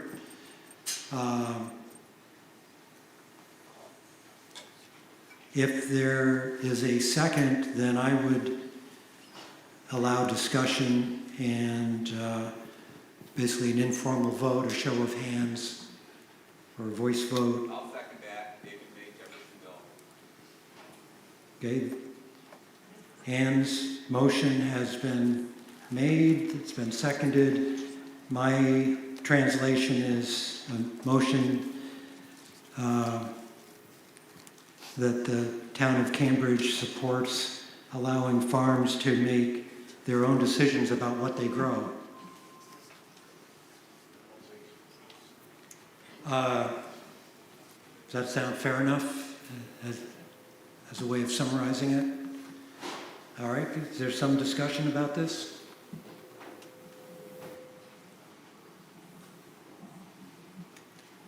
Then, not hearing any discussion, all in favor of Ann's motion, say aye. Aye. Those opposed, say no. All right. There's the sense of the meeting for that motion. Does anybody else have any business that they would like to discuss? Yes, Kathy. Yes, Kathy Johnson, Cambridge Village. I would just like to thank everybody involved in putting together the town report this year. It's easy to read for those of us who have reached the bifocal stage. And I appreciated the fact it was easy to keep open during the meeting. So thanks to everyone.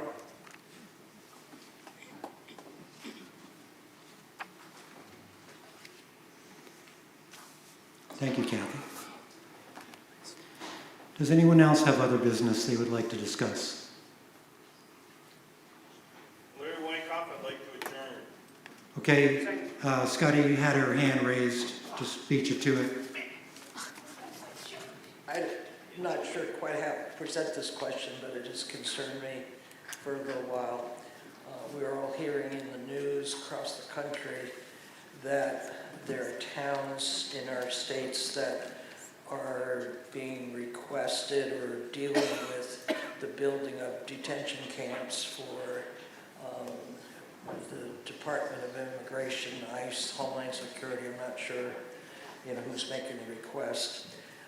I see that many of these towns are dealing with it by making motions or rules within their community to fight it off. And of course, there's people who want detention camps built. I am wondering, does this town, and I guess I addressed people on stage, does this town have any strength or provisions in its town charter or whatever to deal with the situation that's happening across the country as we speak? Thank you.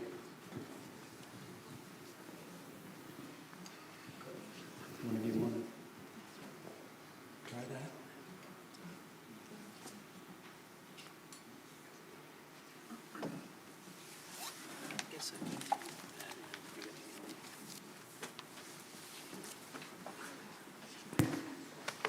Scotty, Dan St. Cyr speaking. One of I think we all hear your ideas, your thoughts, your requests. I think it's vigilant for everyone to be aware of what's going on and whether it's affecting our community yet or not. One of the things that the board was approached with this year was supporting the resolution saying that we support our constitutional rights. And I think that was very important for all of us to have our own say about it, to be able to express our opinion about it, and say that we're in favor of that sort of scenario. So I do believe that we are all cognizant and trying to be very vigilant as to things that are happening around our town and such, and in the best interest of all of our friends, families, neighbors, community members. Yes. I'm sorry, I really couldn't hear your answer, and I apologize. I just can't hear. I'll come see you after. How's that? Okay. Justin? Yeah, I just had a non-related yes or no question before we entertain Larry's call. So. I can't, Justin, I'm sorry, I can't hear you. Oh, I have a yes or no question. I guess it's an answer. It's a question with a yes or no answer. May I ask it before we do the adjournment? I'm going to ask it. Does the town of Cambridge have a conflict of interest policy? And I'm hoping probably George Putnam knows because he created a lot of policies for us.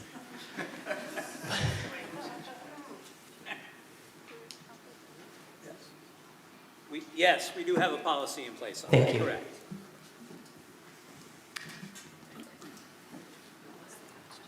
Larry, I have in mind your question or your motion, but Let's see if there's anyone else that has any item that they want to discuss. I'm not seeing any. Lois McEwen, you've got a mic.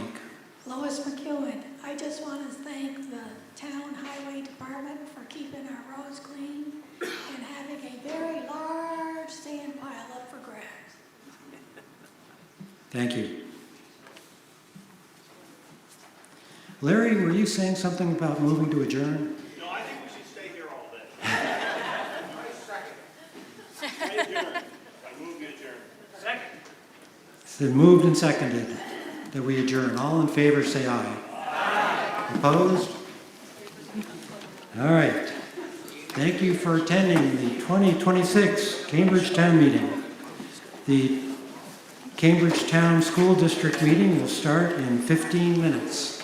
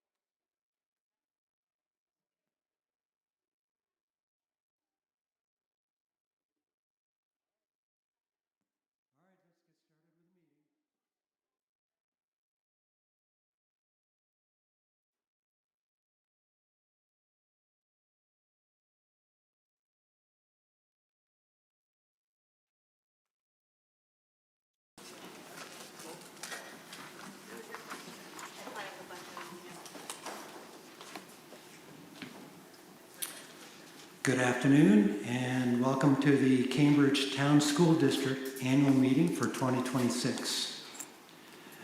At this time, I'll call the meeting to order. Before we take up the articles, there are some preliminary matters I'd like to go over. First off, are there any registered voters here who were not present at town meeting this morning? Okay, I gave a script on Robert's Rules. I'll address this to you. Robert's Rules and some other things. Would you like to hear that? Okay. Then we will not go over what we don't need to go over. Because of the relatively small number of voters in this meeting, we will follow the basic Robert's Rules requiring 7 as opposed to 15 voters to move for a paper ballot. However, unless there is objection, we will reduce speaker time from 10 to 5 minutes. If someone needs more time, we can take that up later.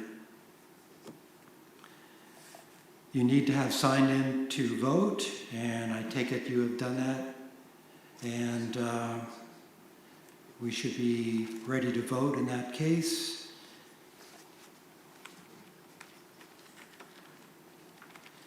We still have the screen here, and there's some school district meeting information up on that screen now.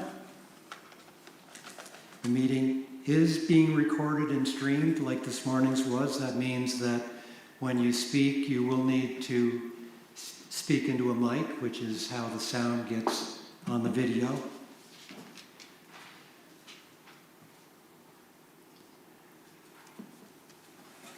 Mark, could you introduce the people on the stage? Certainly, Joel. Good afternoon. My name is Mark Stebbins. I'd like to introduce the rest of the school directors. Immediately to my left is Denise Webster, Rachel Mascalino, Lori Hebert, and Jan Sander. Thank you. All right, let's get on with the business of the meeting. We're here to discuss and decide the articles that are contained in the warning. The warning is essentially the agenda for the meeting. The warning is contained on pages 13 and 14 of the town report. I'm supposed to read the whole warning to you, including all the articles, before we start discussion, but if there's no objection, we will suspend the rules and waive reading of the article, of the warning. Thank you. And we don't actually need a motion to do that. It's just if there's no objection, then we can do that. So now we'll move on to Article 1, election of the moderator. And I will step aside from handling the election, and Mark will take over. Thank you, Joel. Article 1 reads, to elect the moderator of the town meeting for the year ensuing. Are there any nominations? Yes. Mark Schilling, I nominate Joel Page. Joel Page has been nominated. Are there any other nominations? There being no other nominations, I would entertain a motion that nominations cease and the clerk cast one ballot for Joel Page for moderator for the year ensuing. Jane Sanders moves. Do we have a second? We have a second. It's been moved and seconded that nominations cease. The clerk casts one ballot for Joel Page for moderator for the year ensuing. Is there any discussion on this motion? There being no further discussion, we'll proceed. All those in favor of having nominations cease and the clerk cast one ballot for Joel Page as moderator for the year ensuing, please say aye. Aye. Those opposed? Okay, the ayes appear to have it. The ayes do have it. You have elected Joel Page as moderator for the year ensuing. Thank you, folks. It is an honor. We will now move on to Article 2.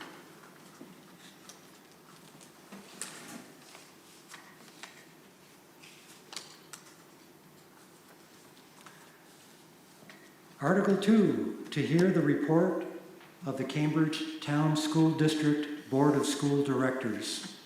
This article gives you an opportunity to hear from the Cambridge Town School District Board of School Directors to request explanations about past actions and ask them questions about their written report. Their written report is located on page 82 of the town report.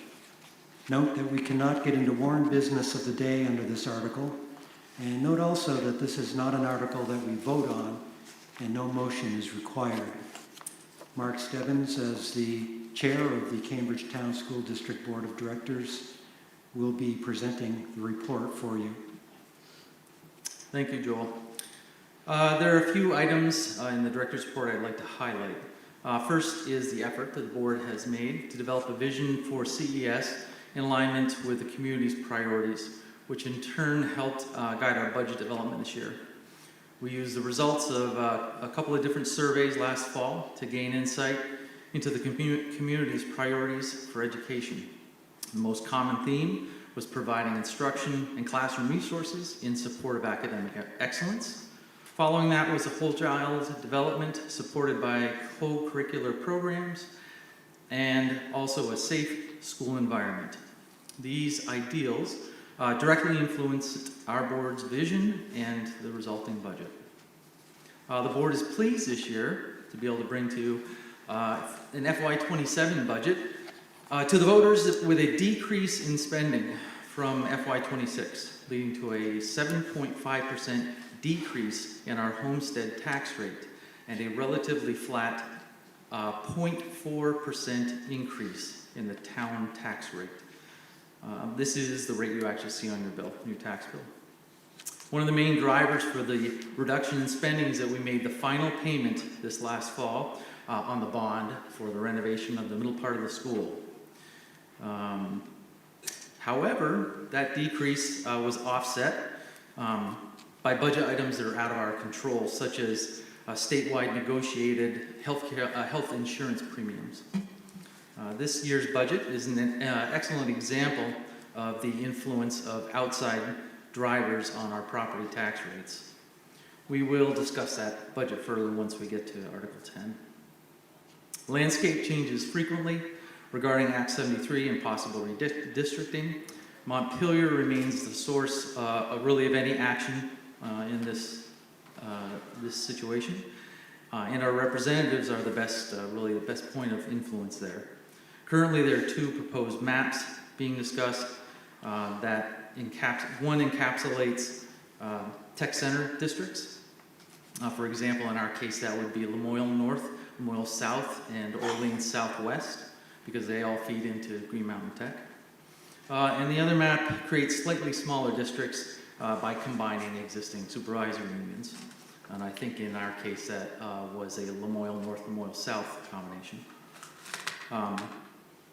In both cases, these maps really are, they're generated by taking existing structures and combining them into larger districts.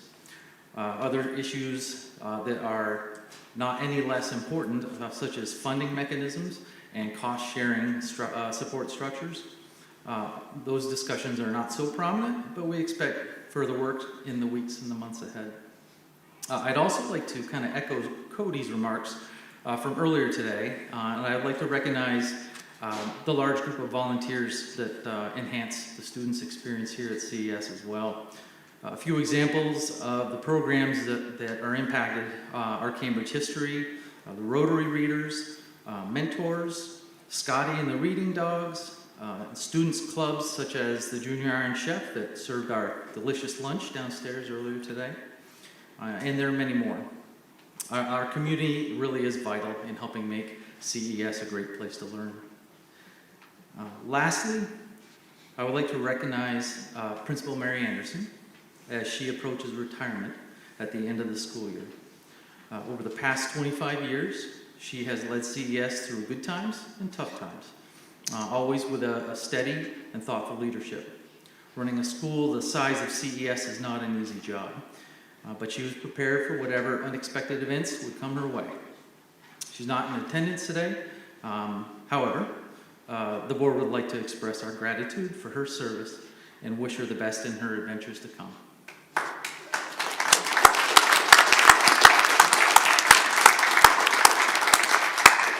And that's my summary, and if you have any questions.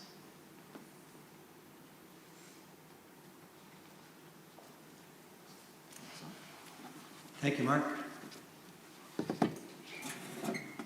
Does anyone have any other comments or anything else they'd like to say in this article regarding the school director's report? Very well, then we will move on to Article 3. Article 3 reads, to establish compensation for Cambridge Town School Board directors to remain at $1,600 for directors and $1,900 for the chair for the year ensuing. Would someone please make a motion? Mark Stebbins, and I will make that motion. Is there a second? Second, Ina Vaughn. Ina Vaughn seconds. It's been moved and seconded that compensation for Cambridge Town School Board directors remain at $1,600 for directors and $1,900 for the chair for the year ensuing. The motion is now on the floor for discussion. Since Mark Stebbins made the motion, he has the right to speak first. Mark? Thank you, Joel. This is pretty self-explanatory.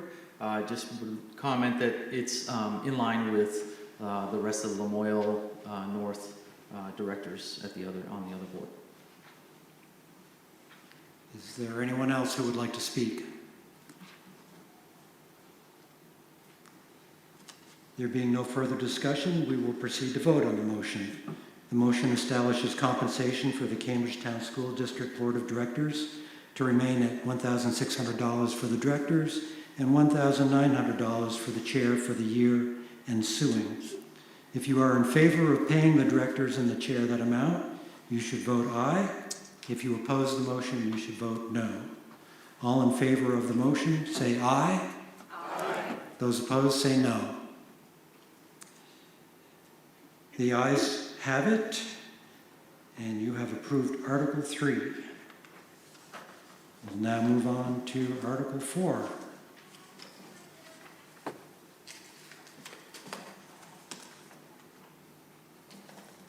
Article 4 reads, to elect by ballot the following school board directors for the Cambridge Elementary School. 1, school board director for 3 years, and 2, school board director for 2 years. If there are no objections, we will divide the question into its 2 essential parts. First, we will deal with the 3-year position, and then we will deal with the 2-year position. Nominations are now in order for the Cambridge Elementary School School Board Director for 3 years. Joel Mark Stebbins, I would like to nominate Jan Sander. Jan Sander has been nominated for the 3-year school board position. Are there any other nominations? There being no other nominations, nominations are closed, and I would entertain a motion that the clerk cast 1 ballot for Jan Sander for the 3-year Cambridge Elementary School School Board Director seat. Mark Schilling, so moved. Is there a second? Second. Isla seconds. Ina Vaughn seconds.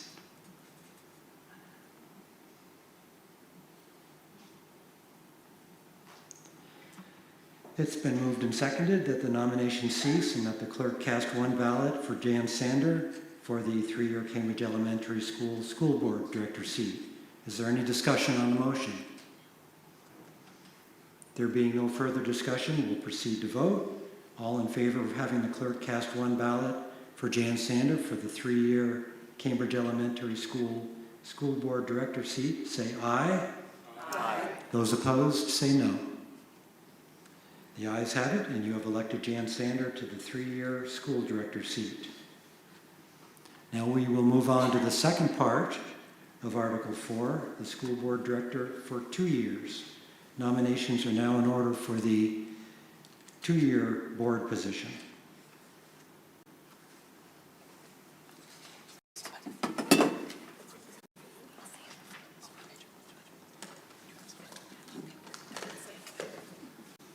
Mark Stebbins, I'd like to nominate Rachel Mascalino. Rachel Mascalino has been nominated for the 2-year school board position. Are there any other nominations? Very well, then nominations are closed, and I would entertain a motion that the clerk cast one ballot for Rachel Mascalino for the 2-year Cambridge Elementary School board seat. Peter?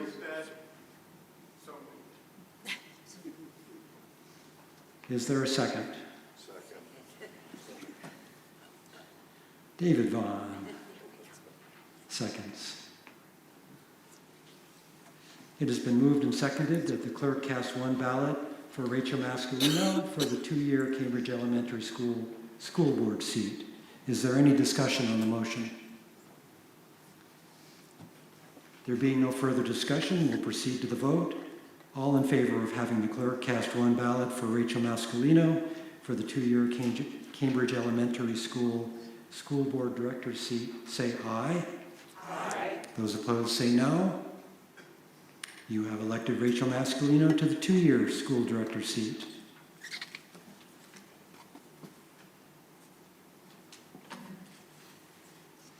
Now we'll move on to Article 5.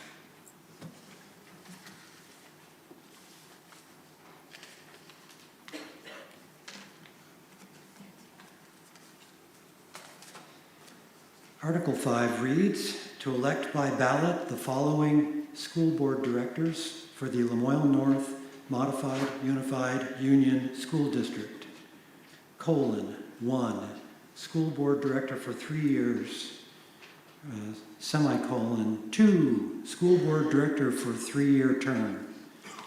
If there's no objection, we will again divide the question into its 2 essential parts.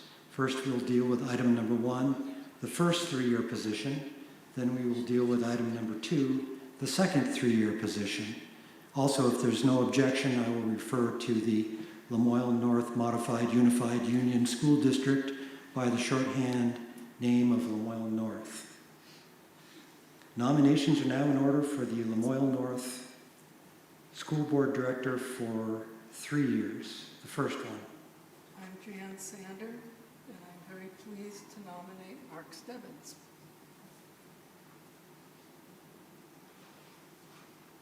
Mark Stebbins' name has been put in nomination for the position. Are there any other nominations?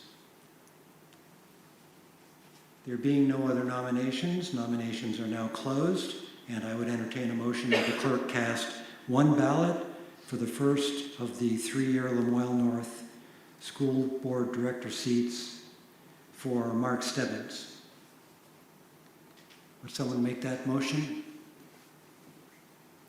Kathy Johnson? It's moved. Is there a second? Second. We're going to spread the love around a little bit here. Sam Lotto seconds.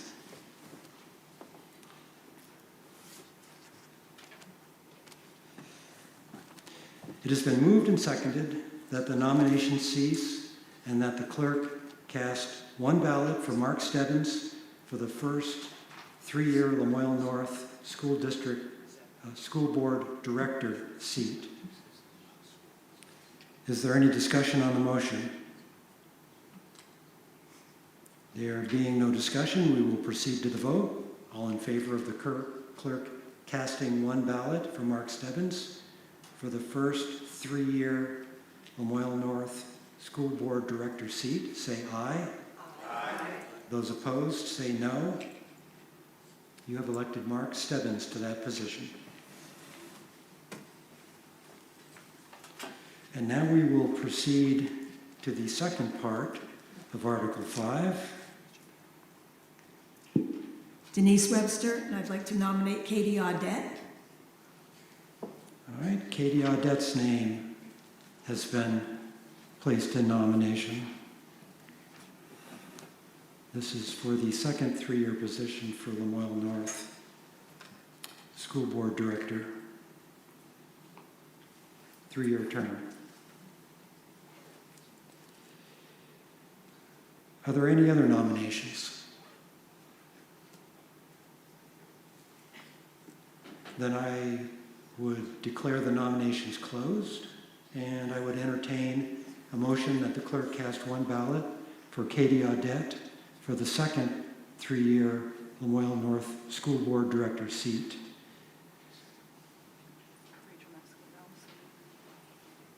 Rachel Mascalino makes the motion. Is there a second?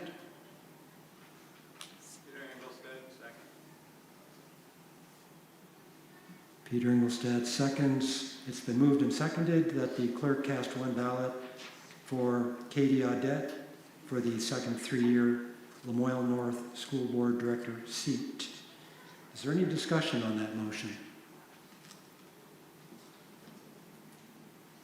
There being no discussion, we'll proceed to a vote. All in favor of having the clerk cast one ballot for Katie Audette for the second 3-year Lamoille North School Board Director seat, say aye. Aye. Those opposed, say no. You have elected Katie Audette to serve the second 3-year Lamoille North School Board Director seat. Now, we will speed on to Article 6. Article 6 says, shall the Cambridge Town School District elect its elementary directors and the Cambridge directors for the Lamoille North Modified Unified Union School District by Australian ballot pursuant to 17 VSA 2680B.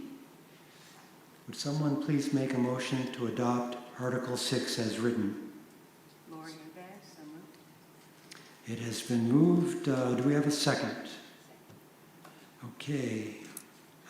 Ina.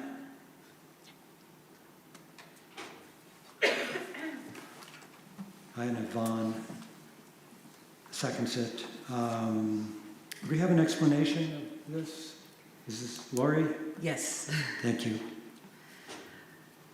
As you all know today, many of you, all of you voted on our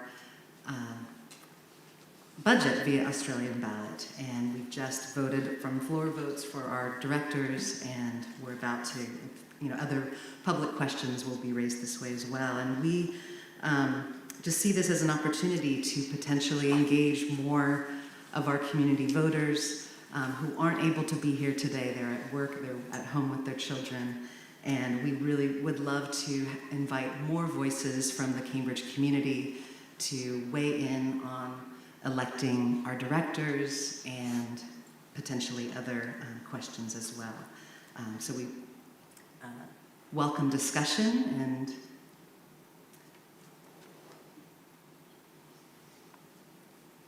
any questions you may have. Is there any discussion about this issue? It's a kind of a big deal change if it's approved.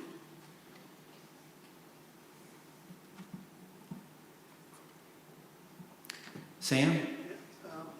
Can you speak at a mic? I can, if you insist. I insist. So the question would be, it sounds like you're hoping there'll be more participation. Should this this article in particular get voted affirmatively, are you also thinking that just because of people's time and participation, the annual school district meeting might move to an evening session?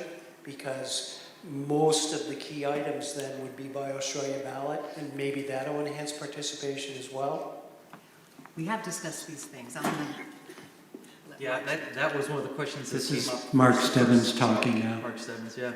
One of the first things when we started to discuss this internally, and there isn't anything that is, I don't think there's any kind of intended direction we're going with this as far as moving the time of the meeting. I would point out, and we counted this, I count it every year. Every year we have 30 to 40 people at the school district meeting. Today we have 27? Yeah. 27. I believe there's roughly 2,900 registered voters in Cambridge. So it just kind of gives you an idea of the fraction of people who are able to participate in this part of the school business. So we don't have any, however, that would be a discussion for down the road, I guess, if we start going this way. I do have a quick follow-up, just to let you know, I'm in favor of this. But again, if it goes through, and hopefully there would be a turnout, let's say you had your great world, if you had 3 or 4 candidates, would you then have a kind of a candidates forum where people could meet the candidates and then cast their vote on town meeting day?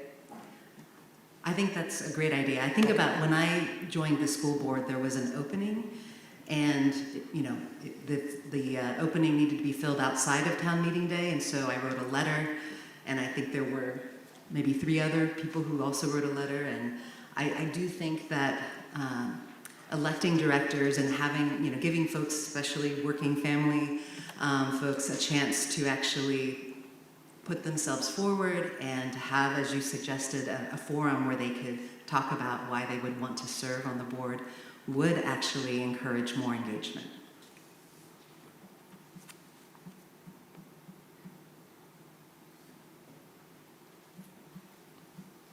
Kathy? Hi, Kathy. Is this on? Is this on?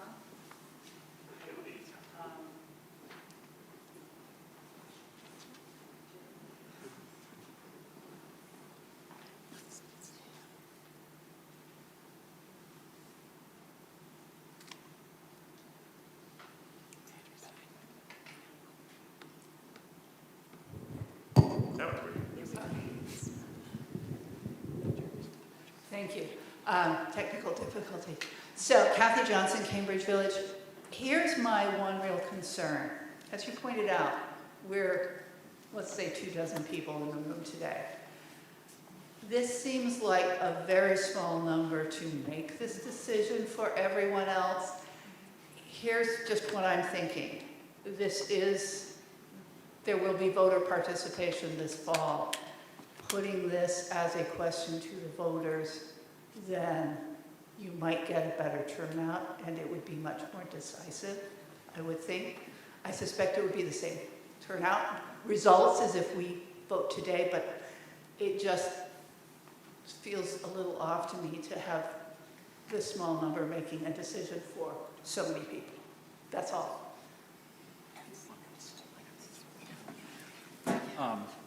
Mark Stebbins, I can talk to that. If you notice this in the next 4 articles are public questions, that are on our warning. And the next article is, should we decide all public questions by Australian ballot? I don't believe that we could put this to the voters on an Australian ballot in the fall because we're bound to do it here by floor vote until we change it. This is a catch-22 that we're in a little bit, is you couldn't go to that ballot until you changed it. So.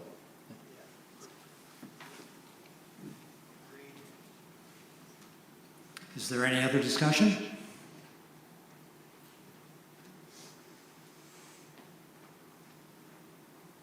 There being no further discussion, we will proceed to vote on the motion.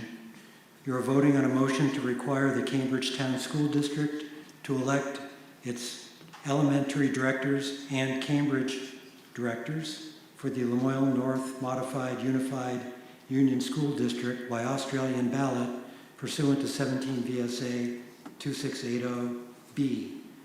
If you are in favor of that motion, you should vote aye. If you are opposed to the motion, vote no. All those in favor of the motion say aye. Aye. Those opposed say no. No. The ayes have it. You have approved Article 6. And now we will move on to Article 7.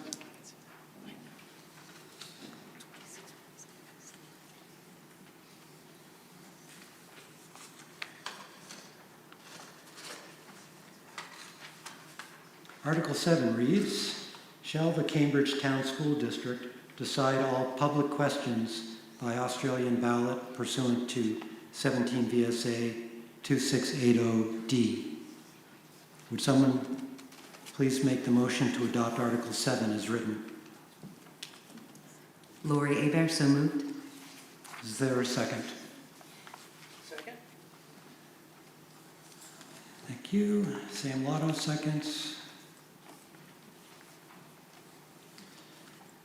A motion has been made and seconded to require the Cambridge Town School District to decide all public questions by Australian ballot pursuant to 17 VSA 2680B.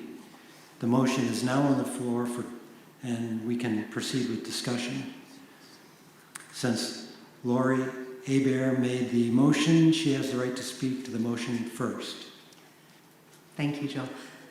The rationale, I think, for Article 7 is very in alignment and similar to Article 6. As Mark Stebbins mentioned, you can see how many folks are able to voice their and weigh in on school board matters, and based off of the numbers from the past 3 years for our Australian ballot, it ranges from 265 voters who voted on the school budget in 2023 to 722 who voted in 2024 and 361 who voted in 2025. So we definitely know that we get more of our community members to weigh in on school matters that way. So that is why we are presenting this opportunity to our community today.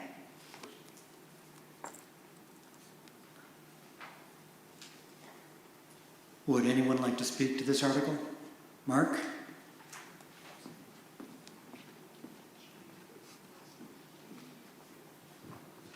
Mark Schilling. So if this passes, do you intend to utilize the digital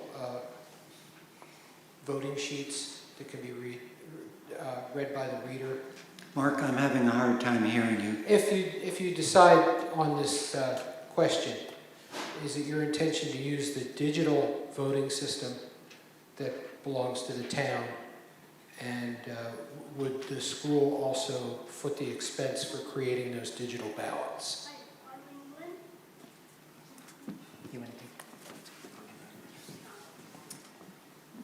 At this time, we had not worked any logistics of that out. And I mean, I think we have options, different options we can take. But that would be discussion to have with the town clerk when the time comes, if this, these pass. I don't see any reason why, if we're sharing this system, that we can't share the cost of it too. I mean, that just seems like a reasonable solution to it. But that certainly would be, we would need to find everything out from the town clerk's office to be able to work out the logistics of it afterwards. George?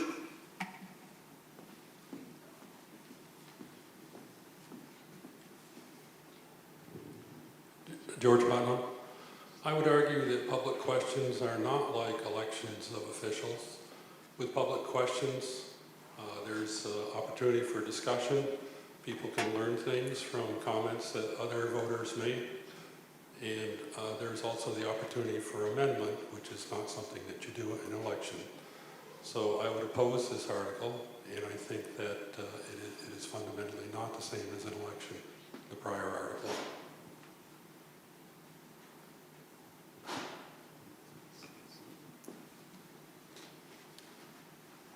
Is there anyone else who would like to speak to the article?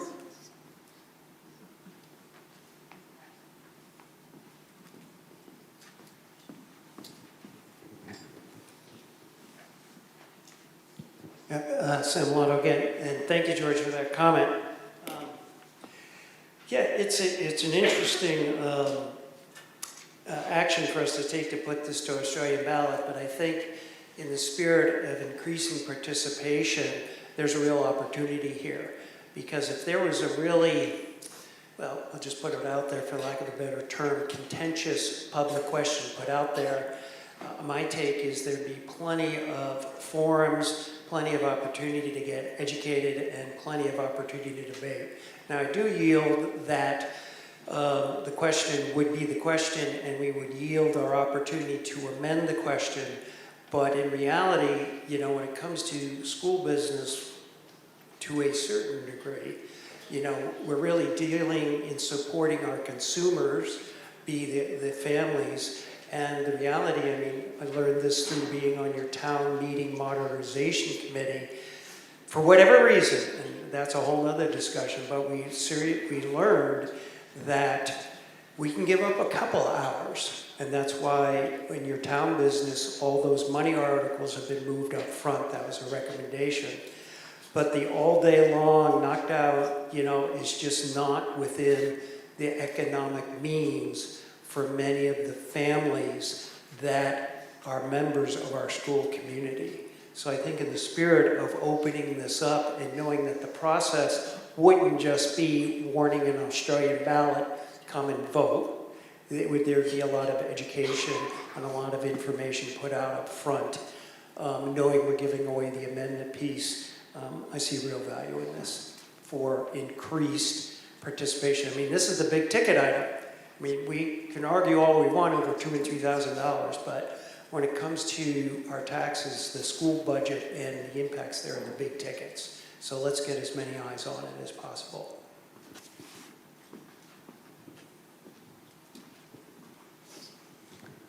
Would anyone else like to address the article? Peter?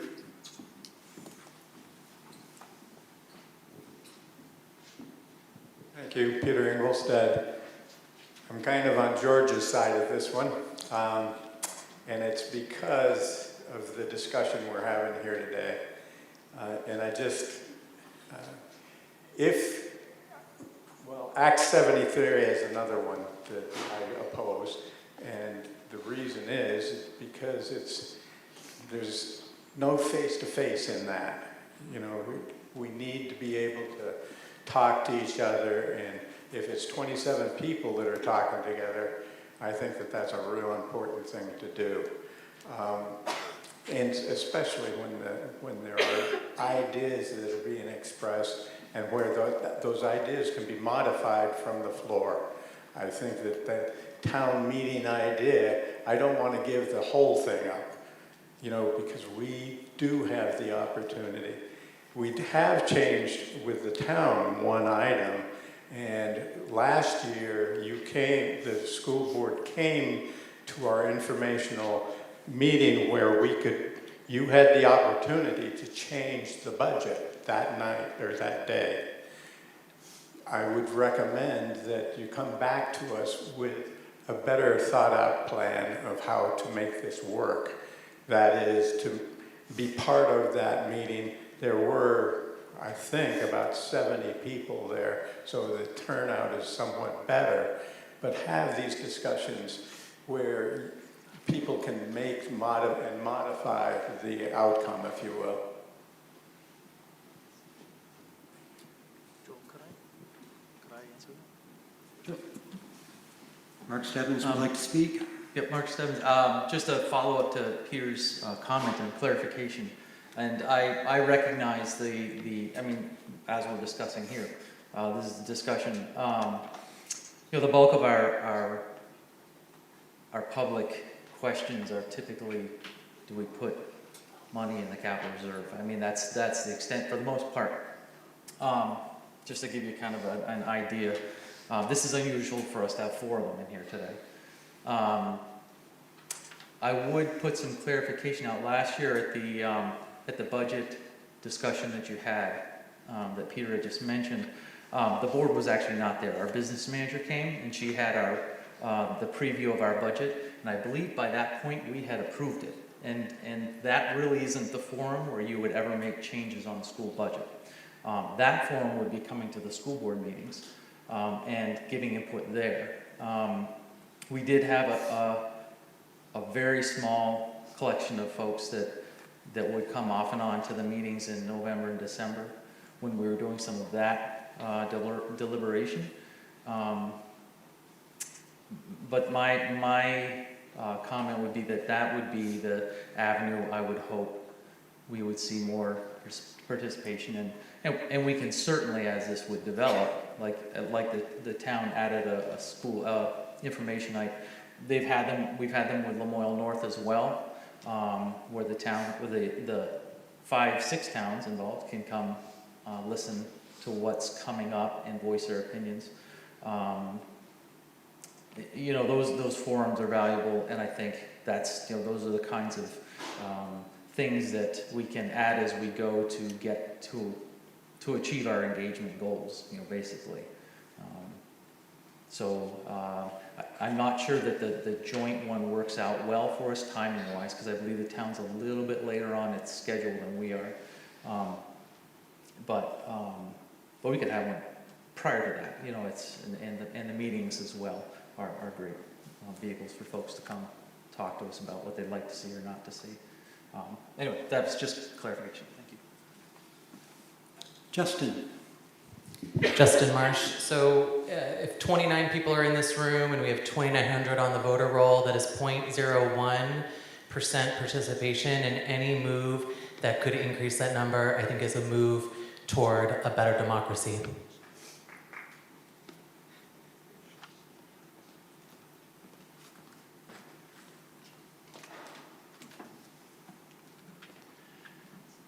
Yes, sir. Nathan Mascolino from Jeffersonville. I'd like to say I'm in favor of this article, and I think of the 29 people that are here today right now, if I define a consumer of the elementary school as a family that has a student in the school, I think less than 25% of the people here are consumers of the school, which means 75% of the people that are here today are not direct consumers of the school.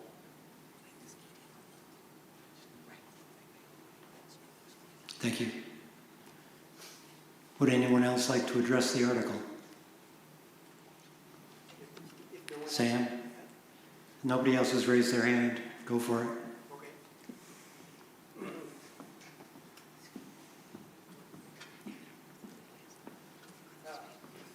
Back again. Okay, thank you, Nathan, for that comment, and I would concur. I may have overused that word consumers, because I think the rest of us, 75%, and knowing many of these folks, we care deeply and are real investors of the school, and are always there for you.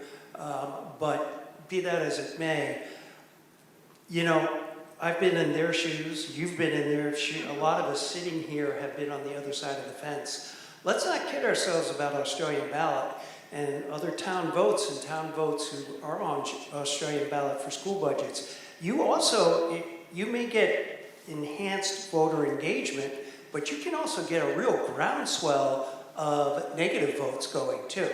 So at least they're putting themselves out there to the wider community with greater risk of things being voted down too. So this whole participation thing is a tough nut.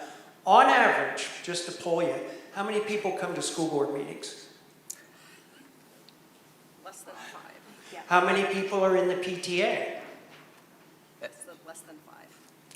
And a lot of that probably still stems, you've got the 2 working households, many of which are holding down more than one job, and they're trying to get food, the kids fed, homework done, and all of a sudden it's 7.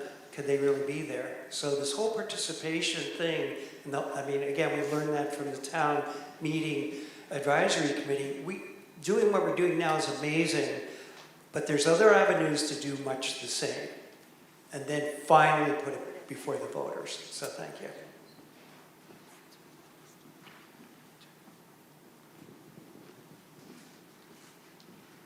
Would anyone else like to talk about the article?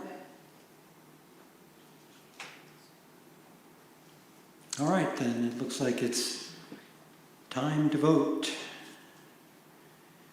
You are voting on a motion to require the Cambridge Town School District to decide all public questions by Australian ballot pursuant to 17 VSA 2680B. If you are in favor of that motion, you should vote aye. If you oppose that motion, vote no. All those in favor of the motion say aye. Aye. Those opposed say no. It appears that the ayes have it. Call for a division of the House. All right, that seems reasonable. Division of the House can take a couple of forms. The one that I think would be best here is standing. And as we did before, and we'll need to count. I don't know whether we have any justices of the peace that aren't voting members. You guys can do both at the same time, right? Standing, I mean, this is a little different because we're doing standing. So those that would vote aye, who are in favor of the motion, please stand and remain standing.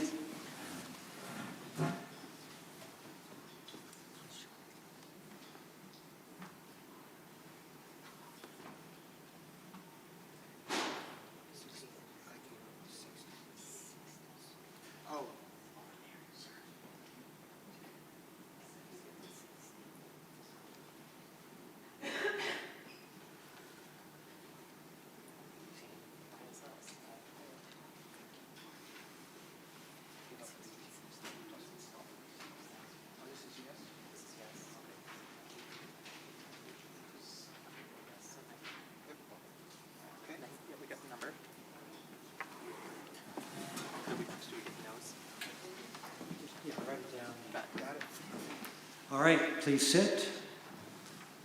Now those who are opposed to the motion, please stand.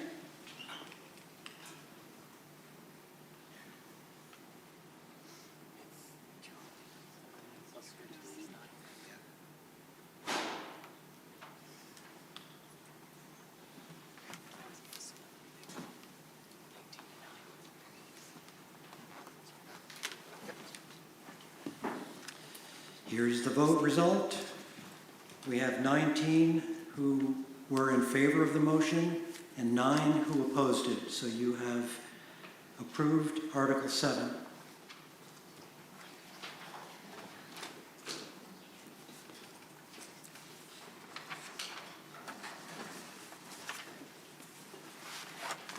We now move on to Article 8.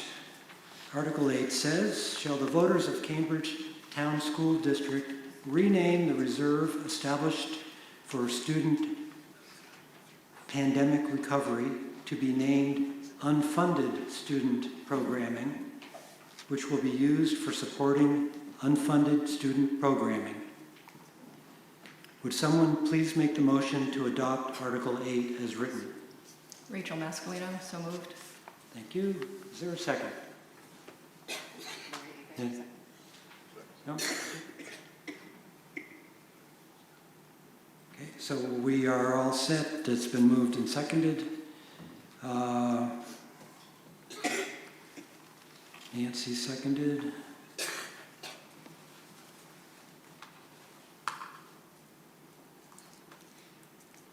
It has been moved and seconded. I have to restate this. Moved and seconded to rename the reserve established for student pandemic recovery so that it is named unfunded student programming, which will be used for supporting unfunded student programming. Go ahead, Rachel. So in 2020, this fund for student pandemic recovery was created and funded. The intent was to have additional funds that would be used for student services to cover the increased cost of educating all of our students during a pandemic. What we're asking in this article is that that fund, which still has a small balance, will be renamed, and it will be renamed unfunded student programming, and we'd like to be able to continue to fund this when there is a surplus. And that would be voted on, and that would be an option, but we need to create the name of that fund to be able to do that. Examples of how we've used this student pandemic recovery fund in the past would be supplemental equipment that is requested throughout the year by staff, literacy program supplies. So when there was a change in the literacy curriculum, that was purchased partway through the year. It was realized that additional supplies would be very beneficial to the students, and so a request was made, and that's where expenses such as that would come from, this unfunded student programming fund.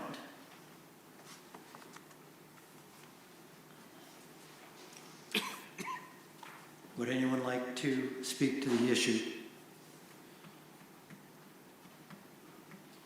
All right, I'm not seeing anyone wanting to discuss it further, so we will proceed to vote on the motion. You are voting on a motion to rename the reserve established for student pandemic recovery to be named unfunded student programming, which will be used for supporting unfunded student programming. If you are in favor of the motion, you should vote aye. If you are opposed, vote no. All those in favor of the motion say aye. Aye. Those opposed say no. You have, the ayes have it, and you have approved Article 8. Now we will move on to Article 9.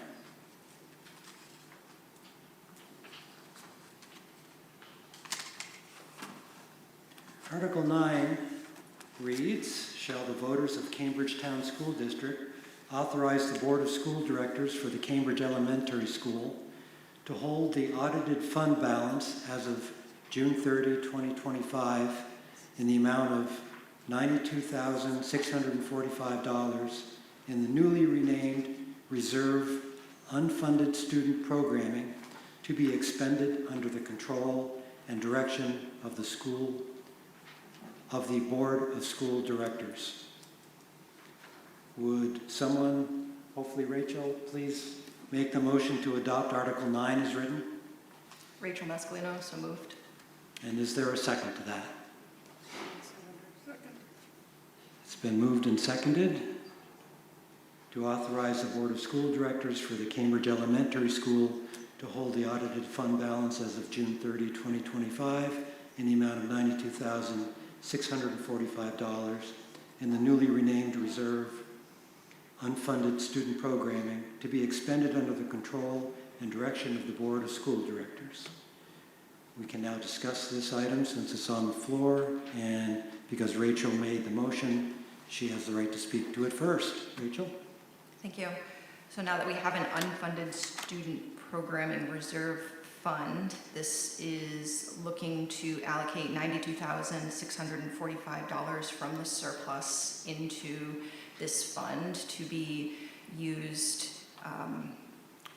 for however many years it exists. And this is where the principal would come to the school board and present a request of what is additionally needed that may have been previously unfunded, and we would have access to this money. Typically, we look to take any of the surplus and put it back into the budget, which we've done this year with $80,000. We also look at our capital reserve fund and talk to the school staff about upcoming capital project needs that are forecasted. This year, we looked at the balance and the requests coming out, looking out quite a few years to try and buffer the community from any large requests, and we felt that that reserve fund was fully funded as needed, and so we are looking to allocate this money into the unfunded student programming.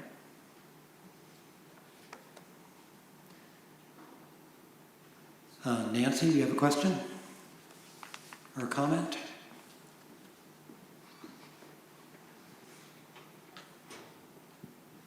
Nancy Lepsick from Jeffersonville. I'm just wondering, is there any balance in the student pandemic recovery funds in addition to the $92,645 that will be in the monetary fund? And then I'm also wondering, it's wonderful to think ahead and to have it in things. Have you put together a procedure for requests for disbursements? Rachel? Yes, there is a current balance that we would be adding to. That's about $119,000 currently that we would be adding to. And the procedure would be that the request is made of the school board during a school board meeting. So an example was when the principal brought forward the request explaining the literacy curriculum and the additional resources that were needed, which were previously unfunded, and that was a request for, I believe it was about $6,000 that we were able to use this fund to support those additional materials that the teachers and staff needed to support the lower grades under that literacy curriculum.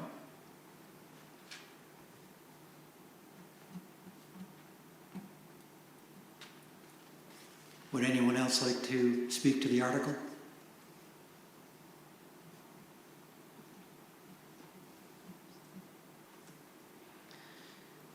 There being no further discussion, we will proceed to the vote.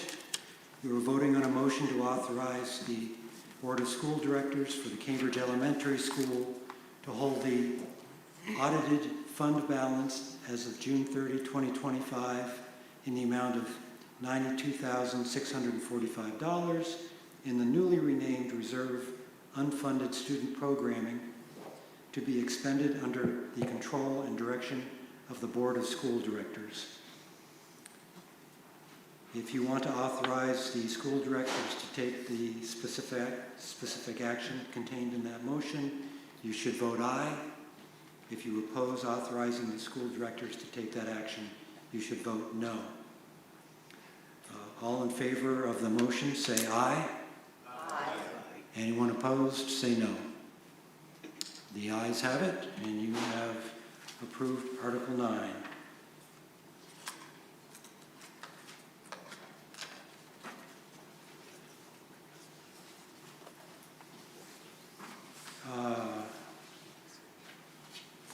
Did I say you have approved Article 9?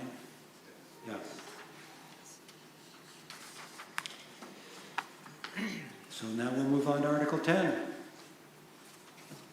Article 10 is an Australian ballot article.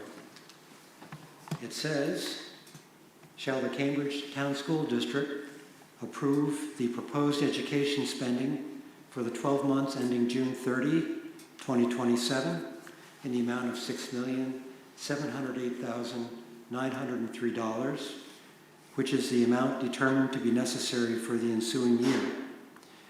It is estimated that this proposed budget, if approved, will result in education spending of $13,441 per pupil. This projected spending per pupil is 2.9% lower than spending for the current year. So that's the end of the article as written in the warning. Article 10 is an Australian ballot article dealing with the proposed school budget. It will be voted on by Australian ballot, as is happening in the back of the building. So by law, we cannot vote on the proposed school budget at this meeting, and we cannot amend the article. However, discussion of the proposed school budget is allowed. The reports of the school directors, principal, and superintendent are on pages 82 to 93 of the town report. Is there any discussion of Article 10? Yes, Joy. Do you want to discuss Article 10? Sure. Okay. Yeah. Mark Stebbins. So I just wanted to actually spin through a few slides from our budget information meeting, just to speak to these numbers a little bit, give you a little bit of background of what's going on. And so the vision for Lamoille North is the same as the vision for Cambridge, equity, access, and opportunity for the schools. And as I mentioned earlier, we had a couple of different surveys that we had taken of the community. The primary one that we got data back from was this September 25th budget, or the September 2025 budget priority survey that went out to the communities, all the communities in Lamoille North. This had, I think, 350 responses, 300 plus 350. 28% of those responses came from Cambridge School. And as you can see that, as we had mentioned earlier, academic instruction, student supports, co-curriculars, school safety, those are all big ticket items that folks want to see supported. And that really is across all the towns. So we really do have kind of a common vision between all the towns and about what we'd like to see in the schools. This is a little tricky to see, but I just did want to show you this of anything to take away from this. If you look at the blue section to the right and the orange section to the bottom, those are instruction, classroom resources, and student supports. Those are areas that 100% are student facing. And if you look at, so that's about 72% I think of our budget. And if you look at the other pieces of this pie, really all of them have some measure of student impact. Maybe the one outlier maybe being administration. So you can see that when it comes to the budget, the vast majority of this is student-facing impact, with our money. Take a quick peek at the education spending. This is an interesting slide because it shows that if you look on the left, as we talked about, decrease in spending, between expenditures going down, the revenue offset, we had a decrease in the second box of education spending overall in our budget. If you look at the third box with the education spending per long-term weighted ADM, that's an ADM stands for average daily membership. That's just a long way of saying spending per pupil. They're weighted pupils. It's this number's kind of evolved over the years, how they count, what they count a pupil to be. But this is generally the idea to say how much are we spending per student. And we want to see that number, ideally, you don't want to see it go shooting up because it might mean that either your spending is increasing more than it should relative to a stagnant number of students in the school, or your student population is decreasing and you're not taking action to make the appropriate reductions to have what you need and not more than that. Let's say you don't want to. There's two different variables here that we kind of want to see. And it went down a little bit. That number, the in our long-term weight ADM, just slightly. And it had a slight change, minus 2.9% to our long-term weight ADM cost, spending per pupil. And finally, if you look at the far right, when you look at that blue and orange pie, that's the money raised, or that's the amount of money needed for the budget. 68% of that is raised locally with our taxes. 32% of the money that we spend here at CES comes from outside the town. So it's better than some towns that are the real gold towns that they raise 150% of their budget and they keep 100 and 50% goes elsewhere.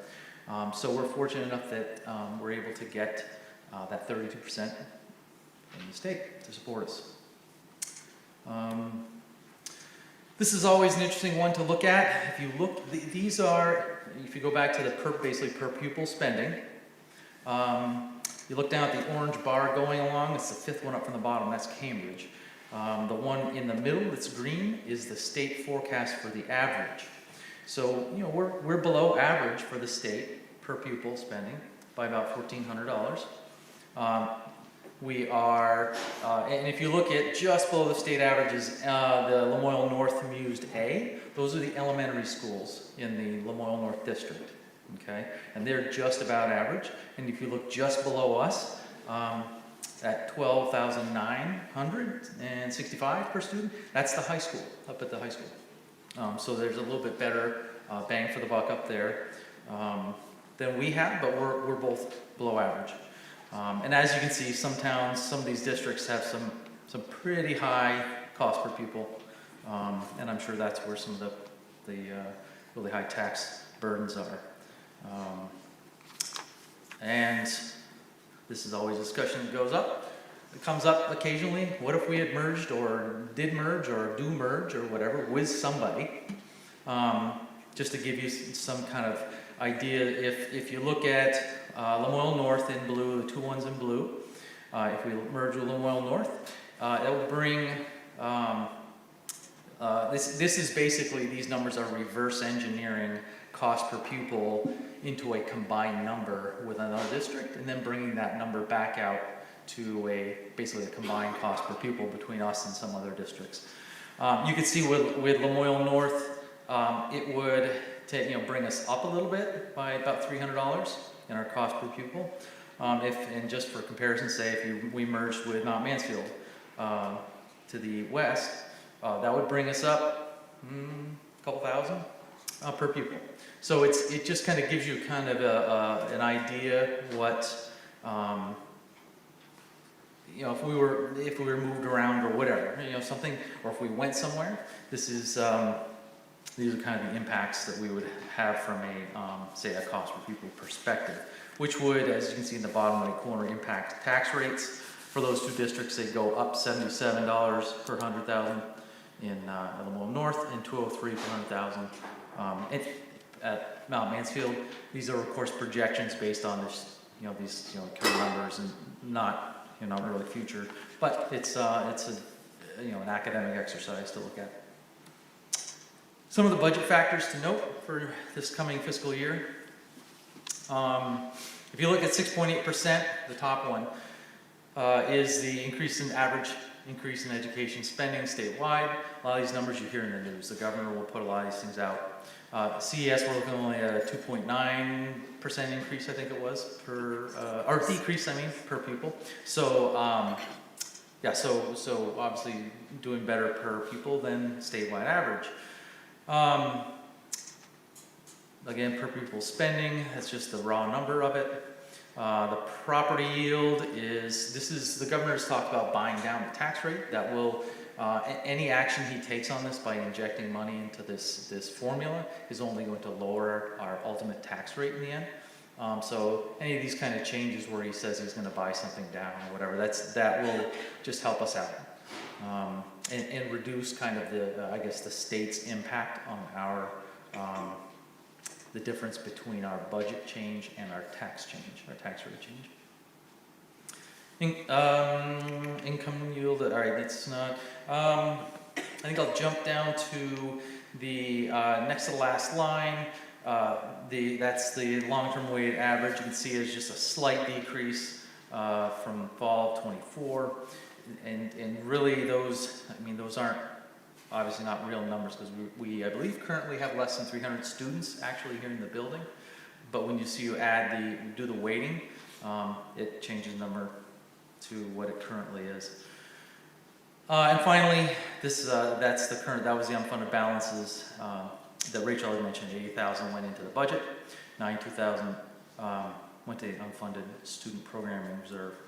Just one quick comment on this because folks often ask why not put it all, say, back in the budget. It's a good question. And this was a year that we were actually, it could have been a great time to do that. One of the things we're keeping our eye on is, I believe, Philip Ruth, Senator from Chittenden County, has a bill that's working its way around Montpelier that could put in place a limit to budget growth, to expense growth for schools, and I believe something like 3%.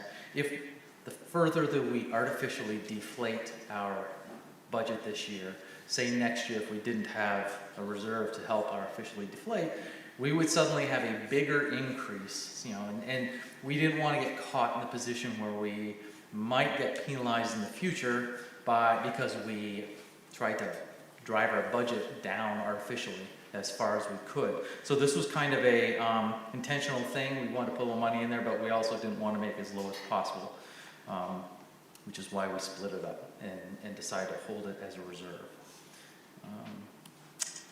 Fall enrollments, you can see here, and there it is, I guess 290 is for the fall of 2025, and this just kind of shows you that we, and even prior to 2017, there was there was a time where we had a bubble going through the school where, I just mentioned how we had just paid off the bond on the building, the middle part of the building that had been constructed 20 years ago.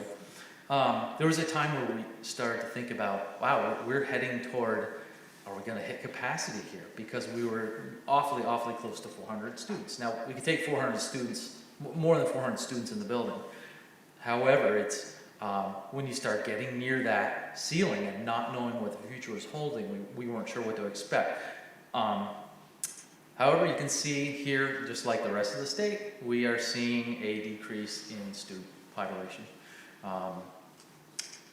We're comfortable in the building. It's good. I don't think we'll need to build anything here for quite a while, I guess. And that's basically all I wanted to touch on today. So please vote, grab your ballots, and thank you for your support again for our budgets. Thank you, Mark.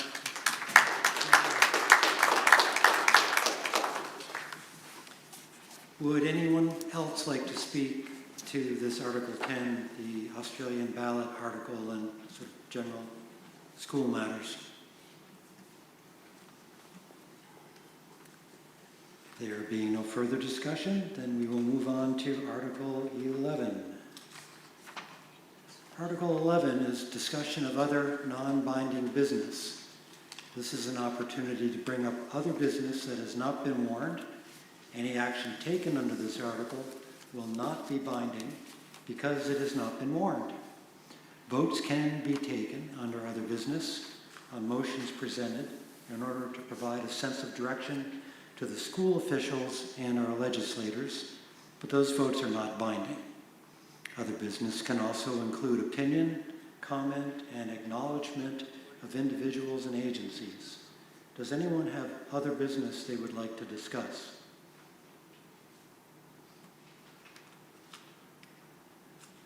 Yes, Greg. Hi, Greg Johnson, Cambridge Village. Just wondering, do you have plans to have a formal recognition and appreciation of Marie Anderson? I'm certain that we will recognize her probably in multiple places between now and the end of the year. As far you're thinking like a community event. I can't answer that at this moment, what everything that's going to happen. However, I'm sure we'll publicize if we, what we have available for folks to be. There are things I will say. We have events that happen at the school. For example, things like Celebration of Learners. Potentially the last one in May or June. We may have something that happens then. And the public is always welcome at events like that, at Celebration of Learners in particular. But I'm sure we'll, certainly, again, graduation is another time that, granted, that's, you have a lot, it's mostly the families of the sixth graders involved, but I think, certainly if we have something going on, we'll make it publicly known. Yep. Nancy?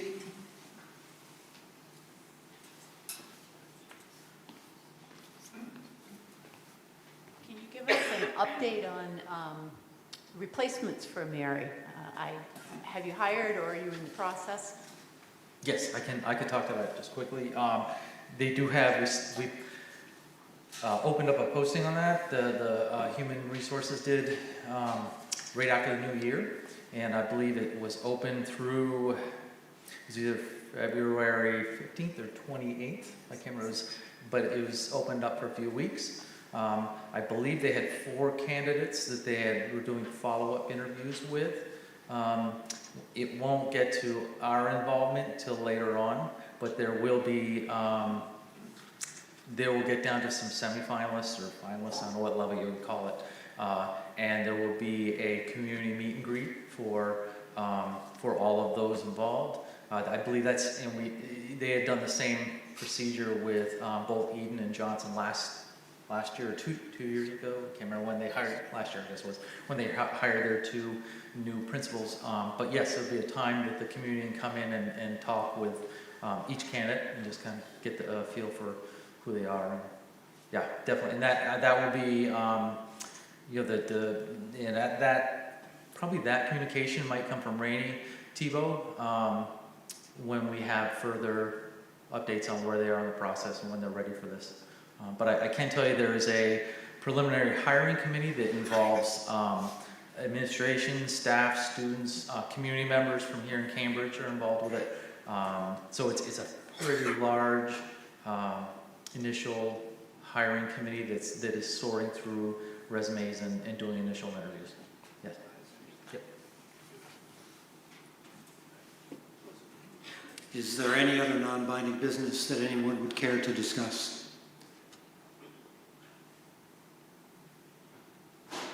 Well then, there being no other business, I would entertain a motion to adjourn this meeting. All right. Kathy moves, and I heard a voice. Peter seconds. All in favor of adjourning this meeting, say aye. Anyone opposed? The ayes definitely have it.